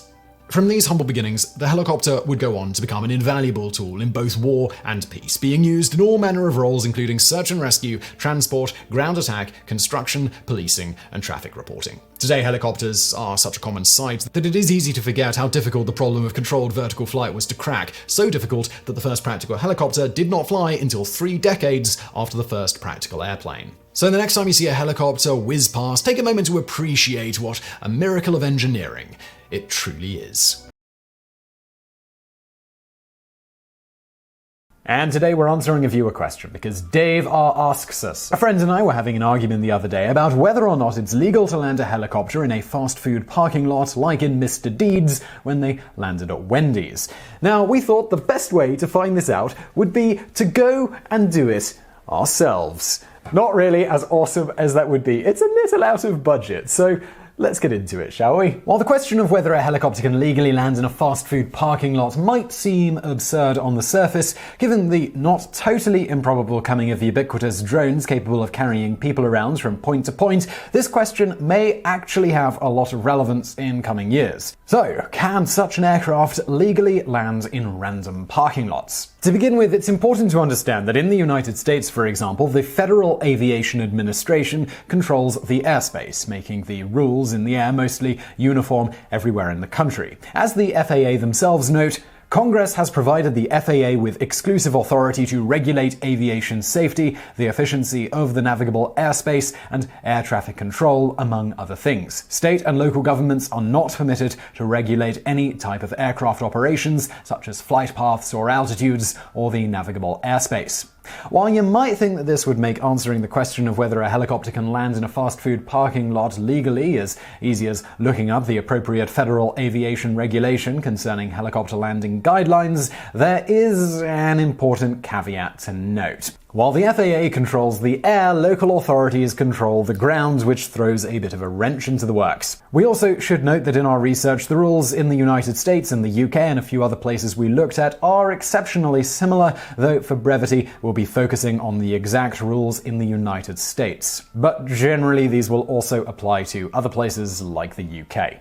With those caveats out of the way, to start, if a helicopter pilot is in an emergency situation and a fast food restaurant parking lot is their best option for a landing, they absolutely can land in such a private parking lot in most cases with little fear of reprisal. In fact, in the United States, if you're experiencing an emergency in any aircraft, whether you officially declare it or not, usually via a mayday call or even simply saying I'm declaring an emergency on the radio, the Federal Aviation Administration fully allows you to throw most of the rules that they have out of the window at your discretion, with similar exemptions put forth across the pond. This is literally explicitly stated in the Federal Aviation Regulations in various sections, including most notably in the General Operating and Flight Rules section, Part 91.3b, where it states, "In an in-flight emergency requiring immediate action, the pilot in command may deviate from any rule of this part to the extent required to meet that emergency." And funnily enough, the FAA is actually pretty vague about what constitutes an emergency here, stating it is simply a distress or an urgency situation. So technically, if you just really need to pee and you want to land to use the restaurant's bathroom, that can certainly constitute an urgent situation in which you are in some level of distress. Of course, follow this bad advice at your own risk, as any pilot can be asked to justify any rule breaking in cases like this. The FAA does allow its investigators to be extremely lenient about any such rule breaking during an emergency, even if the pilot's stupidity has caused the original problem. This is to encourage pilots to not wait until things are dire to declare an emergency, as many people die every year who might have lived had they been less hesitant to say the words "I'm declaring an emergency" until it was too late for anyone on the ground to help them. If you want to learn more about all of that, definitely check out the Air Safety Institute's excellent YouTube channel for many examples of this. However, with all of that said, we're guessing the FAA and local authorities might not look kindly on declaring an emergency because of your dire need for a chicken sandwich and some fries. Moving on from this type of emergency, it's also noteworthy that air ambulances, besides being infinitely cooler than their ground-bound brethren, are also usually given wide leeway to land pretty much wherever they please if the given emergency they are responding to requires such action. There are some exceptions to this, however, where in some regions they may be required to notify local authorities before making such a landing. But if someone at a McDonald's, say, had a heart attack and required airlifting for some reason, these helicopters are allowed to land at said McDonald's without needing any permission in most cases. So this all brings us to the more normal non-emergency situations. So can you land a helicopter in a fast food parking lot in that case? To begin with, the pilot needs sufficient space to land, with the general rule being about 2 tennis courts worth of reasonably flat and empty grounds, though this varies somewhat depending on the model of helicopter. It is also important to note that there are airspace rules that helicopters must adhere to, which, among other things, in the US and the UK mean maintaining at least 500 feet distance from people, a vehicle, or structure. Important to the topic at hand, though, there are a number of exceptions to this rule, including when landing or taking off. As it turns out, provided that the pilot has permission from the landowner and they aren't making an approach that violates any rules, they can theoretically land a helicopter anywhere there is sufficient space, even a fast food parking lot. For example, in 2014, a helicopter landed in a Salem, Oregon parking lot, reportedly so that the pilot and passenger could go and buy some fishing gear. The local police were called by a random concerned citizen, but didn't do anything about it, as no laws were believed to have been broken, nor did the police who arrived on the scene deem that anyone in the general public had been put in any danger because of this landing. It was later discovered, after the fact, that the pilot didn't have permission from the owner of the parking lot to land there. However, it does not appear even then that anything came of the landing other than the pilot successfully acquiring fishing gear in the most badass way possible. However, the pilot and the passenger did apparently draw the strong ire of one Molly Anderson, who didn't agree with the police's assessment that there was nothing dangerous about the landing. Anderson said, "What a couple of idiots and jerks. They could have easily distracted a driver and caused a major accident, or hurt and killed someone in the parking lot with the spinning blades." On that note, as one helicopter pilot advised of such landings, only land where you can secure the landing zone while the helicopter is running. I'll land in places where there may be people on the ground if I have a second person on board with me to get out and keep the landing zone clear of curious bystanders. But if I'm alone, I wouldn't even think of landing where someone might approach the helicopter while it's running. Do you really think it would be a good idea to land at your kid's soccer game? What if a bunch of those kids ran towards you from behind and ducked under the tail cone? Do I have to paint a bloody picture for you? Land at the edge of activity, or farther away if possible. I used to do rides at the Mojave County Fair. My landing zone was at the far end of the event beyond the carnival rides. There were many people at the event who didn't even know there was a helicopter around. I've also landed at remote restaurants far enough away that no one even heard me approach. And indeed, we found countless helicopter pilots noting that landing at or near restaurants isn't actually terribly uncommon. As another pilot stated, "I know of a couple of restaurants that love having a helicopter parked nearby. After all, this gets eyeballs looking at the restaurant and potentially ups their cachet in the eyes of the general public." There's even one pub and restaurant in Oxfordshire in England called the Mason's Arms that went so far as to include its own designated helipad to try and attract customers wanting to fly in on a helicopter. Looking beyond restaurants to events, yet another pilot stated, "I can't think of a single instance, not one, where a landowner or building owner refused me permission. A helicopter arriving significantly contributes to the pizzazz and profile of an event, and I know of times when a heli would do a few landings at an event and it resulted in hundreds more people showing up." That said, if pilots are interested in keeping their rather expensive to acquire licenses, they would be well advised to not only get written permission from the landowner where they're landing — technically written isn't required, but having that on hand helps if the authorities are called in — but also to check local ordinances like noise abatement rules, which are quite prevalent in some heavily populated regions. In another example, in California, it's absolutely forbidden outside of an emergency situation to land within 1,000 feet of a school without a permit, regardless of whether you have the permission of a nearby landowner or not. Thus, given the countless rules and regulations a given municipality, county, or state might have in place, stopping at just asking permission from a landowner probably isn't the best idea. While checking up on all of this is a bit of a pain, planning any flight to a new area should include a lot of these types of activities anyway. For example, a typical pre-flight should include checking the weather, extensive flight planning, pre-flight checks of the aircraft, etc. So if you'd like to land at a McDonald's with a suitably large and empty parking lot, you simply have to add a few more checkboxes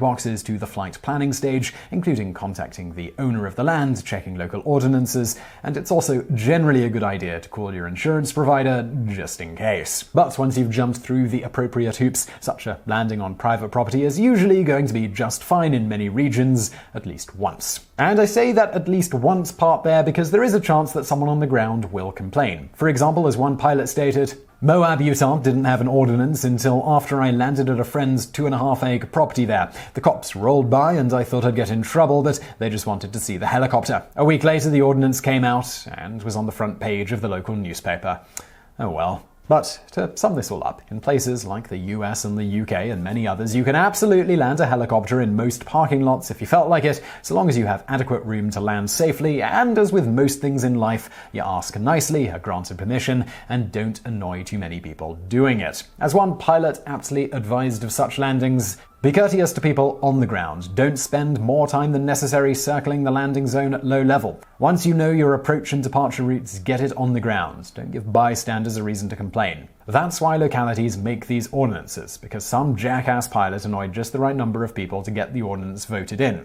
Also, if asked to leave, do so quickly and without argument. Be apologetic, be nice, don't be an arsehole. The rest of us are depending on you to act wisely so the FAA doesn't add a rule that prevents us from landing off airport. And now, how about a bonus fact? The preceding pretty well covered private property landings, but what about landing on random public property? In this case, it's almost universally a no-go unless you're experiencing an emergency or you can somehow get a permit. As with private property, a quick phone call to City Hall is usually a good idea. If nothing else, they can direct you to who you need to call to get final permission, if it's possible at all, for a given bit of public property. For example, in New Jersey, off-established helipad landings are technically prohibited everywhere, whether private or public property. But this can be worked around via simply applying for a permit, which generally takes about 1 month to process and costs about $10 per day for the duration of the time that you'd like a given location to be considered a temporary helipad. New Jersey is also one of the rare places where even emergency medical transport must notify the authorities before landing outside of an established helipad. If such permission were granted, there'd generally be no issue with landing a helicopter anywhere said permission could be acquired. However, as alluded to, on many public lands, getting such a permit is not always easy or even possible at all outside of helicopters in the service to the government or something like that. Steve Austin, astronaut. A man barely alive. Gentlemen, we can rebuild him. We have the technology. We have the capability to make the world's first bionic man. Steve Austin will be that man, better than he was before.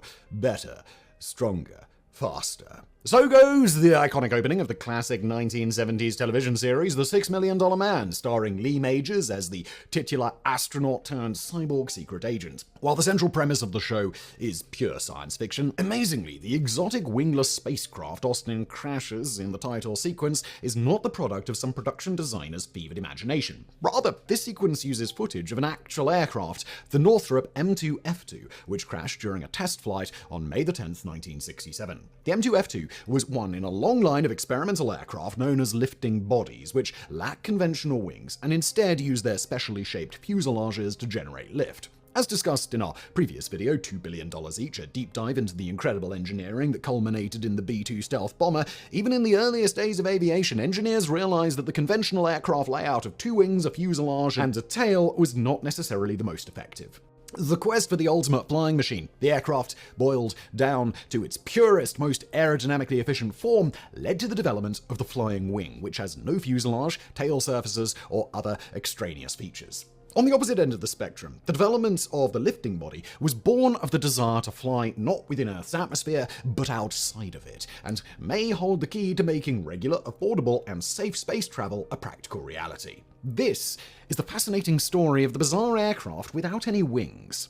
Now, story begins in early 1944 as Nazi Germany prepared to unleash a new generation of terrifying secret weapons upon the Allies. Known as Vergeltungswaffe, or vengeance weapons, these would allow Germany to strike back at the British Isles as revenge for the round-the-clock bombing raids which had devastated German cities over the past year. First of these, the Weissler Fi-103 or V-1, was a small, pilotless flying bomb, the ancestor of modern cruise missiles. Powered by a simple pulse jet engine and launched by a steam catapult from the site scattered around northern France, the V-1 was guided by simple autopilot towards its target, whereupon an automatic system would dive the missile into the ground to deliver its 1-ton high-explosive warhead. V-1 operations against London began on June 13, 1944, barely 2 weeks after the D-Day landings in Normandy. 9,521 would be launched, inflicting nearly 23,000 casualties before the Allied advance across Western Europe pushed the launch sites out of range, and for more on this, please do check out our previous video on A Wingtip and a Prayer, the insane way British pilots defeated Germany's secret weapon. The second V weapon was even more technologically advanced and terrifying. Known as the Aggregate 4 or simply the V2, this was the world's first operational ballistic missile. Fueled by a combination of alcohol and liquid oxygen, the V2 climbed to an altitude of 88 kilometers, touching the edge of outer space before descending onto its target at twice the speed of sound. Unlike the V1, which was a distinctive motorcycle-like sound and was eventually defeated by a combination of accurate anti-aircraft fire and high-speed fighter aircraft, the V2 approached silently and it was all but unstoppable. However, it was also far more complicated, unreliable, and expensive to manufacture, and its combat debut was delayed numerous times.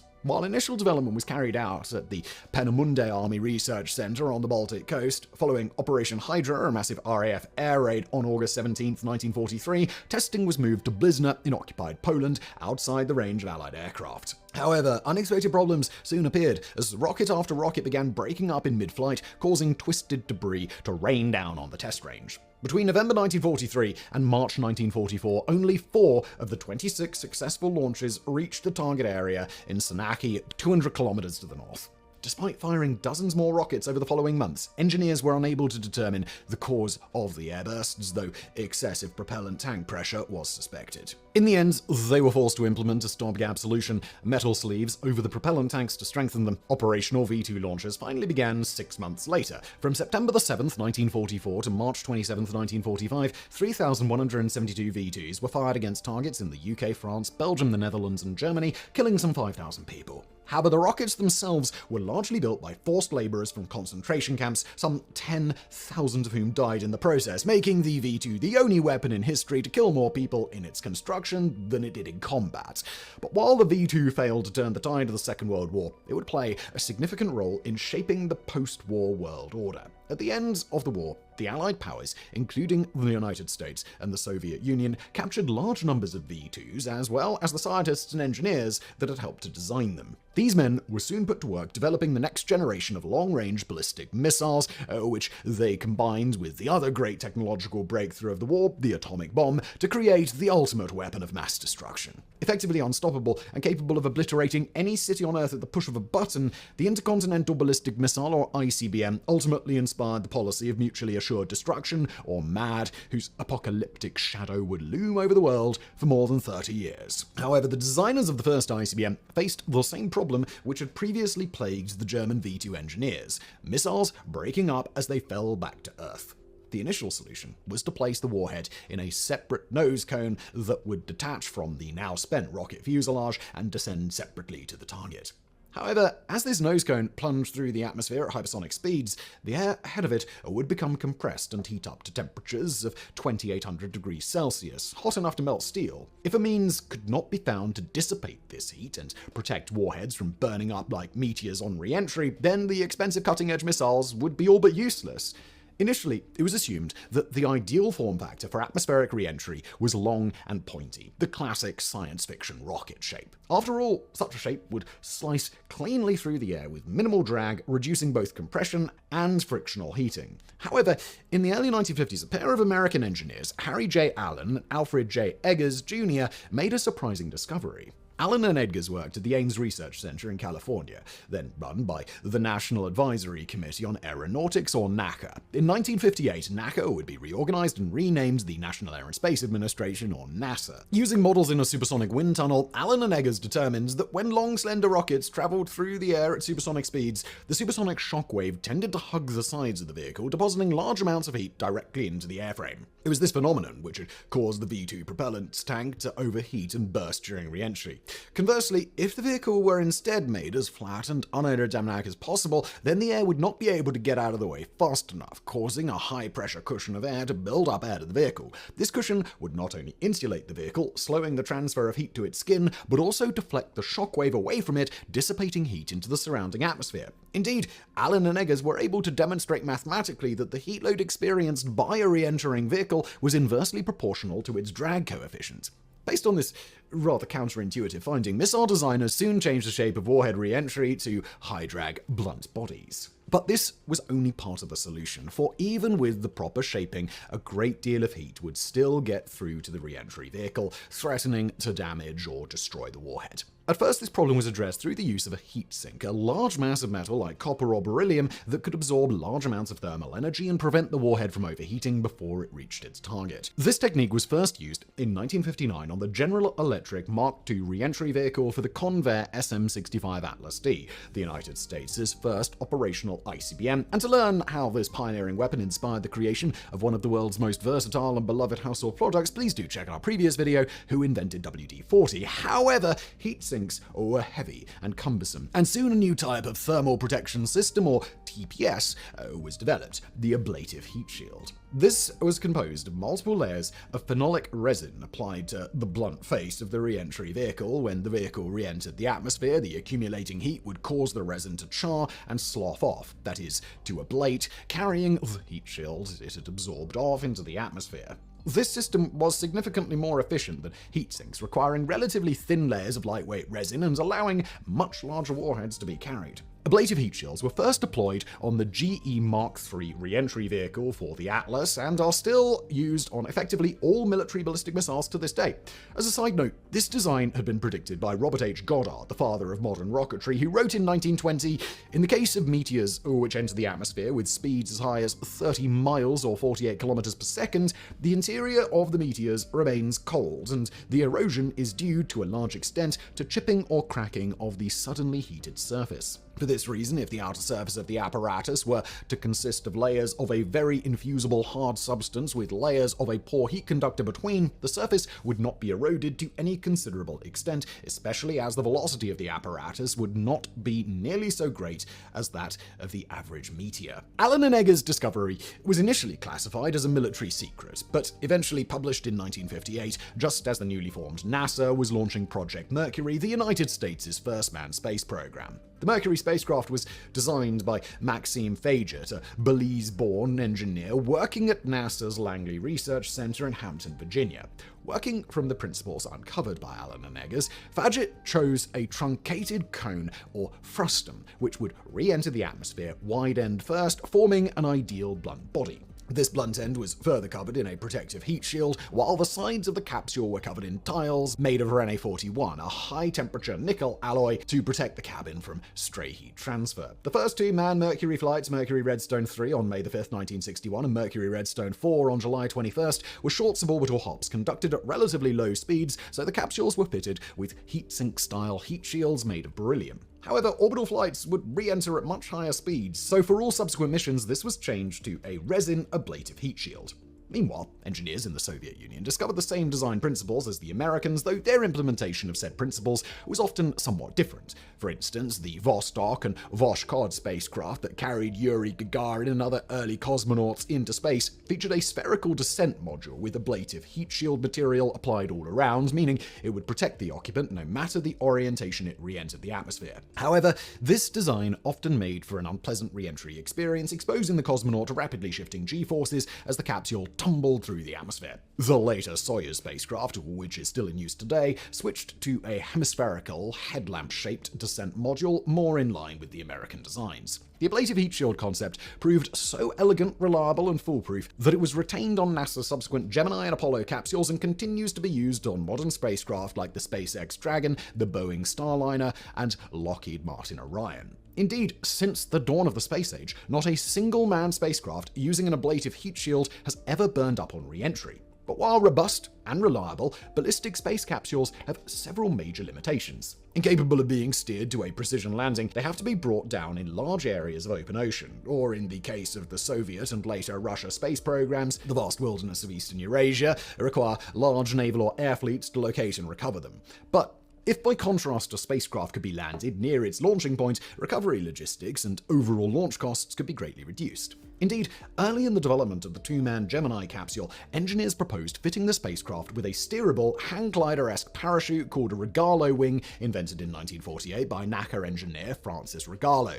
Controlled by cables linked to the astronauts' regular flight controls, the Regalo wing would allow the crew to pilot the spacecraft to a regular landing on a runway, touching down on a set of retractable metal skids. But while extensive gliding tests were performed using mock-up capsules, the system proved more difficult to perfect than anticipated, and in the interests of expediency, the concept was abandoned in 1964 in favor of a more conventional round parachute and ocean splashdown. The later Apollo spacecraft that carried American astronauts to the moon incorporated a degree of steering ability into its design. The conical shape of the capsule was carefully designed to produce a certain amount of lift during re-entry, allowing it to be flown by the crew. This was accomplished by concentrating most of the capsule's mass off to one side, offset from its aerodynamic center of pressure.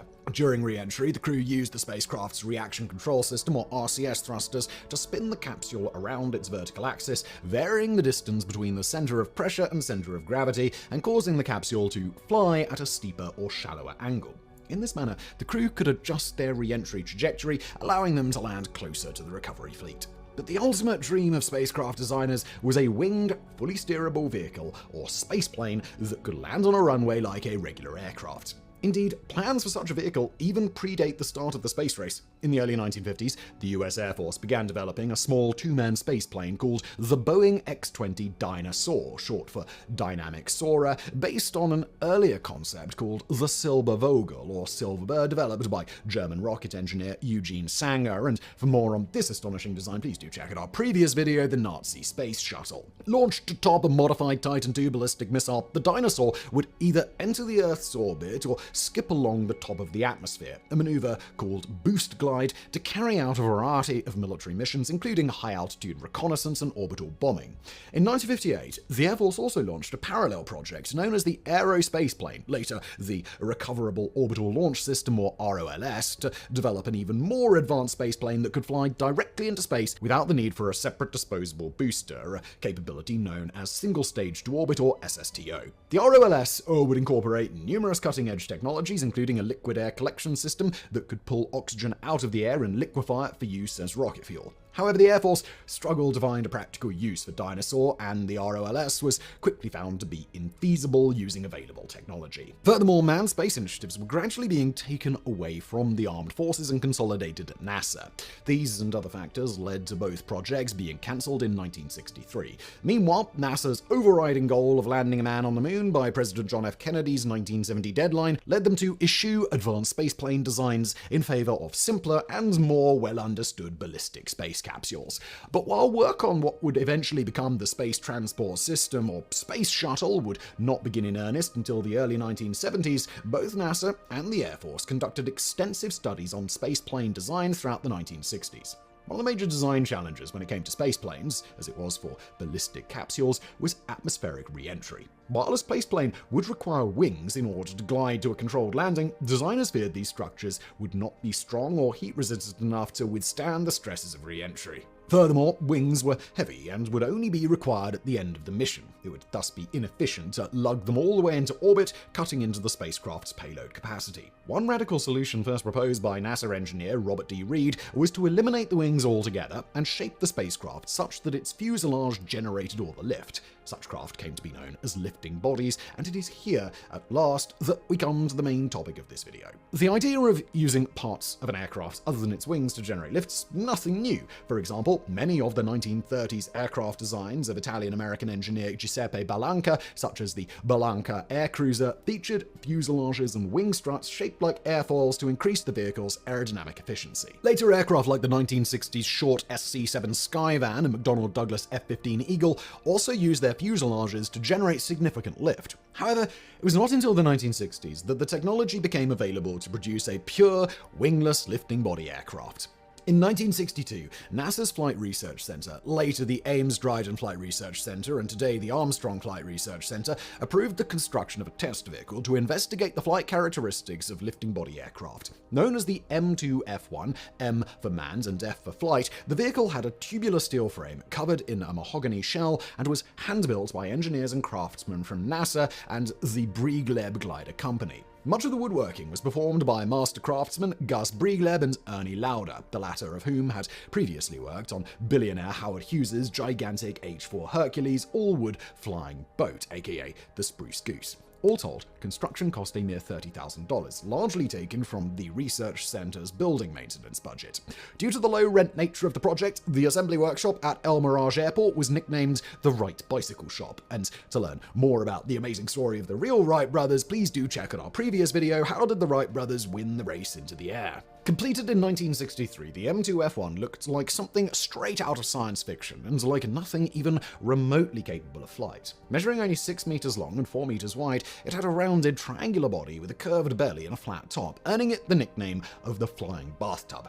2 small vertical fins with rudders on either side of the fuselage provided lateral control, while a set of horizontal elevons controlled the aircraft in pitch and roll. These were actuated manually using conventional pushrod controls, while the fixed landing gear was scavenged from a Cessna 150 light aircraft.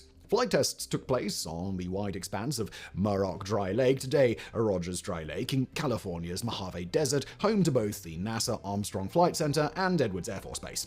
At first, the M2F1 was towed along the lake bed behind a 1963 Pontiac Catalina convertible, with test pilot Milt Thompson making the first short hops on April 5, 1963. Unfortunately, the strange aircraft bounced uncontrollably on its landing gear, forcing Thompson to keep the nose down for fear of flipping over. Subsequent tests encountered the same problem, which was eventually traced to unwanted rudder movements. The flight controls were duly modified and the problem disappeared. However, a new problem had appeared. The tow car wasn't powerful enough to lift the M2F1 off the ground. The vehicle was duly hot-rodded to increase its power and fitted with a roll bar and a rearward-facing seat to allow the M2F1 to be observed in flight. Soon, tow speeds reached 80 kilometers per hour, allowing Thompson to reach altitudes of around 6 meters before cutting the tow line and gliding freely for about 20 seconds. In total, Thompson performed some 400 auto-tow flights, gathering valuable data on lifting body aerodynamics and handling characteristics. On August 16, 1963, Thompson piloted the M2F1 on its first high-altitude flight, towed behind a Douglas DC-3 transport aircraft. For these tests, the Flying Bathtub was fitted with an ejection seat, as well as a set of small booster rockets to allow the pilot to increase airspeed and extend his landing by a few seconds if needed. One of the major questions which aircraft like the M2F1 were designed to answer was whether a re-entering spaceplane could make a safe landing completely unpowered, or whether some kind of auxiliary propulsion, either a rocket or jet engine, was needed. On a typical test flight, the M2F1 was towed to an altitude of 3,700 meters and released, whereupon it took around 2 minutes to spiral to the ground. Naturally inefficient as a glider, the aircraft had a terrifying sink rate of 66 km per hour and reached maximum speeds of 190 km an hour. In total, the M2F1 made 77 flights between August 1963 and August 1966, being flown by 10 different test pilots, including legends Chuck Yeager and Bill Dana, and future NASA astronauts Fred Hayes and Joe Engle. Despite a handful of minor mishaps, the aircraft performed well, paving the way for further lifting body research. The pioneering M2F1 was transferred to the collection of the National Air and Space Museum in Washington, D.C., but in 2015, it was loaned out to the Air Force Flight Test Museum at Edwards Air Force Base, where she remains on display to this day. In 1963, as the M2F1 was nearing completion, NASA contracted the Northrop Corporation, ironically known for their all-wing aircraft designs, to create a more capable advanced lifting body research vehicle designated the M2F2. Completed in 1966, the M2F2 was 1 meter narrower than its predecessor, but weighed 4 times as much, being built of aluminium instead of wood. It also featured retractable landing gear for reduced drag and the provision for installing various types of rocket engines. The M2F2 made its first unmanned captive flight on March 23, 1966, the aircraft being mounted to a pylon underneath the right wing of a modified Boeing B-52 Stratofortress bomber. On July 12th, it made its first unpowered glide test with Milt Thompson once again at the controls, the aircraft being released from the mothership at an altitude of 12,000 meters and reaching a top speed of 720 kilometers an hour. A further 14 glide tests were performed without incident. But on the 16th, conducted on May 10, 1967, disaster struck. As the M2F2 approached the runway, test pilot Bruce Peterson experienced a phenomenon known as Dutch roll, an uncommanded oscillation in roll and yaw. While Peterson managed to get the aircraft back under control, he became distracted by a nearby helicopter and drifted away from the runway. Finding it difficult to determine his height above the lakebed, Peterson fired his landing rockets to try and gain speed, but it was too late. The M2F2 slammed into the ground before the landing gear could fully deploy and rolled over 6 times, coming to a rest upside down. Miraculously, Peterson survived the impact and eventually made a full recovery, but unfortunately lost his right eye due to an infection. It is footage of this dramatic crash which was later used in the opening sequence of The $6 Million Man.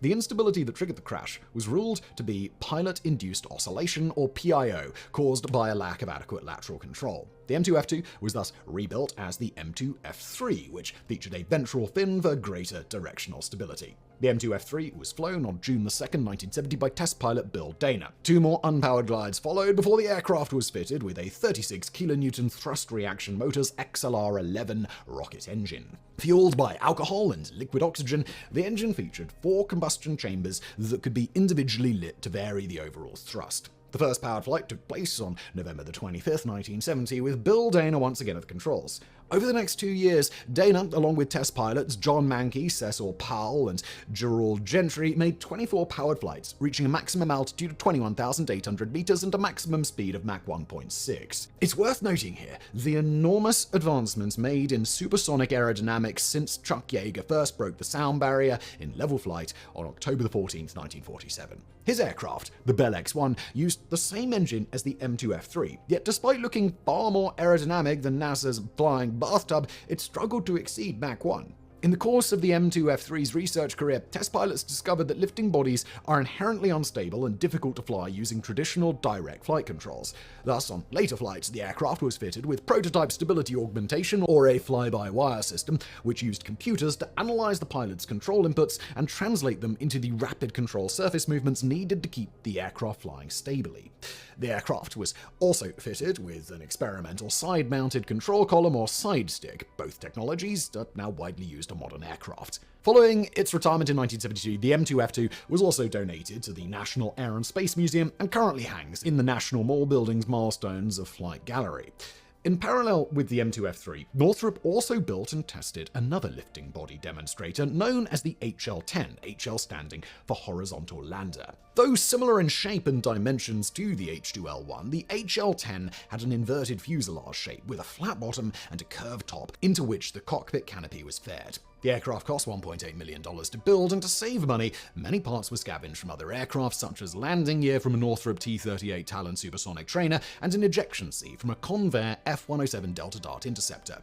The HL-10 was completed in January 1966 and made its first unpowered flight on December 22nd, piloted by Bruce Peterson, who the following year would crash spectacularly in the H2F2. Shortly thereafter, the aircraft was fitted with an XLR-11 rocket engine, though the next 11 drops were flown unpowered to evaluate the aircraft's handling characteristics. The first powered flight took place on October 23, 1968, with Gerald Gentry at the controls, though the engine suffered a malfunction and Gentry was forced to land only 3 minutes after launch. On the next flight, November 13, 1968, John Mankey tried 3 times unsuccessfully to light the engine, while on the flight after that, Gentry finally succeeded in making a full powered flight. The aircraft made a further 12 successful powered flights, reaching a maximum altitude of 27,440 meters and a maximum speed of Mach 1.86. On later flights, pilots made high-speed approaches from high altitudes to study proposed landing profiles for spaceplanes re-entering the atmosphere, flights which involved landing at speeds of up to 300 km per hour. As with the H2H2, 3 Bell 500-pound thrust hydrogen peroxide booster rockets were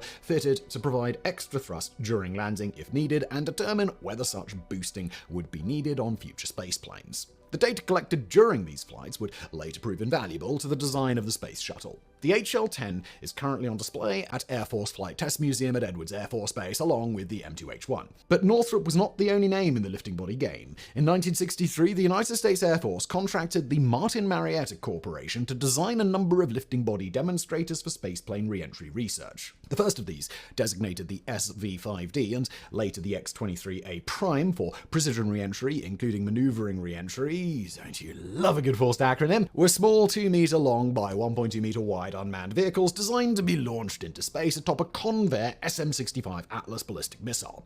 The vehicles were constructed from titanium, stainless steel, aluminium, and beryllium, coated in ablative heat shield material, and fitted with a nitrogen gas control system to allow them to perform maneuvers while re-entering the atmosphere.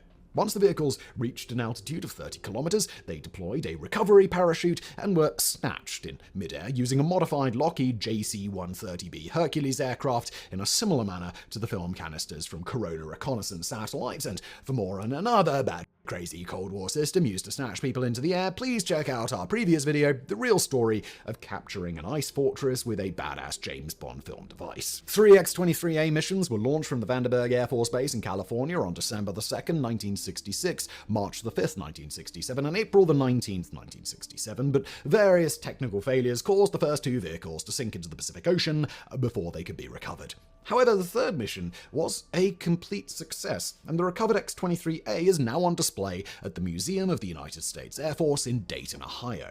Meanwhile, Martin built a piloted lifting body demonstrator called the SV-5P, later renamed the X-24A. Similar in design to the Northrop HL-10, though slightly larger, the X-24A had a flat bottom and a curved top surface, was powered by an XLR-11 rocket engine, and fitted with 2 Bell solid propellant rocket motors for landing. Like the previous Northrop lifting body aircraft, it was also launched from a modified B-52 bomber. The X-24A made its first unpowered gliding flight on April the 17th, 1969, and its first powered flight on March the 19th, 1970, piloted both times by Gerard Gentry. In total, the aircraft flew 29 times, reaching a maximum altitude of 21,800 meters and a maximum speed of Mach 1.52. In the early 1970s, the aircraft was rebuilt into a radically different flat wedge shape, dubbed the Flying Flatiron, which first flew unpowered on August 1, 1973, with John Mankey at the controls. The aircraft was flown 36 times before being retired on November 26, 1975, reaching a maximum speed of Mach 1.76 and successfully demonstrating that a re-entering spaceplane could safely make a precision gliding landing without any additional thrust being required. In the mid-1970s, various proposals were floated for an X-24C variant that would use supersonic combustion ramjet or scramjet engines to reach hypersonic speeds of up to Mach 8, but nothing came of these plans. Martin also built a pair of jet-powered versions of the X-24A called the SV-57 for pilot training purposes. However, they were unable to convince any test pilots to fly the aircraft, and they were never used. Also unrealized were plans to turn the Northrop HL-10 into the world's first operational spaceplane by fitting it with a heat shield and a reaction control system. Taking advantage of the large amounts of hardware left over from the Apollo moon landing program, the proposed mission profile called for the HL-10 to be launched into Earth orbit by a giant Saturn V rocket mounted in the space usually reserved for the Lunar Module, or LEM. The crew would ride separately aboard a Apollo Command Service Module, or CSM, as per usual. Once in orbit, a robotic arm would extract the spaceplane from its adapter and bring it alongside the CSM, allowing the pilot to spacewalk over, power up the vehicle, and fly back down to Earth. However, the head of the NASA Flight Research Center saw the scheme as an inefficient and expensive use of resources, and along with nearly all proposed post-Apollo missions, it was never flown. And while the M2, F2, HL-10, and X-24 programs gathered valuable data on lifting body aerodynamics, fly-by-wire control systems, and unpowered re-entry profiles, in the end, NASA opted not to use a lifting body design for the Space Transport System, aka the Space Shuttle. The main issue was with propellant storage. For the shuttle, NASA selected a combination of liquid oxygen and hydrogen, which must be stored in cylindrical pressure vessels. Such vessels are difficult to fit into the complexly curved shape of a lifting body aircraft without creating a great deal of wasted space. Furthermore, lifting bodies have very small glide ratios, descend at extremely high speeds, giving them a very restricted landing envelope and requiring very long runways. However, NASA wanted the shuttle to be able to land at a variety of alternate runways in case of poor weather at the primary landing site. As a result, the Space Shuttle was designed with a more conventional delta-winged configuration. This proved a fateful design, as NASA was to learn during the STS-107 mission of the Space Shuttle Columbia. When the shuttle launched into orbit on January 16, 2003, a piece of insulating foam broke off of the external propellant tank, striking the left wing and damaging the reinforced carbon composite leading edge. When the shuttle re-entered the atmosphere 2 weeks later, on February 1st, hot plasma entered the breach and caused the shuttle to disintegrate in mid-air, killing all 7 astronauts on board. Had the shuttle used a lifting body design, such vulnerable edges would have been minimized and the vehicle may have survived re-entry. On the other side of the Iron Curtain, the Soviet Union was also pursuing its own spaceplane project, even more advanced and ambitious than the American efforts. In 1960, the OKB-155 Design Bureau, under famous Soviet aircraft designer Artem Mikhayan, the M in MiG, by the way, began working on a concept known as the Spiral OS, composed of 3 main components: a reusable GSR delta-winged ramjet-powered supersonic launch aircraft,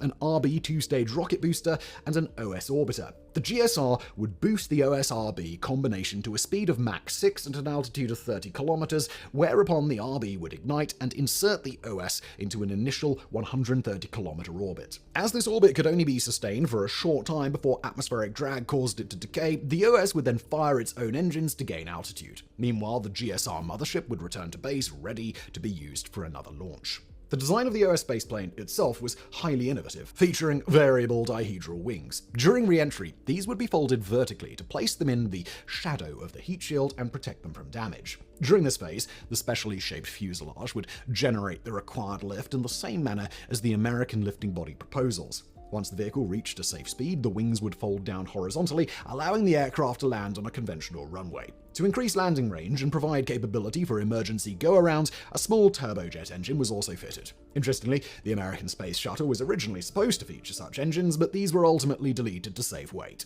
Perhaps the most distinctive feature of the Spiral OS was its turned-up nose, designed to reduce heating of the rear fuselage during re-entry. This earned the vehicle the nickname Lapot, a traditional blunt-ended peasant's shoe made of woven tree bark.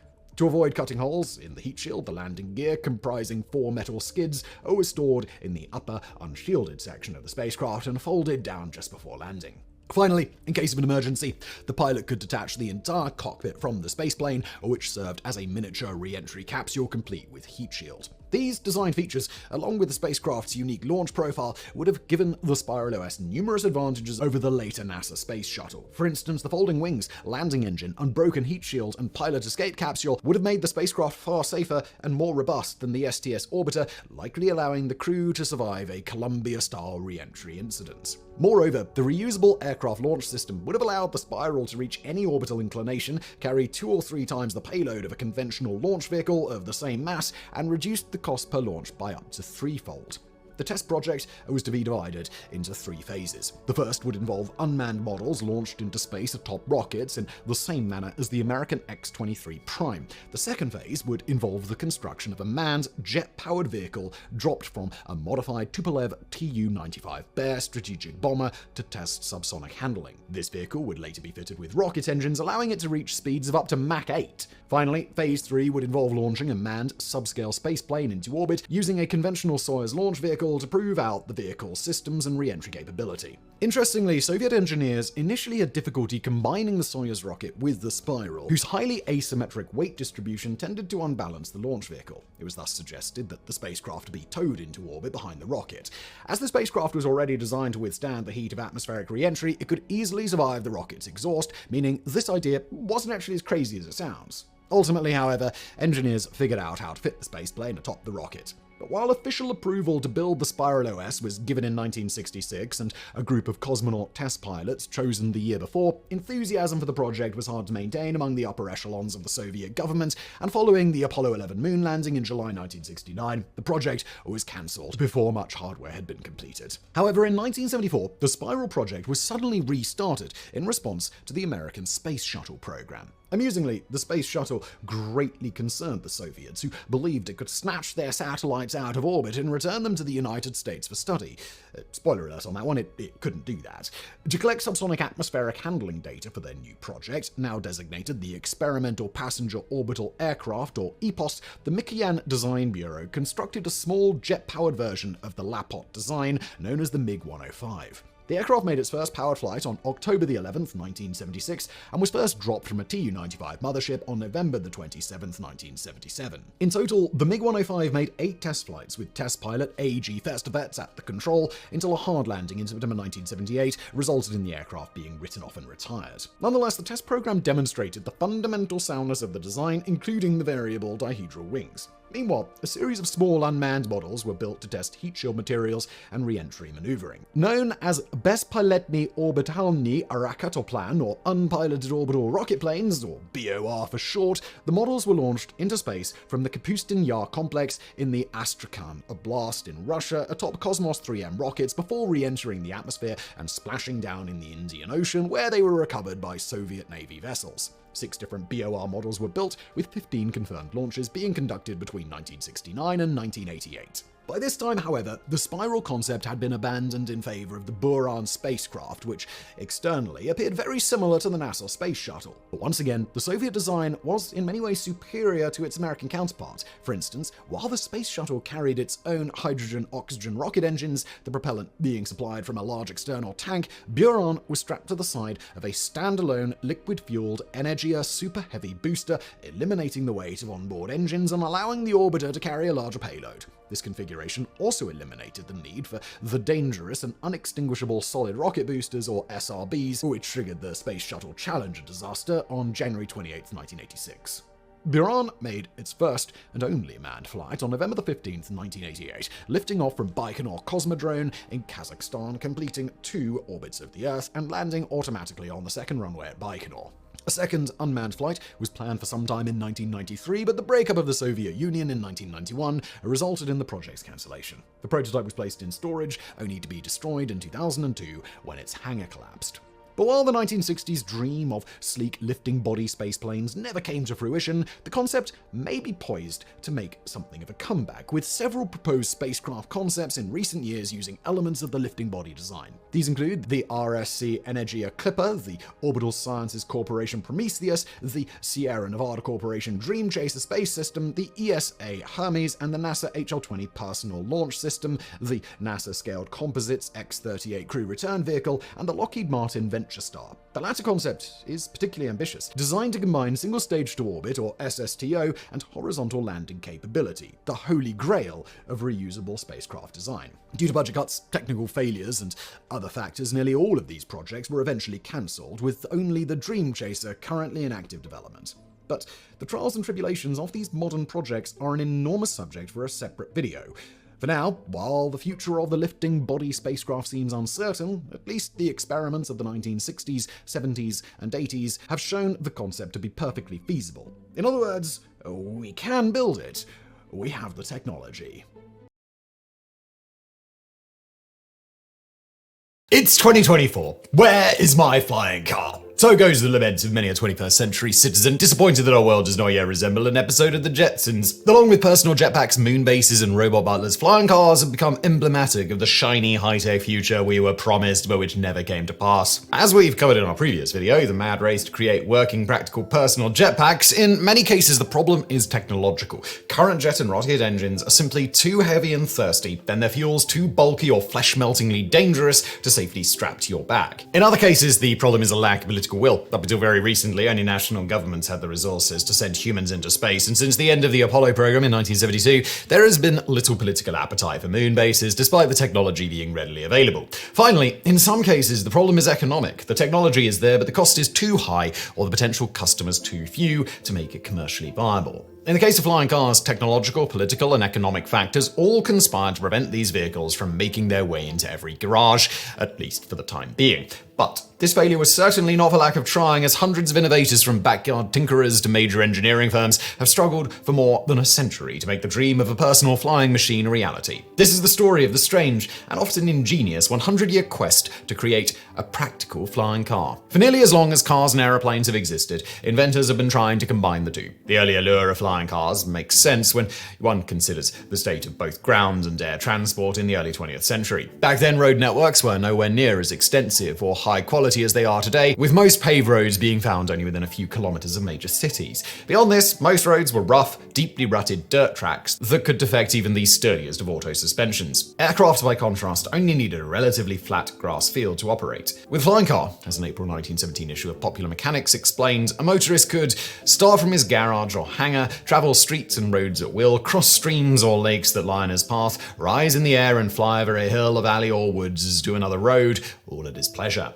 Furthermore, flying cars would provide the aerial commuter with a convenient means of driving from the airport into town for a business meeting, a spot of lunch, or a bit of shopping. The possibilities were endless. But making this idyllic vision a reality proved a daunting task, for the design requirements for ground and air vehicles are wildly different. For one thing, cars use heavy drivetrains and require a minimum weight for handling and safety reasons, while aircraft must be as light as possible for maximum performance. Reconciling these contradictory requirements within a single convenient vehicle is, to say the least, a major engineering challenge. One of the first innovators to seriously tackle this problem was American aviation pioneer Glenn Curtiss, who in 1917 patented a design he dubbed the autoplane. The vehicle featured a 3-seat cabin enclosed in a lightweight, streamlined aluminium body and mounted on 4 aircraft-style wheels. To this were mounted the triplane wings from a Curtiss Model L trainer, a twin-boom tail, and a 4-blade propeller in pusher configuration. A 100-horsepower Curtiss OXX V8 engine drove either the wheels or the propeller through a system of shafts and belts. Once the combination landed, the wings and tail could be detached and the cabin driven around like a normal car. In February 1917, Curtiss exhibited the autoplane at the Pan American Aeronautic Exposition in New York City,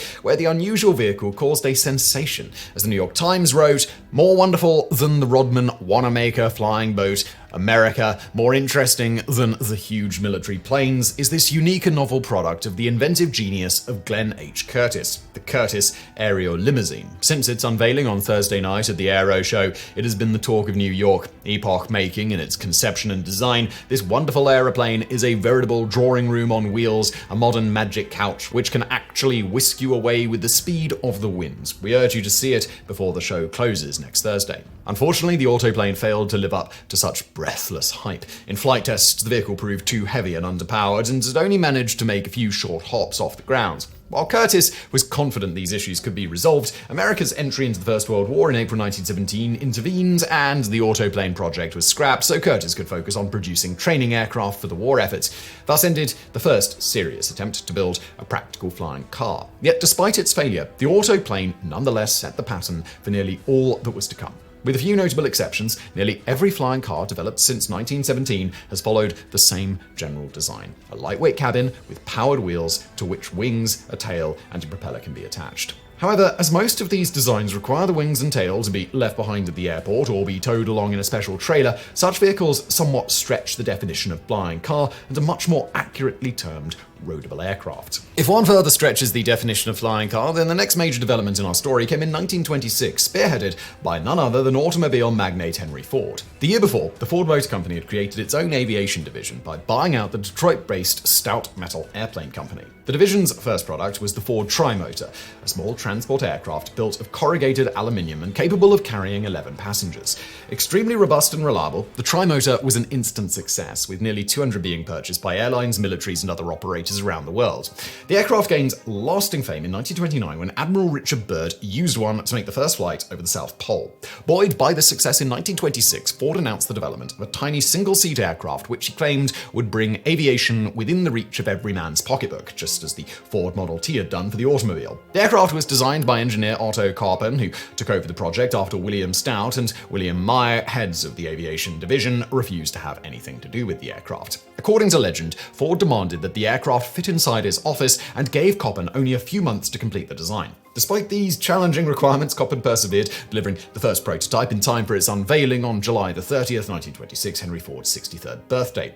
Dubbed the Flyver after the 1920s slang for the Ford Model T, the aircraft, built of a steel tube and wood covered in fabric, measured 4 meters long and had a wingspan of 7 meters and weighed only 227 kilograms. Powered by a 36 horsepower 3-cylinder Anzani radial engine, the Flyver could achieve a maximum speed of 140 kilometers per hour and a range of nearly 1,600 kilometers. Innovative features included a retractable, steerable tail wheel with a brake for easier taxiing and full-length flapper on the wings to generate extra lift and allow the Flyver to take off and land in confined areas. Indeed, in one demonstration, the Flyver began its takeoff run at the back of a hangar and was airborne by the time it reached the door. The price of the Flyver was set at $37,000, around $65,500 in today's money, but was expected to drop to $28,000 after the first 100 machines were sold. As with the Curtiss autoplane a decade before, the unveiling of the Ford Flyver stirred the public's imagination, with popular science speculating, "Today, events in the realm of aviation are tumbling along at such a pace that we can almost imagine ourselves spending next summer's vacation touring the air roads.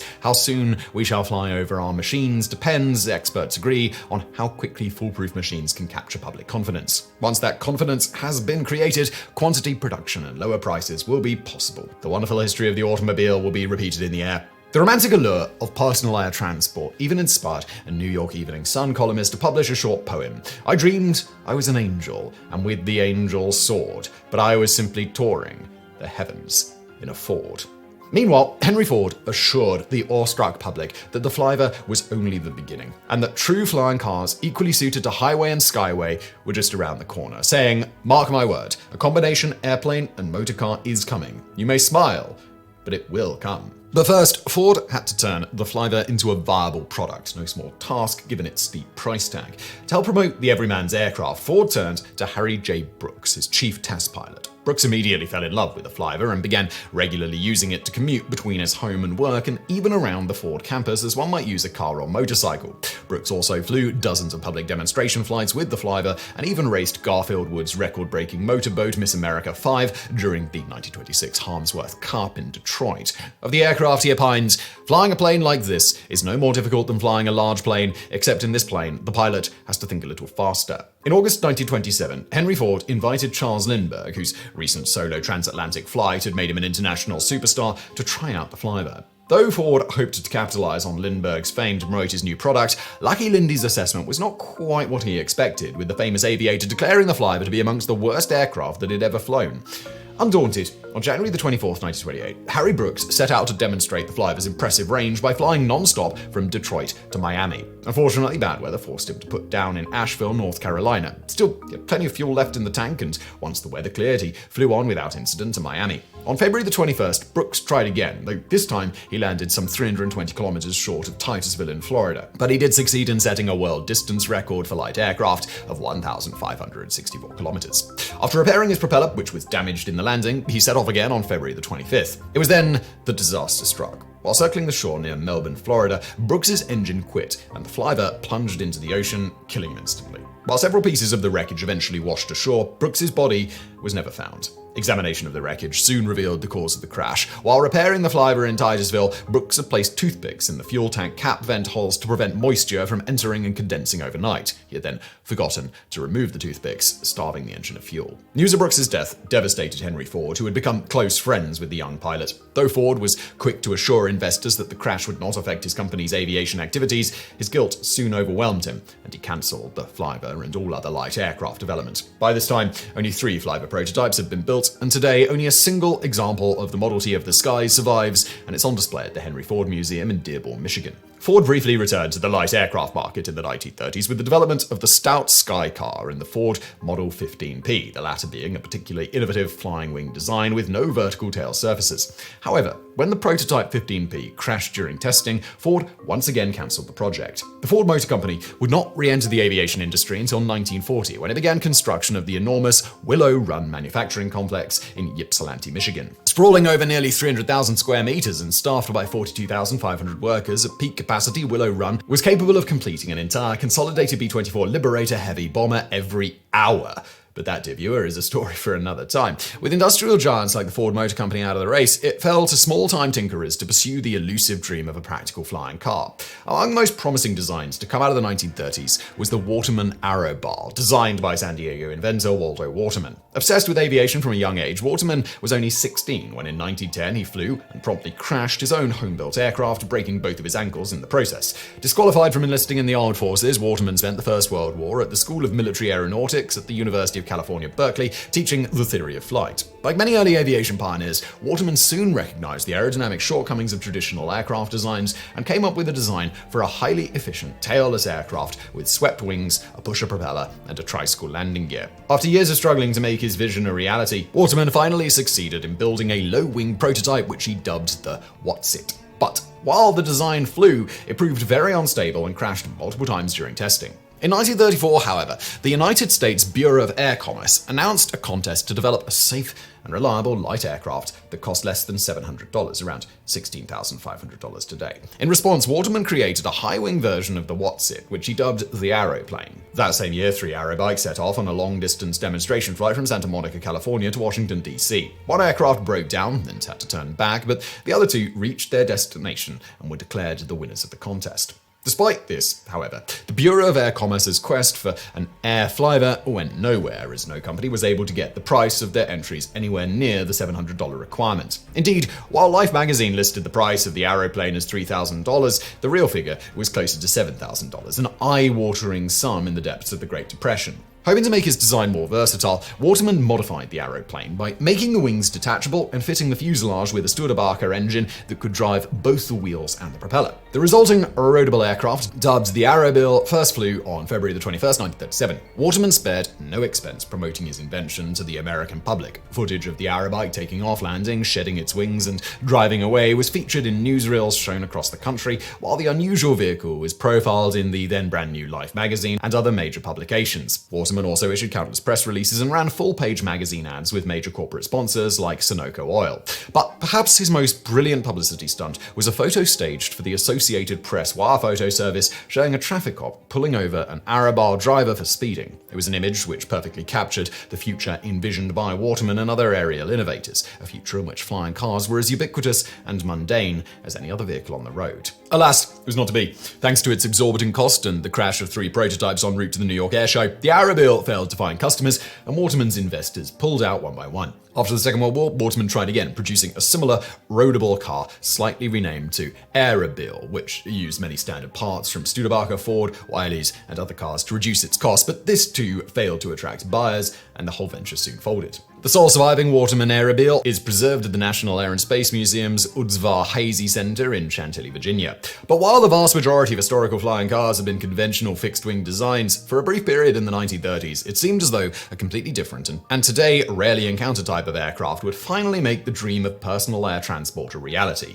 the autogyro. As covered in our previous video, an incredibly deep dive into the fascinating invention of the helicopter, the autogyro was the brainchild of Spanish inventor Juan de la Cierva and represented a transitional phase between fixed-wing aircraft and true helicopters. Unlike in helicopters, the rotor on an autogyro is not powered. Rather, the aircraft is driven by a regular engine and propeller, and the rotor is spun by the airflow over it. That is, it autogyrates. And while early autogyros featured short wings and aircraft-style control surfaces, Cierva eventually perfected cyclic and collective control, whereby the aircraft could be directly maneuvered by varying the angle of the rotor blades. This technological breakthrough would later prove vital to the development of true helicopters. Compared to regular aircraft, autogyros were considerably more maneuverable and could take off and land over extremely short distances. Indeed, in later models, the rotor could be temporarily connected to the engine with the clutch to achieve near vertical takeoffs. They were also extremely safe, for in the case of an engine failure, the aircraft simply autogyrated to a soft landing. These unique properties led to autogyros being used in all sorts of unique applications. Forestry services used them for spotting forest fires, and navies for reconnaissance and hunting submarines. And salesmen for major companies like Wrigley's Gum flew autogyros from town to town to hawk their wares. Newspapers like the Detroit News and the Des Moines Register bought autogyros to whisk reporters to the scene of breaking news stories, while in Philadelphia, mail-carrying autogyros performed experimental takeoffs and landings from the roof of the newly built post office building. The ever-adaptable autogyro, it seemed, could do anything, including, many believed, become the long-sought-after Model T of the skies. The most enthusiastic purveyor of this vision was one Harold Pitcairn, whose Pennsylvania-based Pitcairn Aircraft Company owned the US manufacturing rights for Cierva autogyros. Throughout the early 1930s, Pitcairn, later the Autogyro Company of America, aggressively pushed autogyros like its PA-18 tandem sports model as the ultimate commuter vehicle for the well-to-do, publishing richly illustrated ads depicting members of the leisure set rolling into their personal autogyros and flying off to tennis courts, golf courses, and hunting lodges. It was an idyllic, carefree vision, free of the hassle and frustration of ordinary road traffic. It was also a tantalizingly achievable one, as demonstrated by a memorable incident in 1930 when Pitcairn test pilot James G. Ray was forced to land due to a violent storm. But rather than stay put, as with a normal aircraft, Ray simply folded back his rotors and kept motoring down the highway until the weather had cleared sufficiently for him to take off again. If that didn't fit the definition of a practical flying car, nothing did. Indeed, so captivated was the public by the autogyro that in 1931, Harold Pitcairn was awarded the prestigious Collier Trophy by President Herbert Hoover for his role in bringing this revolutionary technology to the United States. The ceremony, attended by such luminaries as Orville Wright, climaxed when a Pitcairn autogyro, piloted by James Ray, fluttered down from the sky and touched down lightly on the White House lawn. But as with so many innovators before and since, Pitcairn's dream of putting an autogyro in every garage was sadly not to be. For while autogyros were certainly safer than fixed-wing aircraft, they were still tricky to fly, even for experienced pilots. Indeed, no less an aviator than Amelia Earhart crashed twice. They were also prohibitively expensive, with Pitcairn's model PA-18 retailing for $5,000, nearly $118,000 today. These safety issues, combined with the worsening effects of the Great Depression, forced Pitcairn to withdraw from the autogyro market in 1933. Just a few few years later, however, the US Bureau of Air Commerce contracted Pitcairn to build a roadable aircraft based on its PA-22 autogyro. The resulting vehicle, dubbed the AC-35, was built of tubular steel, covered in fabric, and featured an enclosed two-seat cockpit, twin-powered steerable front wheels, and a 90-horsepower Pubjoy Cascade 7-cylinder radial engine that could power both the front wheels and a front-mounted two-blade propeller.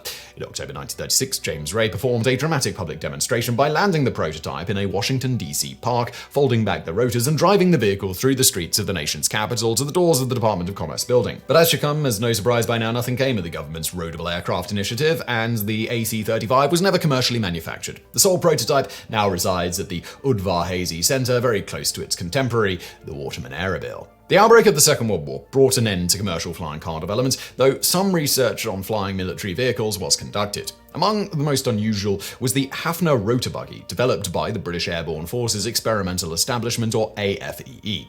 The aim of the project was to allow military vehicles like jeeps and even light tanks to be dropped into combat without the use of parachutes. The vehicles would be fitted with rotors and a tail fin assembly and towed to the drop zone by a transport aircraft or heavy bomber. The vehicle would then be released and glide to a soft landing, whereupon the rotors and tail assembly would be jettisoned. Despite some early teething problems, the rotor buggy proved surprisingly effective, being highly stable and easy to control. However, by the time the vehicle was ready for production, the introduction of heavy-lift assault gliders like the Airspeed Horser and the General Aircraft Hamilcar rendered the concept redundant, and the project was cancelled. The end of the Second World War brought about a renaissance in flying car development. Indeed, if there was ever a golden age for flying cars, it was the years 1945 to 1955, during which the combination of boundless post-war optimism and recent advances in aviation and manufacturing technology created the perfect conditions for such ambitious flights of fancy.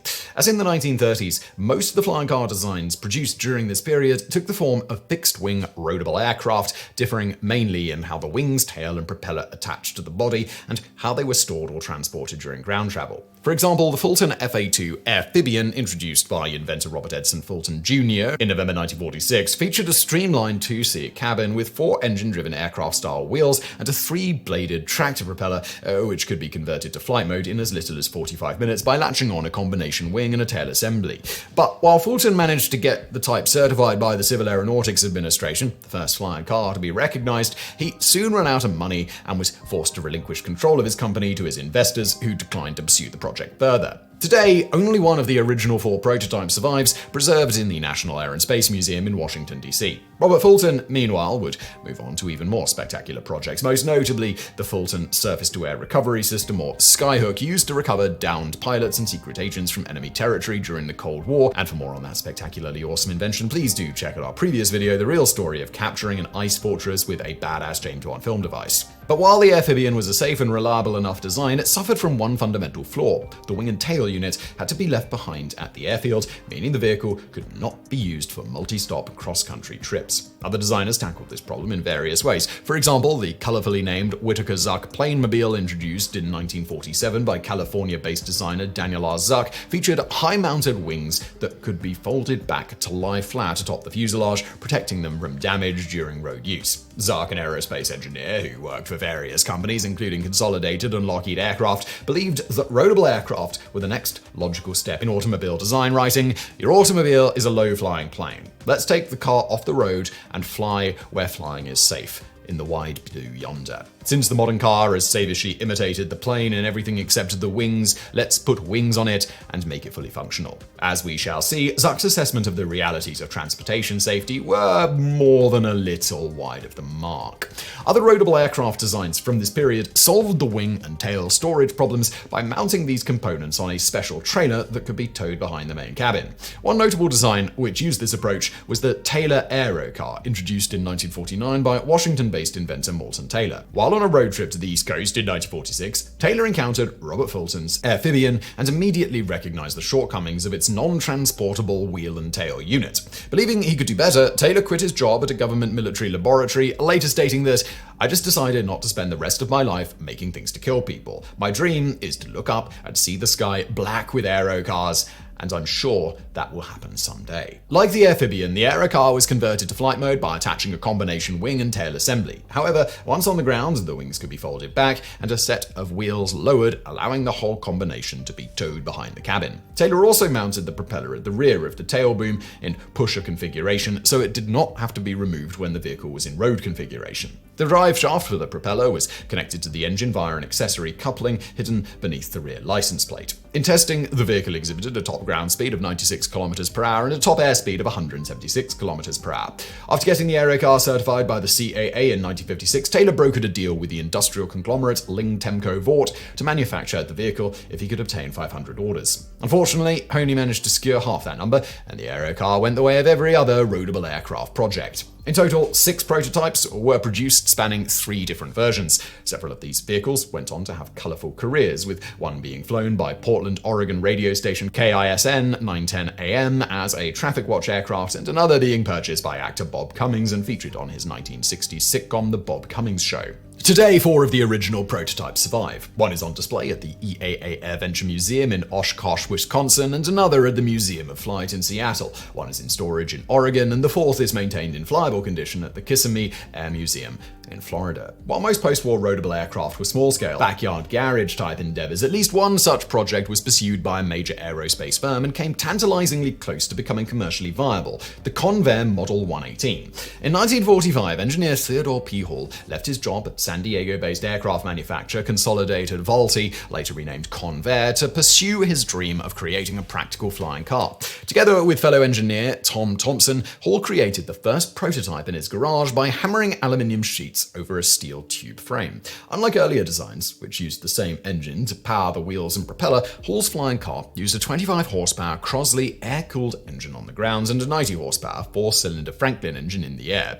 The latter was mounted in a streamlined pod mounted to the vehicle's roof, driving a 2-bladed propeller in tractor configuration. To this was mounted a pair of wings and a tail boom with cruciform tail surfaces. Supported by wheeled telescoping struts, the wing, tail, and engine assembly could be installed or removed from the main car body in as little as 6 minutes. The Hall flying automobile first flew on July 12, 1946, the flight being extensively profiled in an issue of Popular Science. After a production deal with Portable Products of Garland, Texas fell through, Ted Hall approached his former employer, Convair, who immediately bought out his company and moved the project to their main plant at San Diego's Lindbergh Field. So enthusiastic was Convair about the project that they even bought out the Stinson Aircraft Company to develop and market its new flying car. Within a year, the company had refined Hall's original design to produce the Convair 118 Convair car, which made its maiden flight on November 1, 1947. Unlike Hall's prototype, the Model 118 featured a lightweight fiberglass body and a more powerful 190 horsepower Lycoming 0435C flat 6 engine in the wing pod, allowing the vehicle to reach a maximum speed of 200 km an hour in the air. Convair priced the Model 118 as a somewhat reasonable $1,500, around $21,000 in today's money. However, this only covered the main car body. The wings, engine, and tail assembly were sold separately. As with the Fulton Amphibian and others, this assembly could not be towed or otherwise transported by road. Instead, Convair planned to store these units at airports across the country and rent them out to Model 118 users on a one-way per-flight basis. Predicted sales for the flying car totaled 160,000 units. But then, just before the Model 118 was set to go on sale, disaster struck. On November 18, 1947, Convair test pilot Reuben Snodgrass was performing a 1-hour demonstration flight when he suddenly ran out of fuel and was forced to make an emergency landing on a dirt road outside San Diego. Though Snodgrass was unhurt, the landing destroyed the car body and severely damaged the wings. It was later revealed that Snodgrass had accidentally taken off with very little fuel in the tank, though he had checked the fuel gauge before takeoff. This turned out to be the gauge for the car half of the vehicle, not the aircraft engine. So, whoops-a-daisy there. Unfortunately for Convair, the negative publicity surrounding the crash soured the public on the Model 118. The project was soon cancelled, and with it died the brief post-war heyday of the flying car. If a major aircraft manufacturer like Convair couldn't make the concept work, so the reasoning went, then nobody could. But there were other factors behind the flying car's ignoble demise. For one thing, the end of the war flooded the market with cheap military surplus aircraft, against which expensive exotic new vehicles like the Convair 118 simply couldn't compete. But more importantly, the mid-1950s saw the construction of the Interstate Highway System, a vast network of paved, multi-lane freeways crisscrossing the contiguous United States from coast to coast. No longer did long-distance motorists need to brave crude, poorly maintained country roads, the very problem flying cars were designed designed to solve. In the golden age of Route 66 and the Great American Road Trip, where gas was cheap and motels, diners, and other roadside services plentiful, the flying car became an anachronism, and the dream of a personal flying machine in every garage slowly faded from the public imagination. But the dream never really died, and over the following decades, a few dedicated entrepreneurs carried on the quest to develop a practical, commercially viable flying car. One attempt was the AVE Mizar, developed in 1973 by California-based entrepreneurs Henry Smolensky and Harold Blake, graduates of the Northrop Institute of Technology, who had worked as engineers for North American Aviation and Rocketdyne. Unlike most previous roadable aircraft designs, Smolensky and Blake's concept did not use a custom-built lightweight car body, but rather mated the wing, engine, and tail unit from a Cessna Skymaster light aircraft to a nearly stock commercial vehicle, in this case a Ford Pinto. Yes, that Ford Pinto. Like the Convair 118, the AVE Mizar was designed to the car's original engine on the ground and the Cessna's engine in the air, though in practice both were used together on takeoff to improve acceleration. By late 1973, plans were underway to establish a chain of AVE Mizar dealerships across the United States, but building a flying car out of a Pinto turned out to be as cursed as it sounds, for on September the 11th, 1973, the prototype crashed with Smolensky and Blake at the controls, killing both men instantly. However, the crash had nothing to do with the Pinto's infamously volatile fuel tank and was instead traced to faulty welds and the vehicle being overweight, which caused one of the wings to buckle mid-flight. Just like that, the AVE Mizar quickly faded into aviation obscurity. But while the AVE Mizar stuck firmly to the tried and tested roadable aircraft design, another design conceived around the same time went in the complete opposite direction, completely redefining how a flying car should look and operate. The Moller M400 Skycar, the brainchild of Canadian engineer and entrepreneur Peter Moller, looks like almost nothing that came before. Somewhat resembling a speeder from one of the Star Wars prequels, the Skycar features a streamlined body with a bubble canopy from which protrude two sets of extremely short wings. At the end of these are four hollow pods housing ducted fans, each powered by a 102 horsepower Wankel rotary engine. These pods can rotate up and down, deflecting the airflow and giving the Skycar vertical takeoff and landing or VTOL capability. Once in level flight, the Skycar's specially shaped fuselage generates lift, adding to the vehicle's aerodynamic efficiency. And if all of this wasn't enough, the Skycar is designed to be semi-autonomous, requiring little direct control from the operator. Instead, the operator simply inputs general flight instructions and an onboard computer and fly-by-wire system takes care of the rest. It is, in other words, everything a flying car should be. But if this sounds too good to be true for a vehicle conceived in the 1970s, well, that's because it is. For despite being in development for over 50 years and absorbing nearly $100 million in investments, the prototype has only ever performed a handful of short, tethered, hovering tests. As a result, in 2003, the United States Securities and Exchange Commission sued Moller International for civil fraud, claiming that the company had deliberately misled its investors and the public at large as to the capabilities and status of its products. Moller settled the suit by paying a $50,000 fine to the SEC, but further financial efforts forced him to file for Chapter 11 bankruptcy in 2009. Finally, in 2019, Moller International ceased operations. As of this recording, the company remains dormant, having never manufactured a single production vehicle or even conducted a free test flight. Meanwhile, several other companies have pursued various approaches to creating a viable personal flying machine. For example, the Super Sky Cycle, introduced in 2009 by the Butterfly Aircraft LLC of Aurora, Texas, is a small home-built autogyro with two engines, one to drive a propeller in flight and one to drive the tricycle wheels on the ground. Due to its light weight, only 340 kilograms, the Super Sky Cycle can be legally registered as a motorcycle and an ultralight aircraft, making it more accessible to the average user. Other designs like the Parajet Skycar and the Maverick Flying Dune Buggy operate on the powered parachute principle, consisting of a dune buggy or ATV-like vehicle with a propeller which can deploy a controllable parafoil for flight. However, perhaps the most advanced flying cars currently in development are those produced by Terrafugia. Founded in Woburn, Massachusetts in 2006 by students from the Department of Aeronautics and Astronautics and the Sloan School of Management at MIT, in July 2017, the company was purchased by the Chinese Zhejiang Geely Holding Group, owners of the Volvo and Lotus automobile brands. In 2006, Terrafugia unveiled the Transition, a prototype light roadable aircraft. Like most mid-century flying car designs, the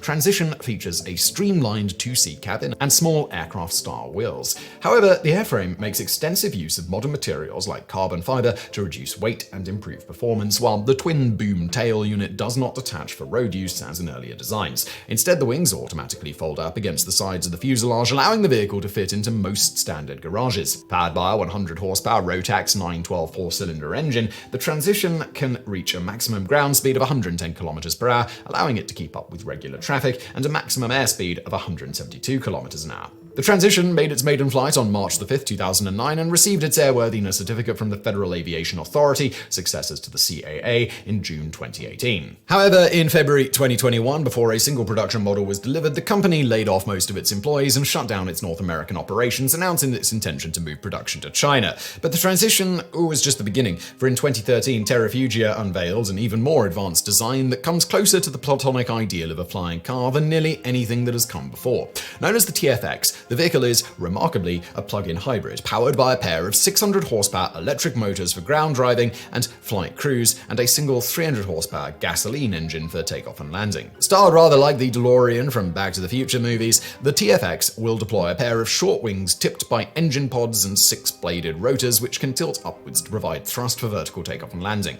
In level flight, cruise thrust is provided by a ducted fan in the rear of the fuselage. According to Terrafugia, the vehicle will be able to seat 4 passengers, fit in most standard garages, fly up to 800 kilometers at 322 kilometers per hour on a single charge, and will cost approximately $300,000 apiece. However, given the many examples of broken promises and unjustified hype that we've encountered throughout today's video, it is perhaps best to take these claims with a grain of salt. What is certain, however, is that recent advances in technology are bringing us ever closer to a world where flying cars might actually become viable, and government regulators and other agencies are taking notice. For example, in 2004, the FAA introduced the Light Sport Aircraft designation, which allows aircraft with a gross weight of up to 600 kilograms to be operated by pilots with significantly less training and experience than for more conventional light aircraft. The designation is tailor-made for roadable aircraft like the Terrafugia Transition, and many such vehicles have been built specifically to fit within the light sport aircraft definition. And in April 2009, the Defense Advanced Research Projects Agency, or DARPA, put out a call for proposals for a 4-passenger vehicle capable of both off-road travel and VTOL flight. Known as DARPA-TX, or Transformer,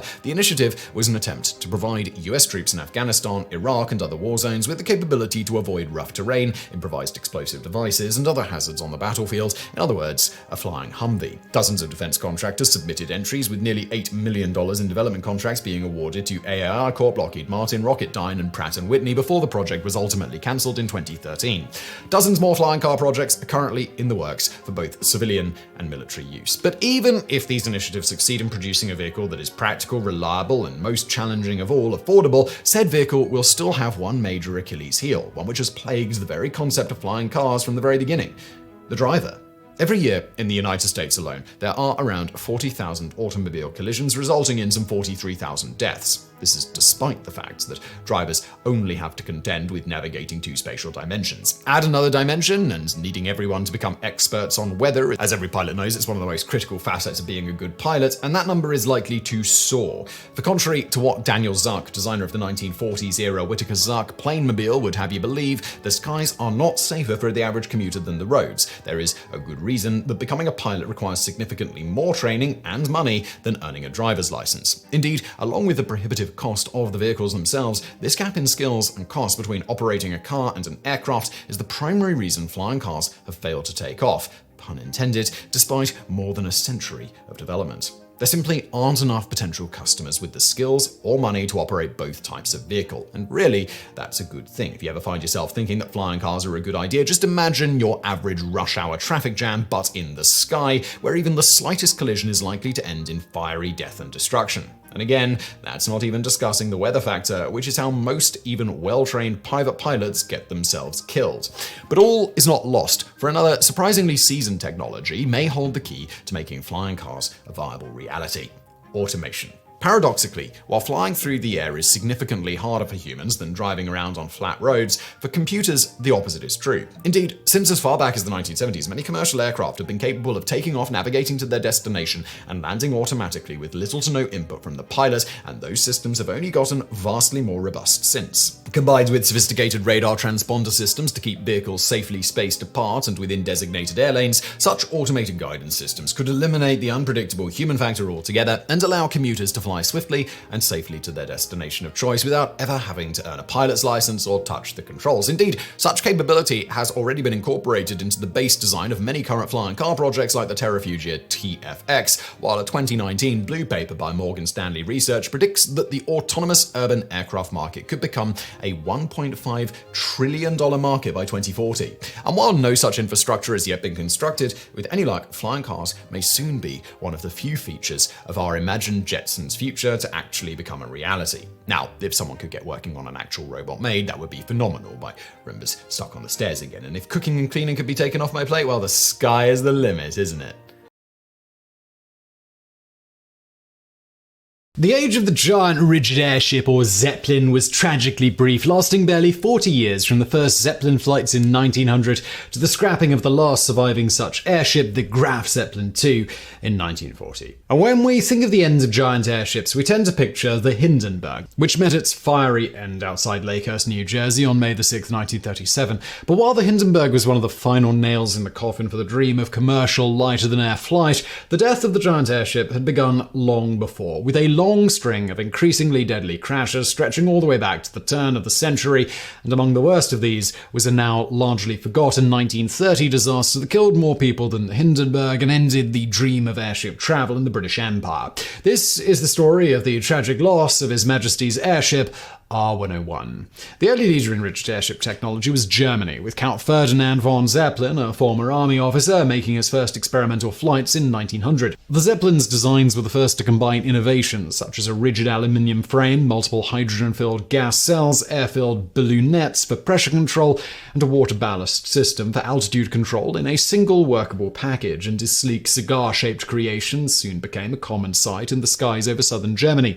Despite some early mishaps, within a decade, Zeppelin had perfected the rigid airship into a dependable form of transport, and in 1910 he formed the world's first airline, DLAG. The appeal of the Zeppelin as a form of commercial transport was obvious. Compared to the small and primitive aircraft of the time, airships could carry a larger number of passengers, longer distances, in opulence and comfort, approaching that of an ocean liner, with relatively little turbulence or risk of motion sickness. But there was a hitch. Being lighter than air, Zeppelins were extremely vulnerable to the vagaries of wind and weather. Thus, unlike a modern airline, DLAG never kept a regular schedule, its Zeppelins only flying when the weather permitted. Despite this, the airline proved extremely popular with Germany's elite, who gladly paid exorbitant fares for 2-hour aerial excursions over the countryside. For Zeppelin, however, DLAG was little more than a sideshow, for as a former army officer, he saw the airship primarily as a weapon of war. With the outbreak of the Great War in 1914, the German military, who had for years rejected Zeppelin's proposals, finally expressed interest in airships and commandeered DLAG Zeppelins for military use. Particularly enthusiastic was the Imperial Navy, who on May 31st, 1915, used Zeppelins to carry out the first aerial bombing raid on London.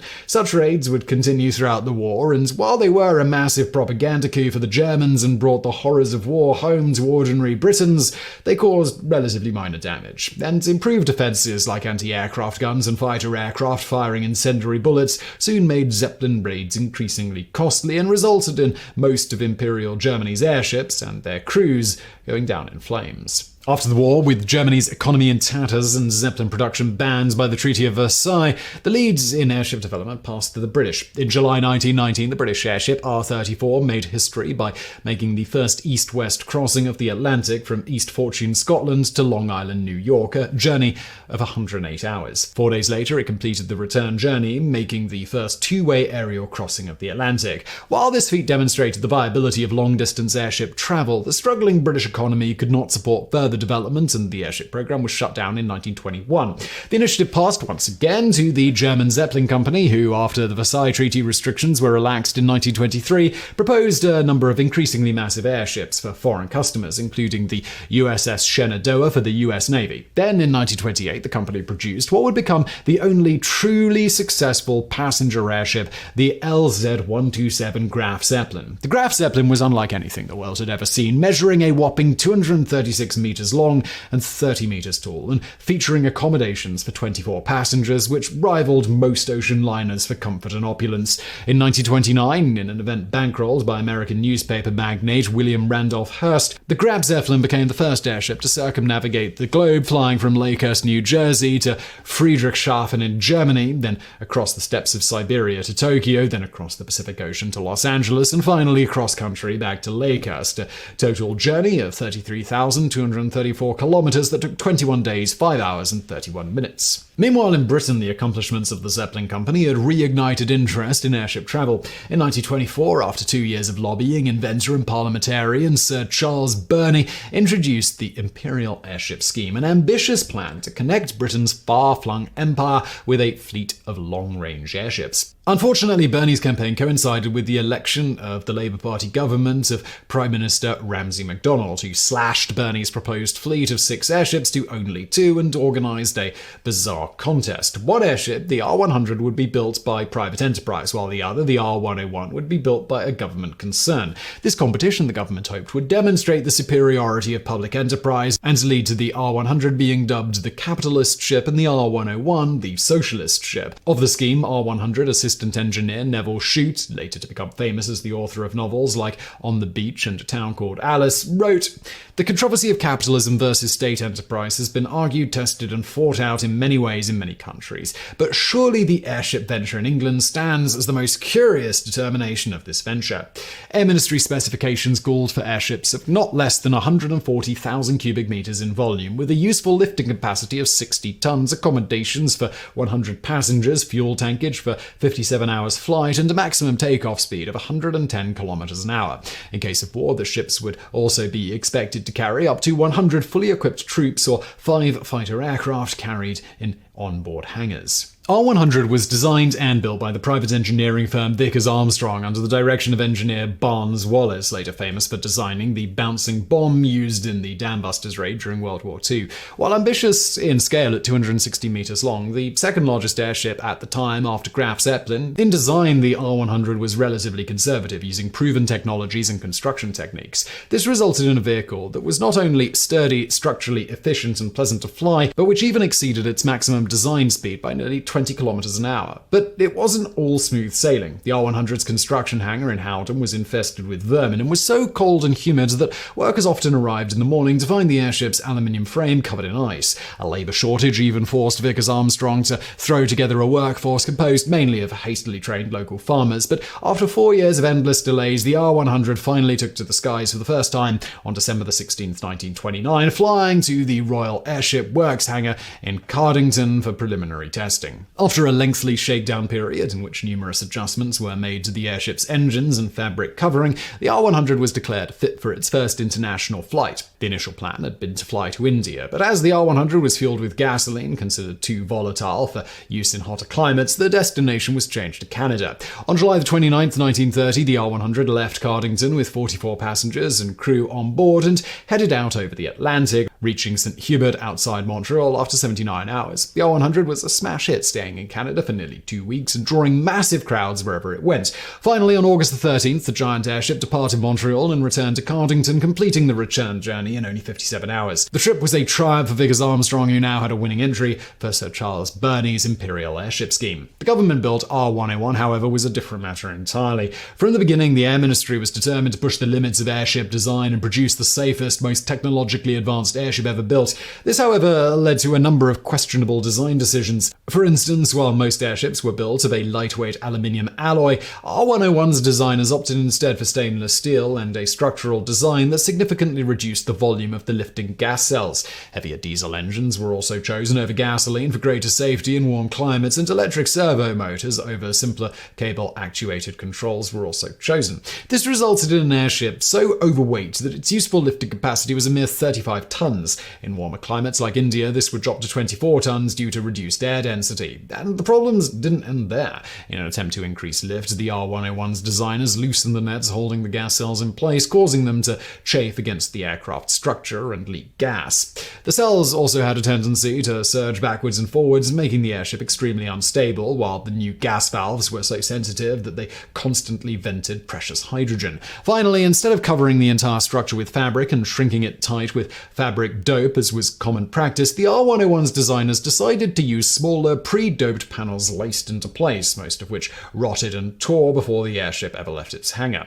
In flight tests, the R101 was sluggish and difficult to control, with a tendency to suddenly dive and climb. Indeed, about the only redeeming feature of the airship were its palatial passenger quarters, which featured 2 decks of cabins, a gold-trimmed dining salon complete with potted palms, a promenade deck with picture windows, and even an espresso asbestos-lined smoking room. By the summer of 1930, it was clear that the R-101 was nowhere near ready to make its planned inaugural flight to Karachi in British India. But the successful Canadian flight of the R-100 forced the government's hand, for to delay the flight any further would be to admit defeat. Particularly insistent that the flight proceed on schedule was Lord Thomas of Cardington, the Secretary of State for Air. Thomas, who had designs on becoming Viceroy of India, believed that arriving triumphantly in the subcontinent aboard the R-101 would greatly increase his chances of promotion, and he scheduled the flight for September 1930, which would coincide with the Imperial Conference in London. But it was clear to even the most impatient government official that the R-101 would never make it to India without extensive modifications. So, on June the 29th, 1930, R-101 re-entered its shed at Cardington to be cut in half, lengthened, and fitted with an additional gas cell. It emerged on October the 1st with an improved lifting capacity of 49 tons and a total length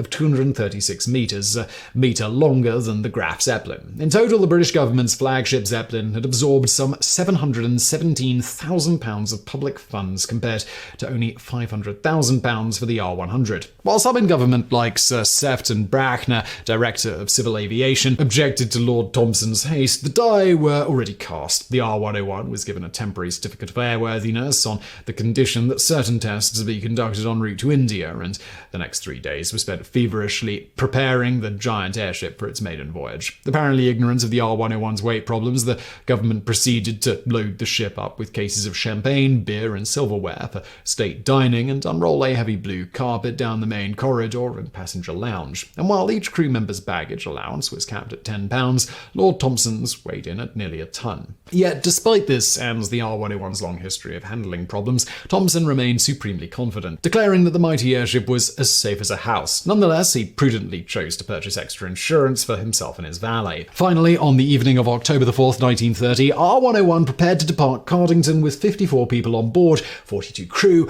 and 12 passengers, including Lord Thompson, Sir Sefton Bracknell, and Reginald Colmore, the Director of Airship Development. The weather was blustery, with winds gusting up to 60 kilometers an hour, and clouds prematurely darkened the horizon. Under any other circumstances, the flight would have been postponed, but Lord Thompson was determined that the flight should depart on schedule. At 6:36 p.m., the R-101 detached from its mooring mast, but instead of rising, the airship began to rapidly sink to the ground. Nearly 2 tons of water ballast had to be jettisoned before the ship could be levelled.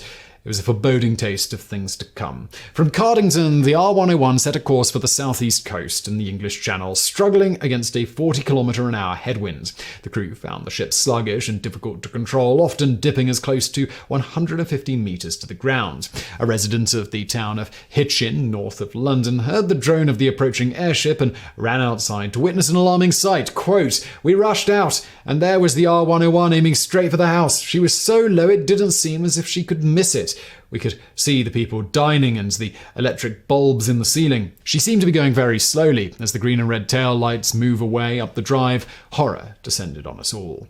At 8:21, the R-101 reached the coast, and the radio operator signalled back to base, "Over London, all well. Course now set for Paris." Despite encountering headwinds of up to 80 kilometers an hour, the R-101 still did not turn back, and while airships typically cruised at a height 3 times their length, the R-101's altitude over the channel averaged barely 300 meters. Furthermore, heavy turbulence caused the gas valves to continuously pop open, venting hydrogen and forcing the crew to dump even more ballast to keep the ship airborne. At 11:36, the R-101 crossed the French coast at Point de Saint-Quentin, near the mouth of the Somme River. Shortly thereafter, the radio operator sent back another message. "After an excellent supper, our distinguished passengers smoked a final cigar, and having sighted the French coast, have now gone to bed to rest after the excitement of their leave-taking. All essential services are functioning satisfactorily. The crew have settled down to watch-keeping routine." The ship was quiet now as she traversed the final 100 kilometers to Paris. At 2 a.m., the watch changed as per usual, with Second Officer Maurice Steff relieving the ship's captain. Flight Lieutenant Carmichael Irwin was officer of the watch. 4 minutes later, however, the R-101 suddenly pitched forward and entered a steep dive. In the smoking lounge, foreman engineer Harry Leach, who was smoking a cigar before retiring to bed, was thrown against the wall with all the lounge's lightweight balsa wood furniture. The R-101 fell nearly 300 meters before Chief Coxswain George Hunt managed to level her. Realizing that a crash was inevitable, Flight Lieutenant Irwin ordered slow on the engine telegraph. He also ordered rigger Samuel Church forward to manually release the water ballast and sent Coxswain Hunt to wake the captain. At 2:09 a.m., as Hunt ran down the corridor yelling, "We're down, lads!" the R-101 struck the ground at a speed of 8 kilometers an hour near the edge of a forest called the Bois de Coutume. This was 50 kilometers northwest of Paris. The first person to see the airship go down was a rabbit trapper named Alfred Raboul, who later described what happened next. "There was at once a tremendous explosion that knocked me down. Soon flames rose into the sky to a great height. Everything was enveloped by them. I saw human figures running about like madmen in the wreck. Then I lost my head and away into the woods." In the starboard aft engine car, engineer Joe Binks had just relieved engineer Arthur Bell when the R-101 struck the ground. The pair looked on in horror as the envelope burst into flames, the skeletal steel frame glowing white hot in the heat. A moment later, a ballast tank burst above them, soaking them in water, and the pair took the opportunity to escape the wreckage. Scrambling with their backs to the flames, they gasped for air as the flames consumed all the oxygen around them. They soon came across another survivor, engineer Harry Leach, who had clawed his way out of the smoking lounge and fallen into a tree. Once safely on the ground, Leach returned to the wreck to try and rescue more passengers, but it was already too late. Of the R-101's 54 passengers and crew, only 5 others escaped the flames: engineers Victor Savary and Arthur Cook, riggers Samuel Church and Walker Radcliffe, and wireless operator Arthur Disley. Church and Radcliffe later died of their injuries, bringing the total dead to 48, 8 more than in the more infamous Hindenburg disaster, where, by the way, in the Hindenburg's case, over half the passengers survived. By the morning, little remained of the R-101 but a charred skeleton at the edge of the wood. The bodies of the crew and passengers, most burned beyond recognition, were laid out under bedsheets, while the survivors were placed in the care of the nuns at a nearby hospital. The disaster shocked the world, and a day of mourning was observed throughout France and her colonies. When the bodies were carried to the railway station for transport to Britain, 100,000 people and battalions of French infantry and cavalry escorted the coffins. In London, 500,000 people watched the funeral procession, which stretched for 2 miles and took an entire hour to pass. The bodies were buried in a common grave in Cardington and a marble memorial erected on the site.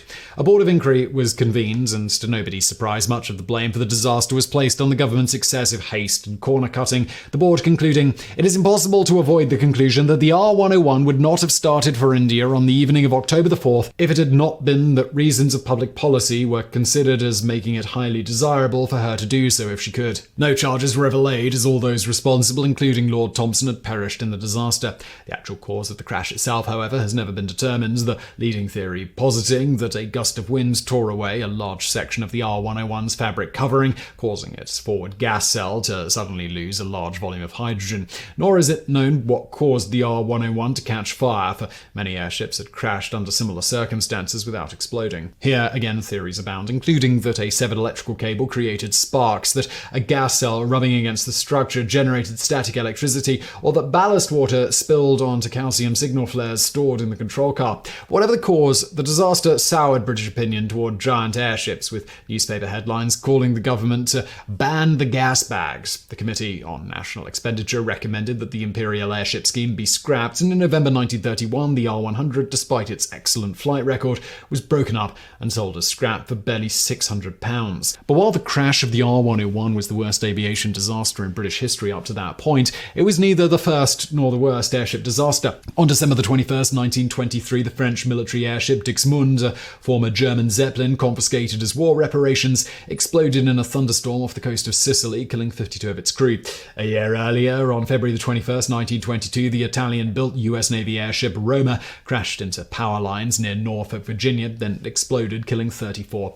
This disaster convinced the Navy to fill all its subsequent airships with safer helium, on whose production the US government held a virtual monopoly. But even this could not save the airships from their traditional enemy, the weather. On September the 3rd, 1925, the USS Shenandoah was on a goodwill tour of the Midwest when it ran into a squall line near Caldwell, Ohio, and was torn apart, killing 14 of its 43 crew. In 1929, believing it could outdo the venerable Zeppelin Company, the US Navy began constructing 2 Akron-class airships, the largest helium-filled dirigibles ever built. Measuring 239 meters long, the Akron-class ships were designed to perform forward aerial reconnaissance for the fleet and serve as flying aircraft carriers, carrying a complement of Curtiss F-9C Sparrowhawk fighters, which could be launched and recovered using a retractable trapeze. On April 4, 1933, the USS Akron, the lead ship in her class, was conducting an exercise off the coast of New Jersey when she encountered a storm and was thrown into the sea.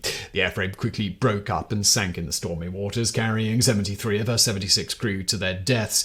It was the single worst airship disaster in history. 2 years later, on February 12, 1935, her sister ship, the USS Macon, ran into a storm off Point Sur, California, and crashed. While lessons learned from the Akron crash led to all but 2 of her crew being rescued, the Macon was also swallowed up by the waves, bringing an end to the era of American airships. The decommissioning of the US Navy's last remaining airship, the USS Los Angeles, left only one giant airship operating in the world, the German Hindenburg, and, well, we all know how that ended. No longer able to be used for passenger flights, the Hindenburg's sister ship, Graf Zeppelin II, was acquired by the German Air Ministry and used to probe British radar defences before finally being broken up in April 1940 so its aluminium could be used to build other aircraft. And with that, the age of the rigid airship was over. During their brief heyday, airships seemed to many like the way of the future, promising a more elegant form of air travel with all the grace and comfort of a luxury ocean liner. But the stately giants of the air never lived up to that promise, proving more troublesome and deadly to operate than their champions dared admit. After barely 40 years, they were gone from the skies, for by then it was clear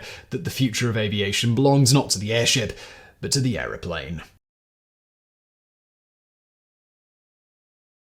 If you were to ask the average American who invented the aeroplane, the answer you would likely get is the Wright Brothers. Indeed, the 2 bicycle mechanics from Dayton, Ohio, are generally acknowledged to have carried out the first controlled, powered, heavier-than-air flight in history, piloting their aircraft, the Flyer, a distance of 36.5 meters at Kitty Hawk, North Carolina, on December 17, 1903. But if you ask the same question in Brazil, you'd likely get a very different answer. To many Brazilians, the true father of the aeroplane is neither Orville nor Wilbur Wright, but rather a fellow countryman named Alberto Santos-Dumont. Though largely forgotten today, in his day, Santos-Dumont was one of the most famous men in the world and a leading figure in the field of aviation, pioneering key innovations in airship design and making the first powered heavier-than-air flight in Europe. He was also a legendarily colourful character whose eccentric, high-flying antics perfectly captured the optimistic, freewheeling spirit of the Gilded Age. Alberto Santos-Dumont was born on July 20th, 1873, in Palmyra, Brazil, to Henrique Dumont and Francisca de Paula Santos, the wealthy owners of a coffee plantation. Free of the responsibilities of work, young Santos-Dumont enjoyed a charmed, free-range childhood on the family plantation, where he quickly developed a fascination for all things mechanical. I lived a free life there, which was indispensable to form my temperament and taste for adventure. Since childhood, I had a great love for mechanical things, and like all those who have or think they have a vocation, I cultivated mine with care and passion. I always played at imagining and building little mechanical devices which entertained me and earned me high regard in the family. My greatest joy always taking care of my father's mechanical installations. That was my department, which made me very proud. These mechanical diversions included improving his father's coffee bean sorting machines and driving narrow-gauge steam locomotives at high speed across the plantation. But in 1888, Santos-Dumont discovered the passion which was to consume him for the rest of his life. Upon witnessing an aeronaut make a balloon ascent over Sao Paulo, the then 15-year-old Santos-Dumont, an avid daydreamer and reader of French science fiction author Jules Verne, became singularly obsessed with the conquest of flight, later writing, "In the long sun-bathed Brazilian afternoons, I would lie in the shade of the veranda and gaze into the fair sky of Brazil, where you only have to raise your eyes to fall in love with space and freedom." So musing on the exploration of the aerial ocean, I too devised airships and flying machines in my imagination. Santos-Dumont's obsession only intensified when he accompanied his father on a 7-month visit to Paris in 1891. At the time, France was the global centre for aeronautics research. The country had a long aeronautical tradition stretching back to 1783, when the Montgolfier brothers made the first manned hot air balloon ascent, when in 1890 inventor Clément Audet's steam-powered all-aircraft made a short but promising hop into the air. If any nation was to conquer the skies first, it was believed that it would be France. Parisians were also far more accepting of the eccentricities which made Santos-Dumont stand out in his native Brazil. Standing barely 5 feet tall and weighing 110 pounds, the diminutive Brazilian wore high collars, thick soled American shoes, and a trademark floppy Panama hat to make himself look taller, and introduced himself with the words, "I'm Santos. I weigh 41 kilos without my shoes, but with my gloves." Later, Santos-Dumont's fame as an aviator would help turn him into a fashion icon, helping, among other things, to make high-starched collars fashionable in France. In 1892, Santos-Dumont's father, his health failing, gifted his son a sizable share in the family coffee company. Seizing the opportunity, Santos-Dumont moved to Paris and and threw himself single-mindedly into his quest of conquering the skies. He lived simply in a modest apartment on Rue Washington, eschewing the city's rich social life as he pursued an intense private education in science, mathematics, engineering, and all the other subjects he would need to accomplish his goal. At the same time, he pursued his passion for tinkering, inventing one of the first wristwatches and building a three-wheeled motorcycle on which he tore down the streets of Paris at the then breakneck speed of 32 kilometers per hour. In 1897, Santos-Dumont made his first ascent in a hired balloon, an experience which only confirmed his life's calling. I observed a pilot at his work and comprehended perfectly all he did. It seemed to me that I had been born for aeronautics. By the end of the year, Santos-Dumont had built his own balloon and become an experienced aeronaut with 25 ascents under his belt. But mere passive ballooning was not enough. If he was truly to conquer the skies, he would have to crack the secret of building a powered dirigible airship. Many had tried before, including Frenchman Henri Giffard, who in 1852 made the first powered airship flight. However, like all his contemporaries, Giffard was stymied by the propulsion technology of the time. The steam engine, which powered his dirigible, was not only dangerous, its open-flame boiler threatening at all times to ignite the hydrogen in the balloon, but also heavy and underpowered, making it impossible for the aircraft to fly against the wind. The first dirigible to complete a full circuit against the wind was Le France in 1884, which was powered not by steam, but electricity. However, the batteries needed to accomplish this feat were crude and heavy, making this a less than optimal solution. Practically, dirigible flight thus had to await the development of a compact internal combustion engine with a high enough power-to-weight ratio. Santos-Dumont had used just such an engine in one of his early motor tricycles. Weighing only 40 kilos and putting out 3.5 horsepower, it was quickly pressed into service to power Santos-Dumont's first prototype airship. Imaginatively named Airship No. 1, the cigar-shaped craft measured 25 meters long and held 186 cubic meters of hydrogen. It had a triangular rudder at the front for steering, a sliding weight system for pitch control, and a basket slung beneath the envelope holding both pilot and the engine driving a paddle-shaped propeller. Santos-Dumont attempted his first test flight on September the 18th, 1898, launching near the Zoological Gardens in Paris's Bois de Boulogne Park. While Santos-Dumont had originally planned to take off into the wind, his aeronaut colleagues advised him instead to take off downwind as with the balloon. Unfortunately, a gust of wind drove Airship No. 1 into the trees before it could gain sufficient altitude, likely damaging the craft and convincing Santos-Dumont of the wisdom of his original plan. He quickly repaired the damage and 2 days later made another attempt, this time succeeding in making a short controlled circuit. Santos-Dumont would later describe the experience in his signature breathless style. "My first impression was surprise to feel the airship going straight ahead. It was astonishing to feel the wind in my face. I cannot describe the delight, the wonder and intoxication of this free diagonal movement onward and upward, or onward and downward, combined with brusque changes of direction horizontally when the airship answers to a touch of the rudder." Unfortunately, the flight was cut short when lifting gas began leaking from the envelope, causing Airship No. 1 to rapidly lose altitude. Santos-Dumont called out to a group of boys flying kites in the park below, who grabbed the trailing mooring lines and brought the airship down to a rough but safe crash landing.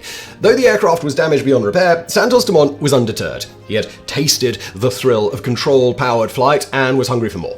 Over the next 6 years, he would construct a series of increasingly sophisticated airships, breaking records by staying aloft for up to 23 hours at a time. His later dirigibles were so maneuverable and reliable that Santos-Dumont took to using them as his personal runabouts, leading to some truly outlandish escapades. In 1903, a correspondent for the Paris weekly L'Illustration described one such incident. "I just sat down at the terrace of a cafe on the Avenue de Bois de Boulogne and was enjoying an iced orangeade. All of a sudden, I was shaken with surprise on seeing an airship come right down in front of me. The guide rope coiled around the legs of my chair. The airship was just above my knees, and Monsieur Santos-Dumont got out. Whole crowds of people rushed forward and wildly acclaimed the great Brazilian aviator. He asked me to excuse him for having startled me, and then called for an aperitif, drank it down, got on board his airship again, and went gliding off into space." On another occasion, the eccentric aviator swooped down onto a birthday party in the park, snatched up a 7-year-old boy, and took the ecstatic child for a joyride over Paris. And on Bastille Day, he celebrated his adopted country's national holiday by flying down the Champs-Élysées and saluting the French president with 21 shots from his revolver, like an absolute legend. These antics endeared Santos-Dumont to the French people, who closely followed his exploits and affectionately dubbed him the Little Santos. But Santos-Dumont's greatest aerial triumphs were yet to come,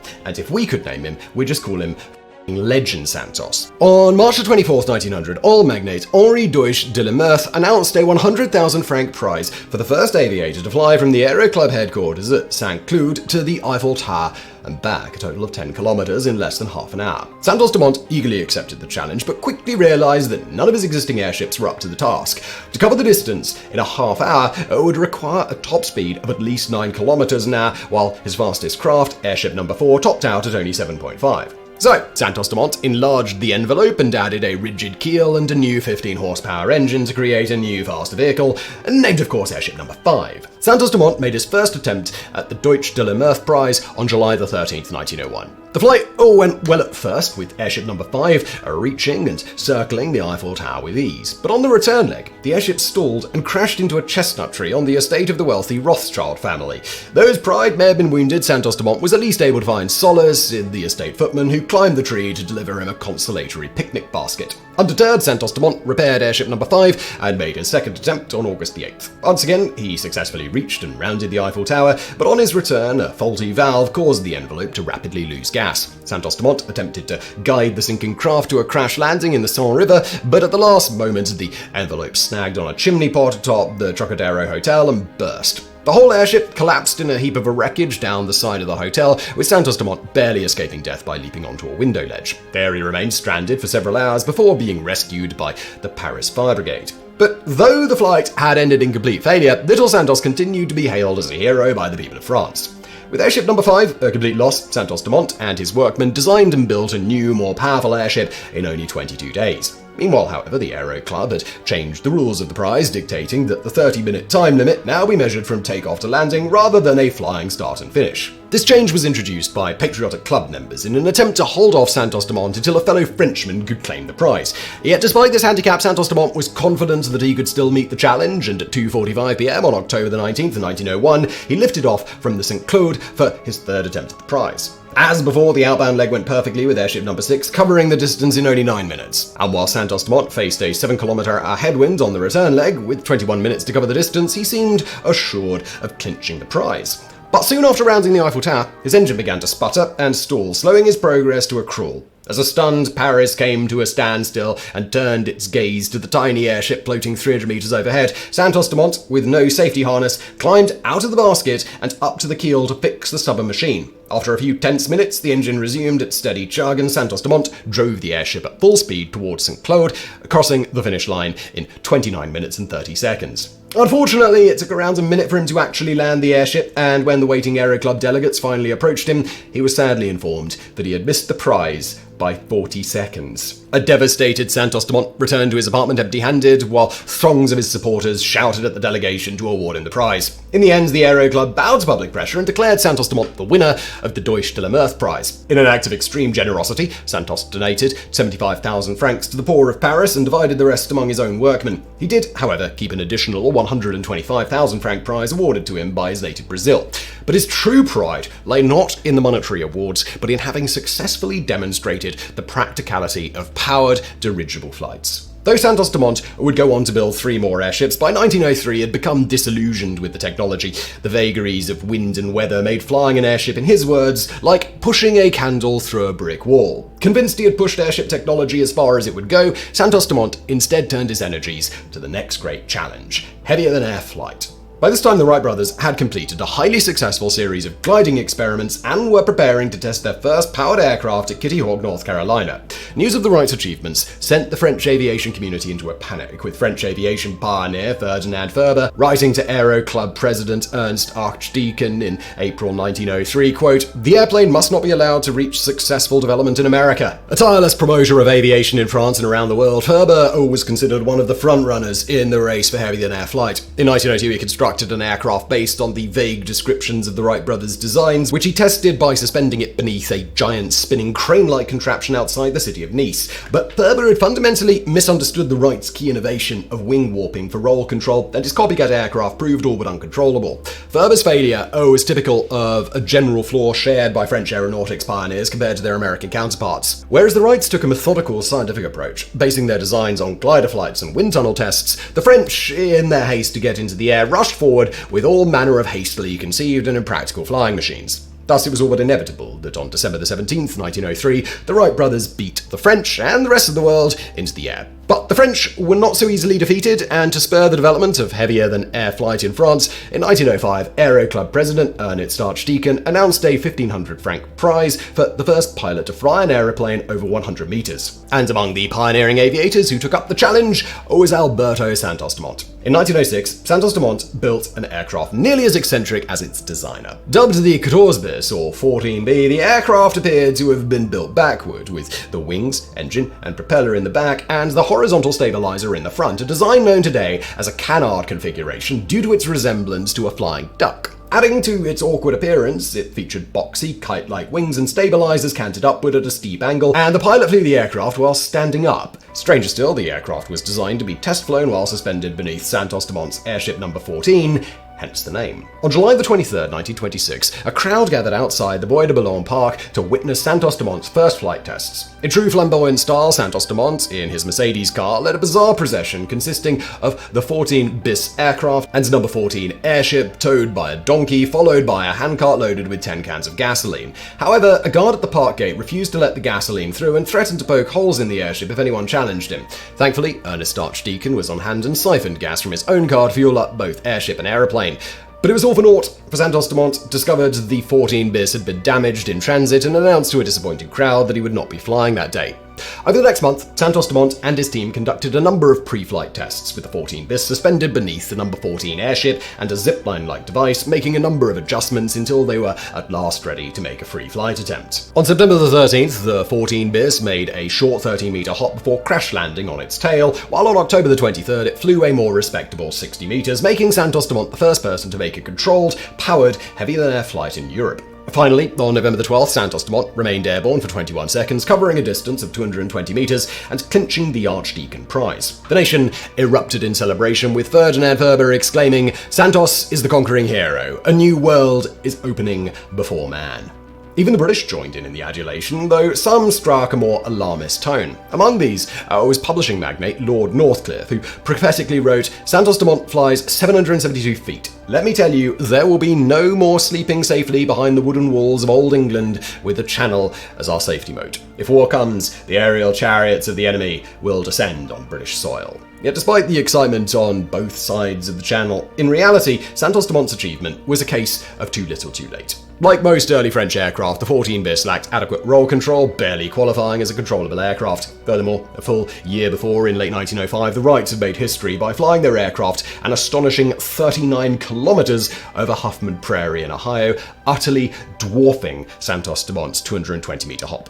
In August 1908, Wilbur Wright would demonstrate the superior agility of the brothers' Model A flyer over Le Mans racetrack outside Paris, prompting French aviation pioneer to exclaim, "We are beaten." Yet some, especially in Brazil, continued to maintain that it was Santos-Dumont, not the Wright brothers, who was first into the air. This assertion is based on the fact that the 14 bis had wheels, while the early Wright aircraft had skids and was launched from a truck using a falling weight catapult device. Later rules set out by the Fédération Aéronautique Internationale, or FAI, dictate that to qualify for a flight record, an aircraft must take off and land entirely using its own power, meaning, according to Wright brother detractors, that only Santos-Dumont's attempts technically count as actual flights. However, this argument ignores that on the Wright's historic 1903 flight, the flyer did indeed take off under its own power. Furthermore, as with the argument that cosmonaut Yuri Gagarin was not the first into space in 1961 because he ejected and did not land with his spacecraft, the FAA has proven willing to ignore minor technicalities if the case for a record is obvious enough. Santos-Dumont performed several more short flights in the 14 bis before moving on to a more sophisticated design he dubbed the Demoiselle, or Damsonfly.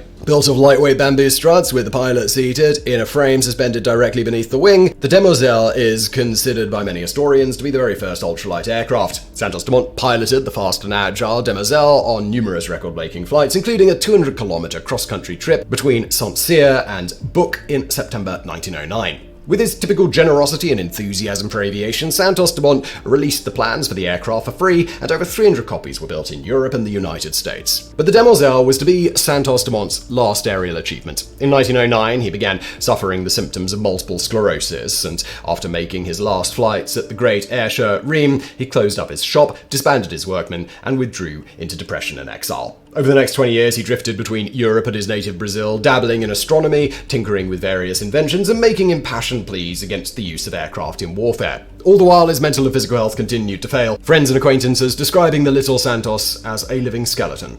In 1932, revolution broke out in Brazil and military aircraft began attacking positions around Sao Paulo. This sight proved too much for the chronically depressed Santos-Dumont, and on the 23rd of July, he took his own life at the age of 59. The government decreed a 3-day period of national mourning, and on December the 21st, Santos-Dumont was buried at São João Batista Cemetery in Rio de Janeiro, under a statue of Icarus the aviator had designed himself. Alberto Santos-Dumont is still considered a national hero in Brazil, with countless streets and other sites named in his honor. Though he may not have been first into the air, Little Santos did more than most to cement the promise and romance of flight in the popular imagination. His dashing and eccentric escapades bringing an air of genteelness and wide-eyed optimism to the field of aviation, the likes of which it would never see again.